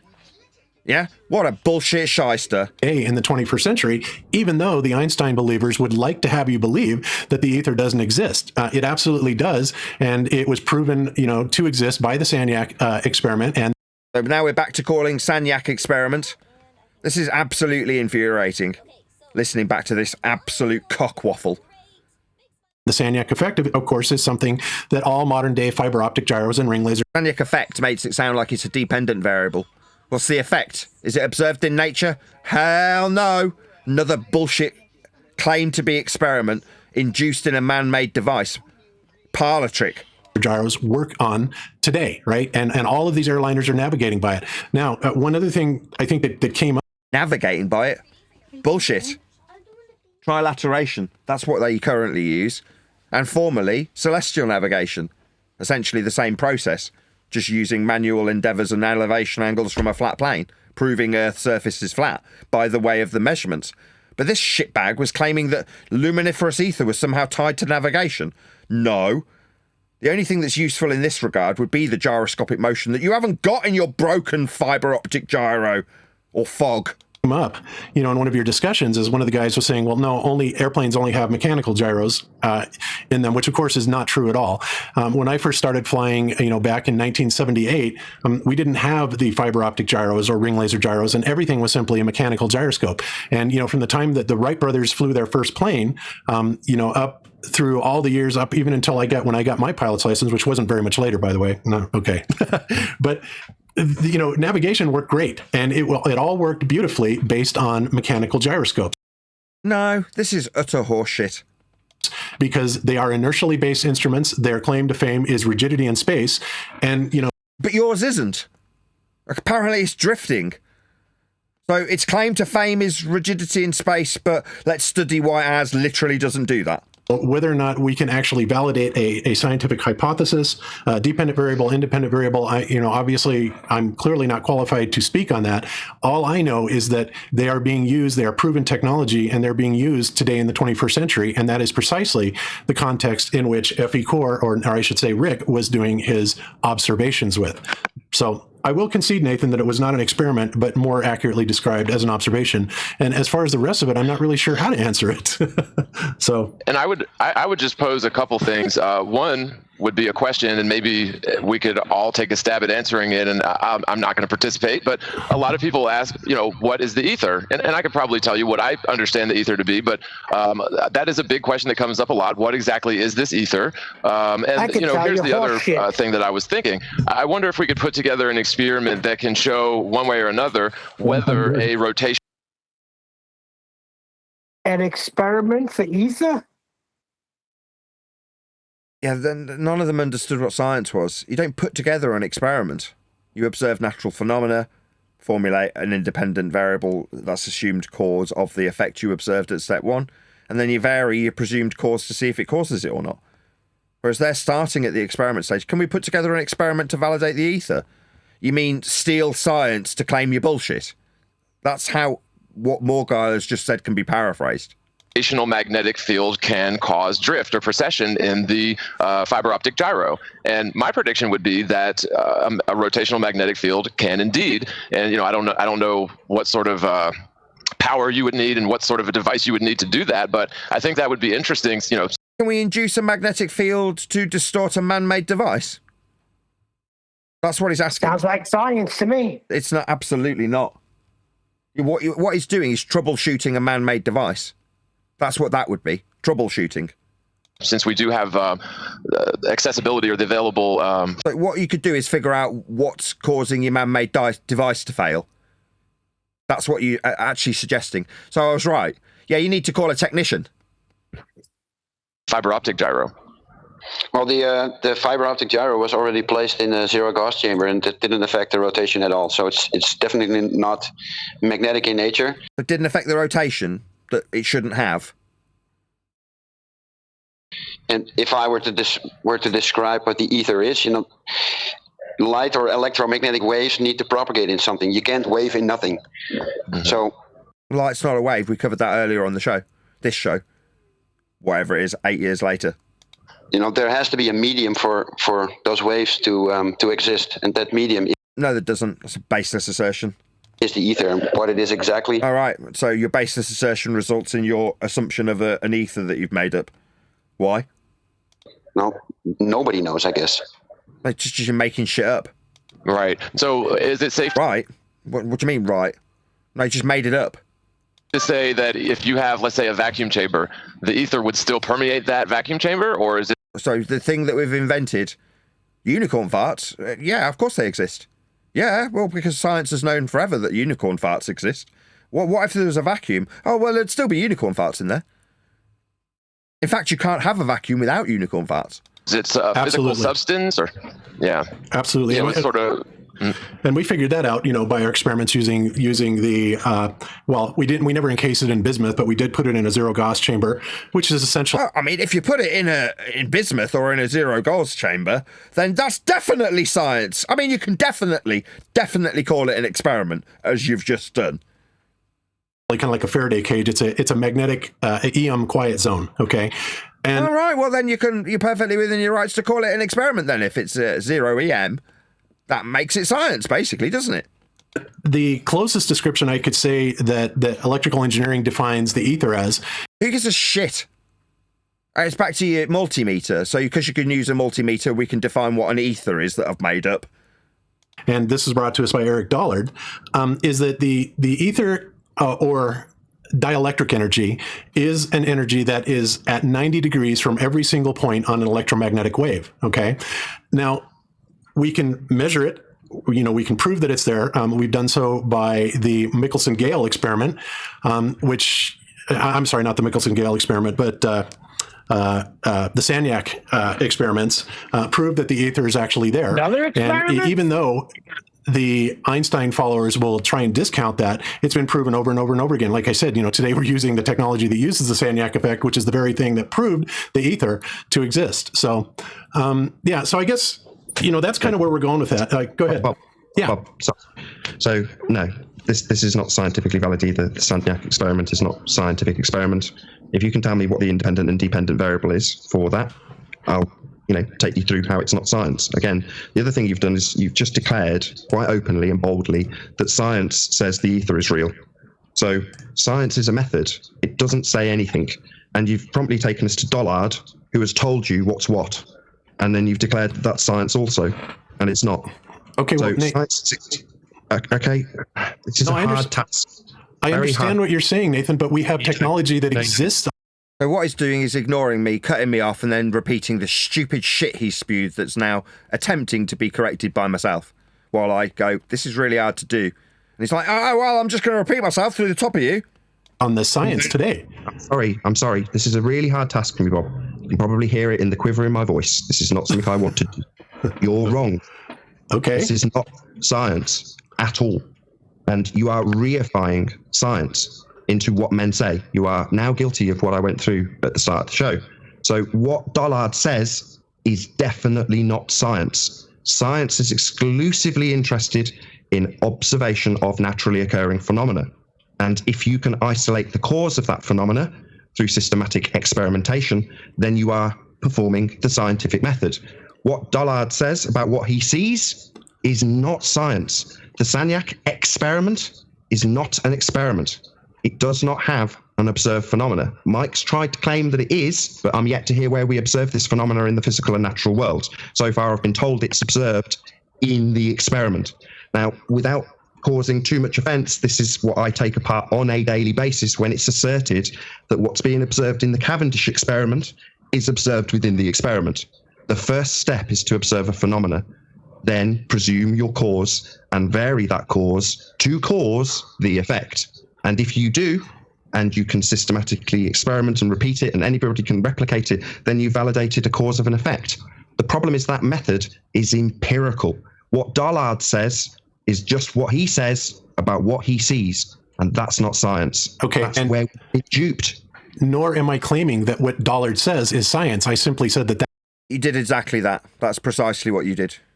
That is his explanation for what it is. Yeah, an explanation in science is the validation of a hypothesis, a scientific prediction actualized, aka experiment. That's what gives you the, quote, explanation. So when you say Dollard explained, that's what would be afforded to him if he had performed the scientific method. He just hasn't. My point that's been ignored. I'm not claiming it's science, Nathan. Yeah, you are. You've said it 4 times. And you look, if you're going to go down this road and talk about it this way, look, we know that this is technology that is in use today. It works. Period. Okay. So technology is not science. I'm not saying that it is. It's technology is what it is. So he's getting frustrated, saying I'm not saying it is. He's used the word experiment. He's described how he wants to fudge it into being a cause and effect relationship. Described variables. Every bit of science vernacular that he could muster has been inserted into this shit, hasn't it? It is. Look, how would you, if I was to say, look, I've got this. Now he's going to flip the burden and tell me that I should explain how it should be formulated into science. Meter here, and it's called a voltmeter, and I put it on a battery. Back to his false analogy. You know, are you going to tell me that that's not, I mean, yeah, you can tell me that's not science. Yeah, it's because it's not. And I would say, okay, great. I agree. That's not science. What it is an instrument that's measuring and telling me the electromotive maths, then the force difference of potential between the 2 battery points. Maths, measurement. Now, you know why you want to bring argument of science into that. I don't, you do.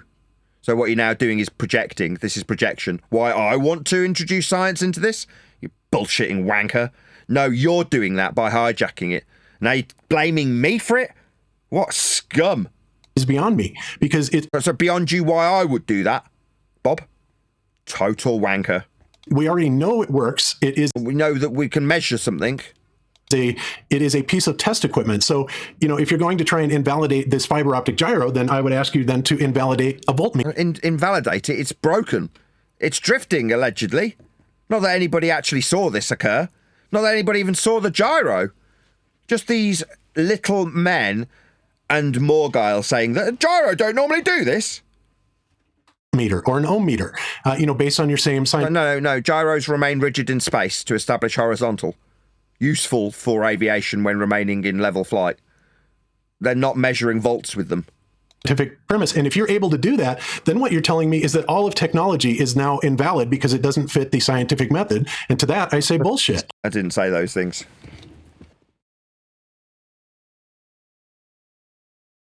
It's a full equivocation fallacy, Bob. It's like battling with a baller. That's a false equivocation.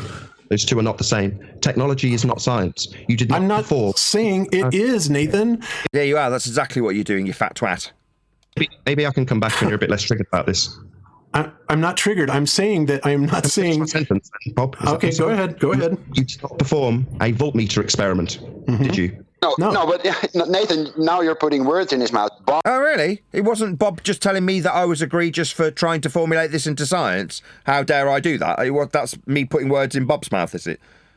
You got your little muppet next to you to take the projection and point it at me, like I'm the one doing that. Bob did not say that he was doing a voltmeter experiment. Yeah, you used the word experiment multiple times. Is it called the Sagnac experiment? It's called the Sagnac effect. Oh, I'm sorry. What's it say on screen? Sagnac experiment, it says on screen. Mike, Bob, is it the Sagnac experiment? Well, if you're referring to the placard that's showing, it says the Sagnac experiment, yes. Right, therein lies the problem. We have been deceived into what is and is not science. And what is declared as men, what they say is science, isn't necessarily an adherence to the empirical method that establishes the cause, independent variable, of an effect, dependent variable. What has that to do in relation to measuring devices? Fuck all, you stupid fucking twat. That's the point. You keep calling it an experiment. And technology. Nothing. Well, then why are we talking about it? Yeah, that's my point. Why are you using these science words, you stupid fat idiot? Why are we having this discussion then? Because you're using the words, you stupid retards. Well, because it's being called an experiment. Like this gyroscope was called an experiment when it is not. Well, it's not. And we've conceded that. Right, conceded it whilst pointing out that it's an experiment multiple times. No, you're liars. That's what you're doing. In the very discussion, they've tried to fudge it into a cause and effect relationship. They've called it an experiment multiple times. Now it's being pointed out that that's incorrect. They're saying, we don't say that. They're just liars, aren't they? Why am I being attacked? I didn't call it an experiment, did I, Mike? Did I call it an experiment? I'm not saying... Why is everyone jumping on me?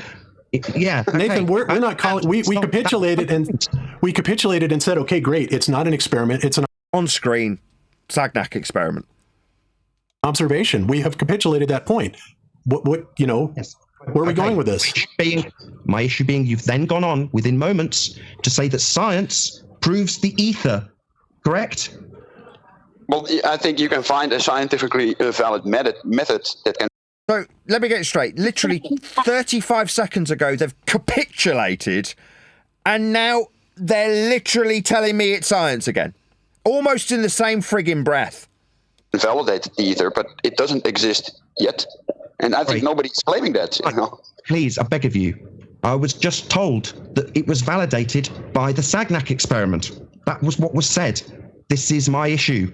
The terminology of science, meaning the establishment of a hypothesis, scientific prediction, to validate or invalidate a cause of an effect, has been hijacked to mean observation with just so story, or phenomena being described as man-made devices. In other words, not step one, observe a natural phenomena, but claim an experiment, in quotes, prove something. No, you're going down this route again, but you know, by this point, I'm going to have to ask you to quote me on when I'm saying that it's an experiment, because I've never said that. Mike, I'm talking. What a pair of gaslighting wankers! After calling things experiments multiple times to me personally within minutes, he's now challenging me to suggest where he's ever said it. It's literally on one of the slides on screen right now. Yeah, this is comical. Trying to talk to Bob, and it's like you're defending his honor. No, I can understand that Bob used the word experiment because you know that's a common terminology used, but he also conceded on the show multiple times that it's. So it's a common terminology, but he's conceded that he hasn't said it multiple times. Not an experiment. Okay, that's wonderful. However, moments later, he declared quite boldly, science proves the ether. You know, okay. All right. Well, maybe. Then obviously this is a battle of semantics. Then, and you know, I don't. No. How dare you? Words have meanings, Bob. I get that, Nathan. These words, and I tell you what, guys. If I'm going to get talked over the entire time, I did this for a week with Dr. John Dee, a PhD scientist. He conceded I was correct at the end. And the reason I'm doing this, challenging though it clearly is because what is happening is the very reason we have been deceived by practitioners of pseudoscience. Men in white coats who observe phenomena and declare science says that light in the sky is a gas in a vacuum. Why? Because I declare it. Because I've done experiments and they have not. That's the problem. This gyroscope is not science. It's not an experiment. Science hasn't proved the ether. Science is very narrow. And that term, which we've all been trained, correctly so, proves things. When it's used incorrectly, no offense, Bob, we're all guilty of this. I'm not trying to single you out. But we're all guilty when we say we've done an experiment. Science says. Because it doesn't. It's just a method.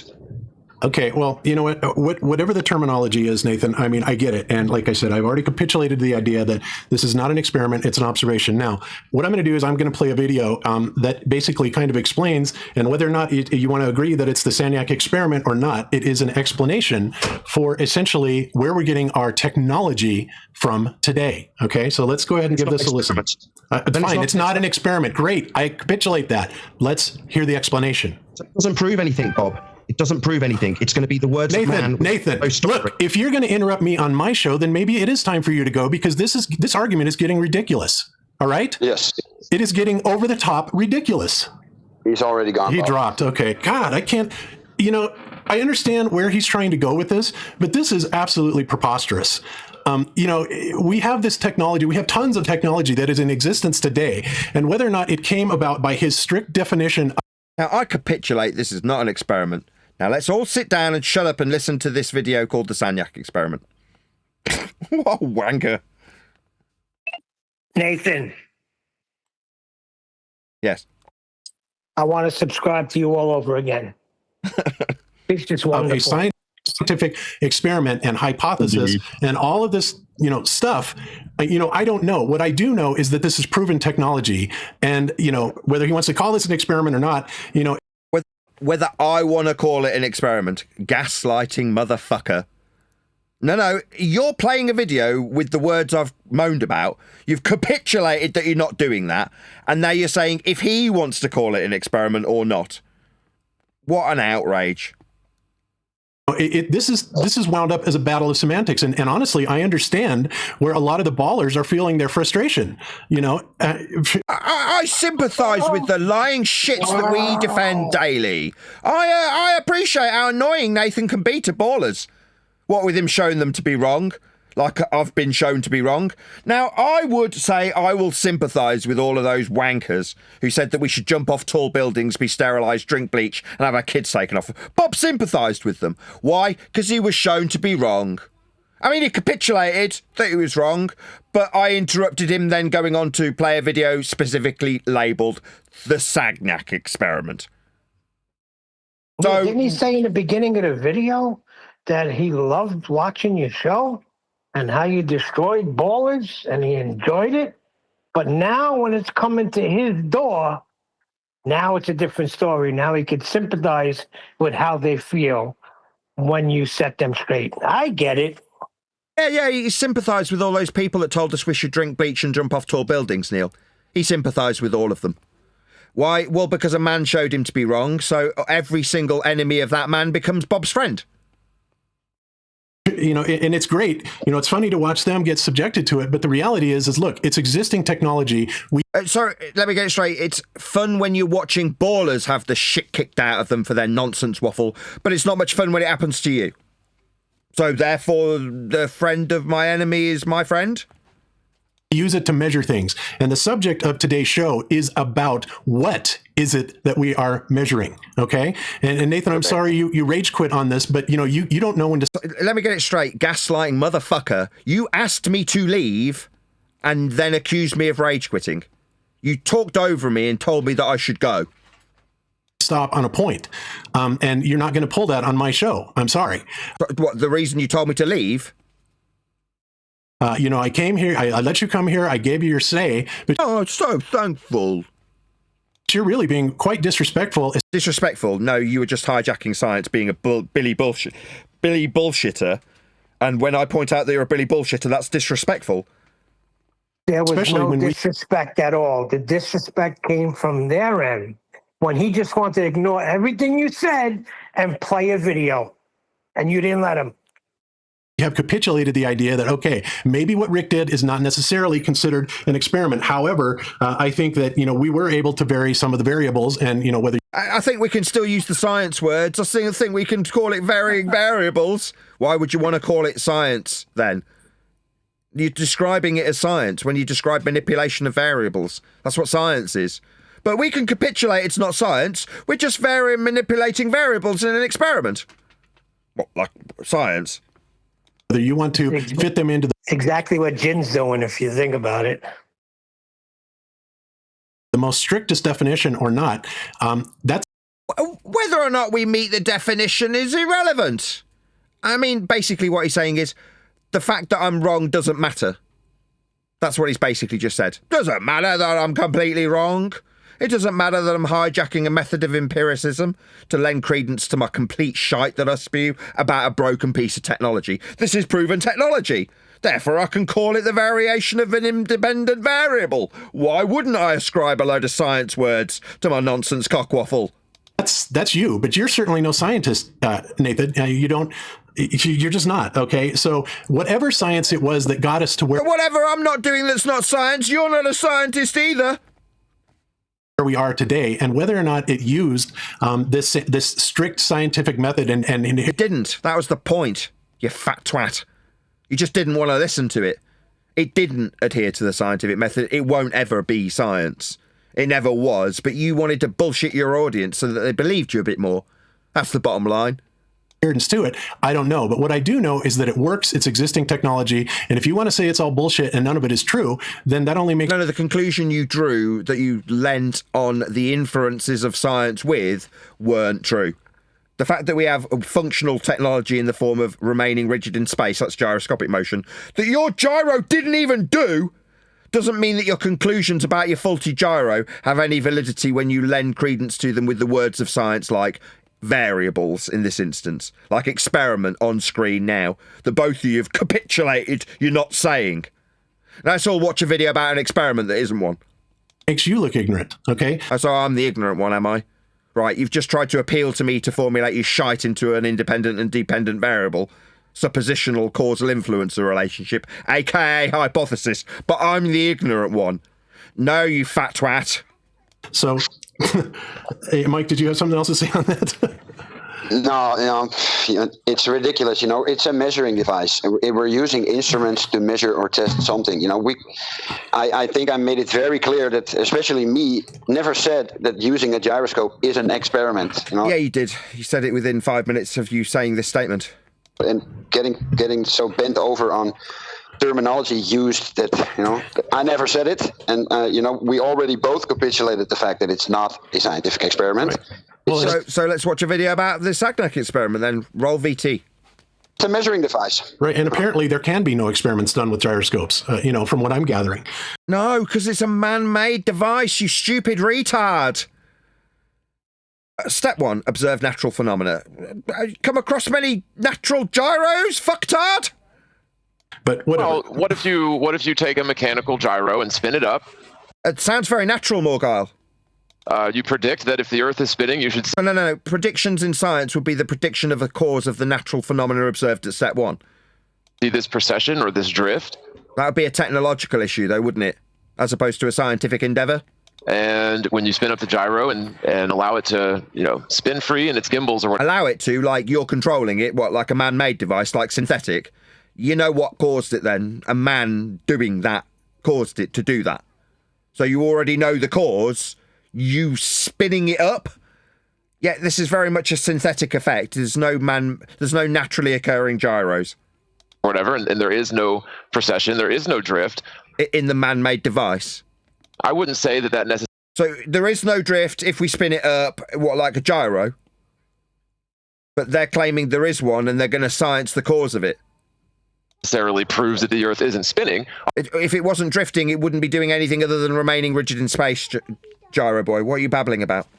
Although it certainly doesn't provide any evidence that it is, and it is... So it's useless then? In this regard, it offers nothing. It just offers a principle of remaining rigid in space so you can fly parallel to the ground then. Unless it's broken. It's good circumstantial evidence to point towards the Earth being stationary. Now, when you find this precession... Right, non-positivity isn't a necessity to prove, Morgile. You don't need to prove that we're stationary. Like not doing anything, you mean? Why would I go out of my way to prove non-positivity? That seems ludicrous. Or drift with a fiber optic gyro. To me, I don't see why is the big hang up on the semantics of the word experiment. But because it isn't one, Morgile. It's just that simple. I mean, we could call you some egregious term, and then when you take umbrage with it, go, I don't see the problem with calling you, I don't know, rapist. Morgile the rapist. And you go, oh, whoa, I'm not a rapist. Well, I don't know why we're getting all hung up on the words we use about you, Morgile. Can't we just call you a rapist? What's the problem here? You don't like the word that we're using? Oh, what's the big deal?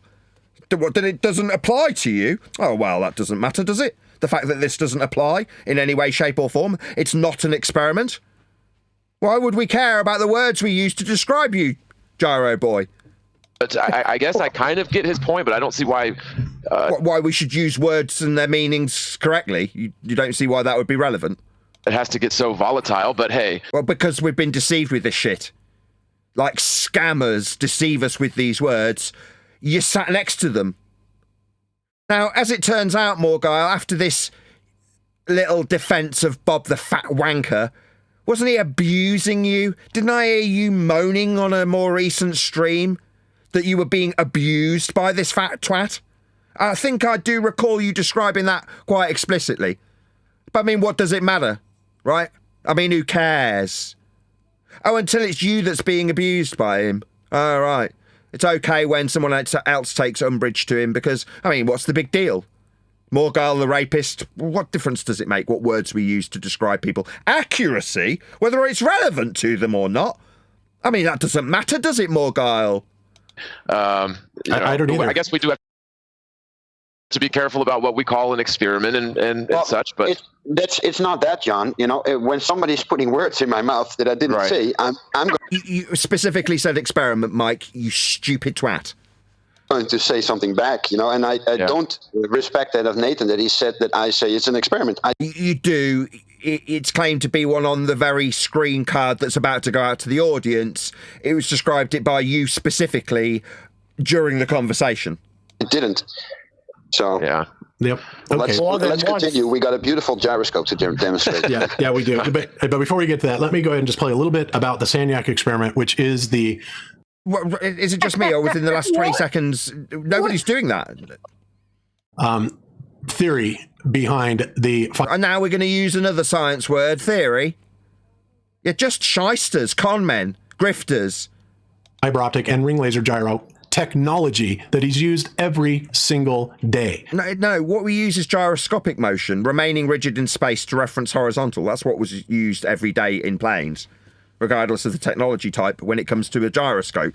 Its useful property is remaining rigid in space. Like Morgul pointed out. Like, they don't drift. That's the point. But we're going to look at how they do drift.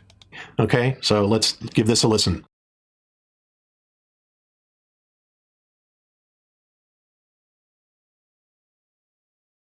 Well, that was irritating. Yeah, but it was good though, because I tell you what, you just held your position because it was you were in right standing, and they wiggled and squirmed and tried to get around it, but you know they can't because their own words deceived them. As much as they were conceding, okay, it's not science, the next word out of their mouth would be a science terminology. You know what they were saying? They were saying you're using a really strict method, right? So you made your own shit up and went above science, according to what I just heard. You know, that's why we started hearing from Nathan's definition of science or QE's definition. You know, that's what they did. They probably started that shit. That's what they did, man. I told you about them guys. What date was that, by the way? What day was that? Nah, Ballers was saying it before that. It was 2018. 2018, okay. Mm-hmm. Yeah, I was making lots of videos about them guys from the beginning. Yeah, the whole community was riddled with shitbags and shills, wasn't it? Yes, it was. That's how it all started. They literally put their con ops in place and got the con ops to bring it out. They did this on purpose from the start. Who's they? Whoever was behind this, I don't know. They go talk. Well, you know, obviously Bob's dead, so you know. Yeah, because I do wonder about that, Hop. I understand what you're saying. I do wonder about it because it seems like there was out of nowhere. There's this lot of discussion going on all over the internet, and it was hot. It was everywhere. You could just absorb video after video after video, and you had people talking about it in a certain way, right? So yeah, how Earth's not a sphere. Yep. How this will prove that Earth is not rotating at a rate of 15 degrees an hour. You're like, what they're doing is planting that idea while simultaneously whistling past how flat Earth must be for the gyro to be functional in an aeroplane. Bob's alleging to be a pilot and then not mentioning how flat you fly a plane, but instead saying, well, they say that the Earth turns underneath the gyro. That's showing it with drift, but the drift isn't showing Earth turning underneath the gyro. The drift that's definitely there is actually proving luminiferous ether. Now, this is all horse shit. And it's all about how Earth's not spinning, planting that seed firmly by telling you. It's like when you tell a kid, don't put that screwdriver in the electrical socket, what you're actually doing is planting the idea that you should shove the screwdriver in the electrical socket in the kid's mind because you're hearing them say the words. Mm-hmm. You got to tweak that a little bit, right? It was demonstrated right there in that video. He kept reaffirming this ball every time he brought it up. Kept keeping it fresh in people's mind. You're right. He should have just went right into how people fly planes. You get a pilot's license and you know how planes operate. He could have went into that. No, he was here as a pilot to not talk about how flat Earth is negotiated in an aeroplane, but how it's not spinning. How distance to Earth curve might not work. How they're not really in the sky, and not even that. How they're faking being in the sky vacuum. Let's have a look at people in a sky vacuum and how they've got CGI in the sky vacuum.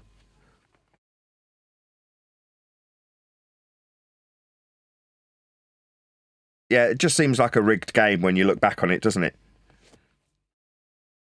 Absolutely. That video is very telling. Wow. That's what it needed. It needs flat Earth to be us saying Earth's not spinning. What are you saying? You know Earth's what not spinning? Well, what are you, a flat earther? You're like telling me that Earth's not spinning? You know, I caught something in the very beginning when he was introducing you.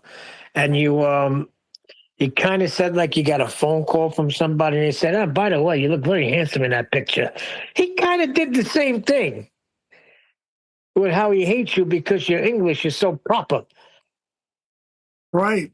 See, what he was doing was winking. You know what I'm talking about? Neil? He was giving him the wink.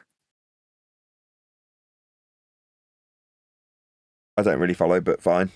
Well, he knew what was coming because he knows where you stood with the science and the scientific Neil, you should have method understood that that's literally biblical, you know? Winking. No. Forget about the wink. Right? That's Give not what him I'm the talking wink. about. In other words, Gosh. Forget about the wink. That's not what I'm talking about. in The other wink. words, they're giving him fake glory. In other words, they're complimenting him falsely. You know what I mean? The wink.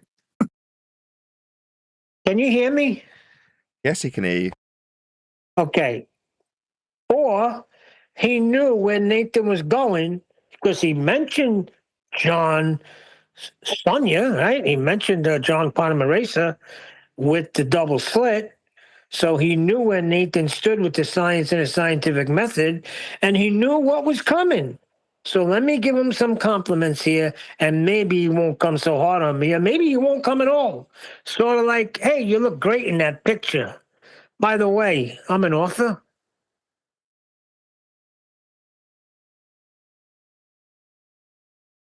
A lot of people called him Grand Master. I don't know if you knew that. The Grand Master, literally. Like I used to go in their chats, and before I would get shadow banned, yeah, I would have a lot to say. I've seen him. That's the Grand Master Bob. Grandmaster Bob. The Xanadu Bob. Xanadu, there you go. Yep. And Whitsitt sounds just like him. I felt like I was listening to Whitsitt. Because Bob's the one who got him. Bob said, hey, look at this guy over here. He's articulating pretty well, almost like Nathan, maybe he said. I don't know what he said in his mind, really, but the next thing you know, he was a fucking Globebuster. Boom. He was on Facebook for a fucking year, you know? That's about it.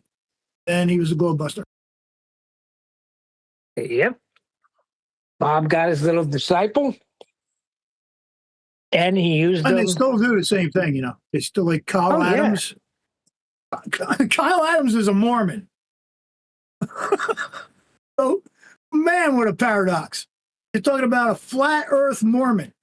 If you understand what I'm saying, I mean, no way. Mormonism is heavily dependent on heliocentrism. Geez, you're going to get your own planet. Yeah, there you go. Right, I remember Amon Ra. You know who Amon Ra is, right? Yeah. Yeah.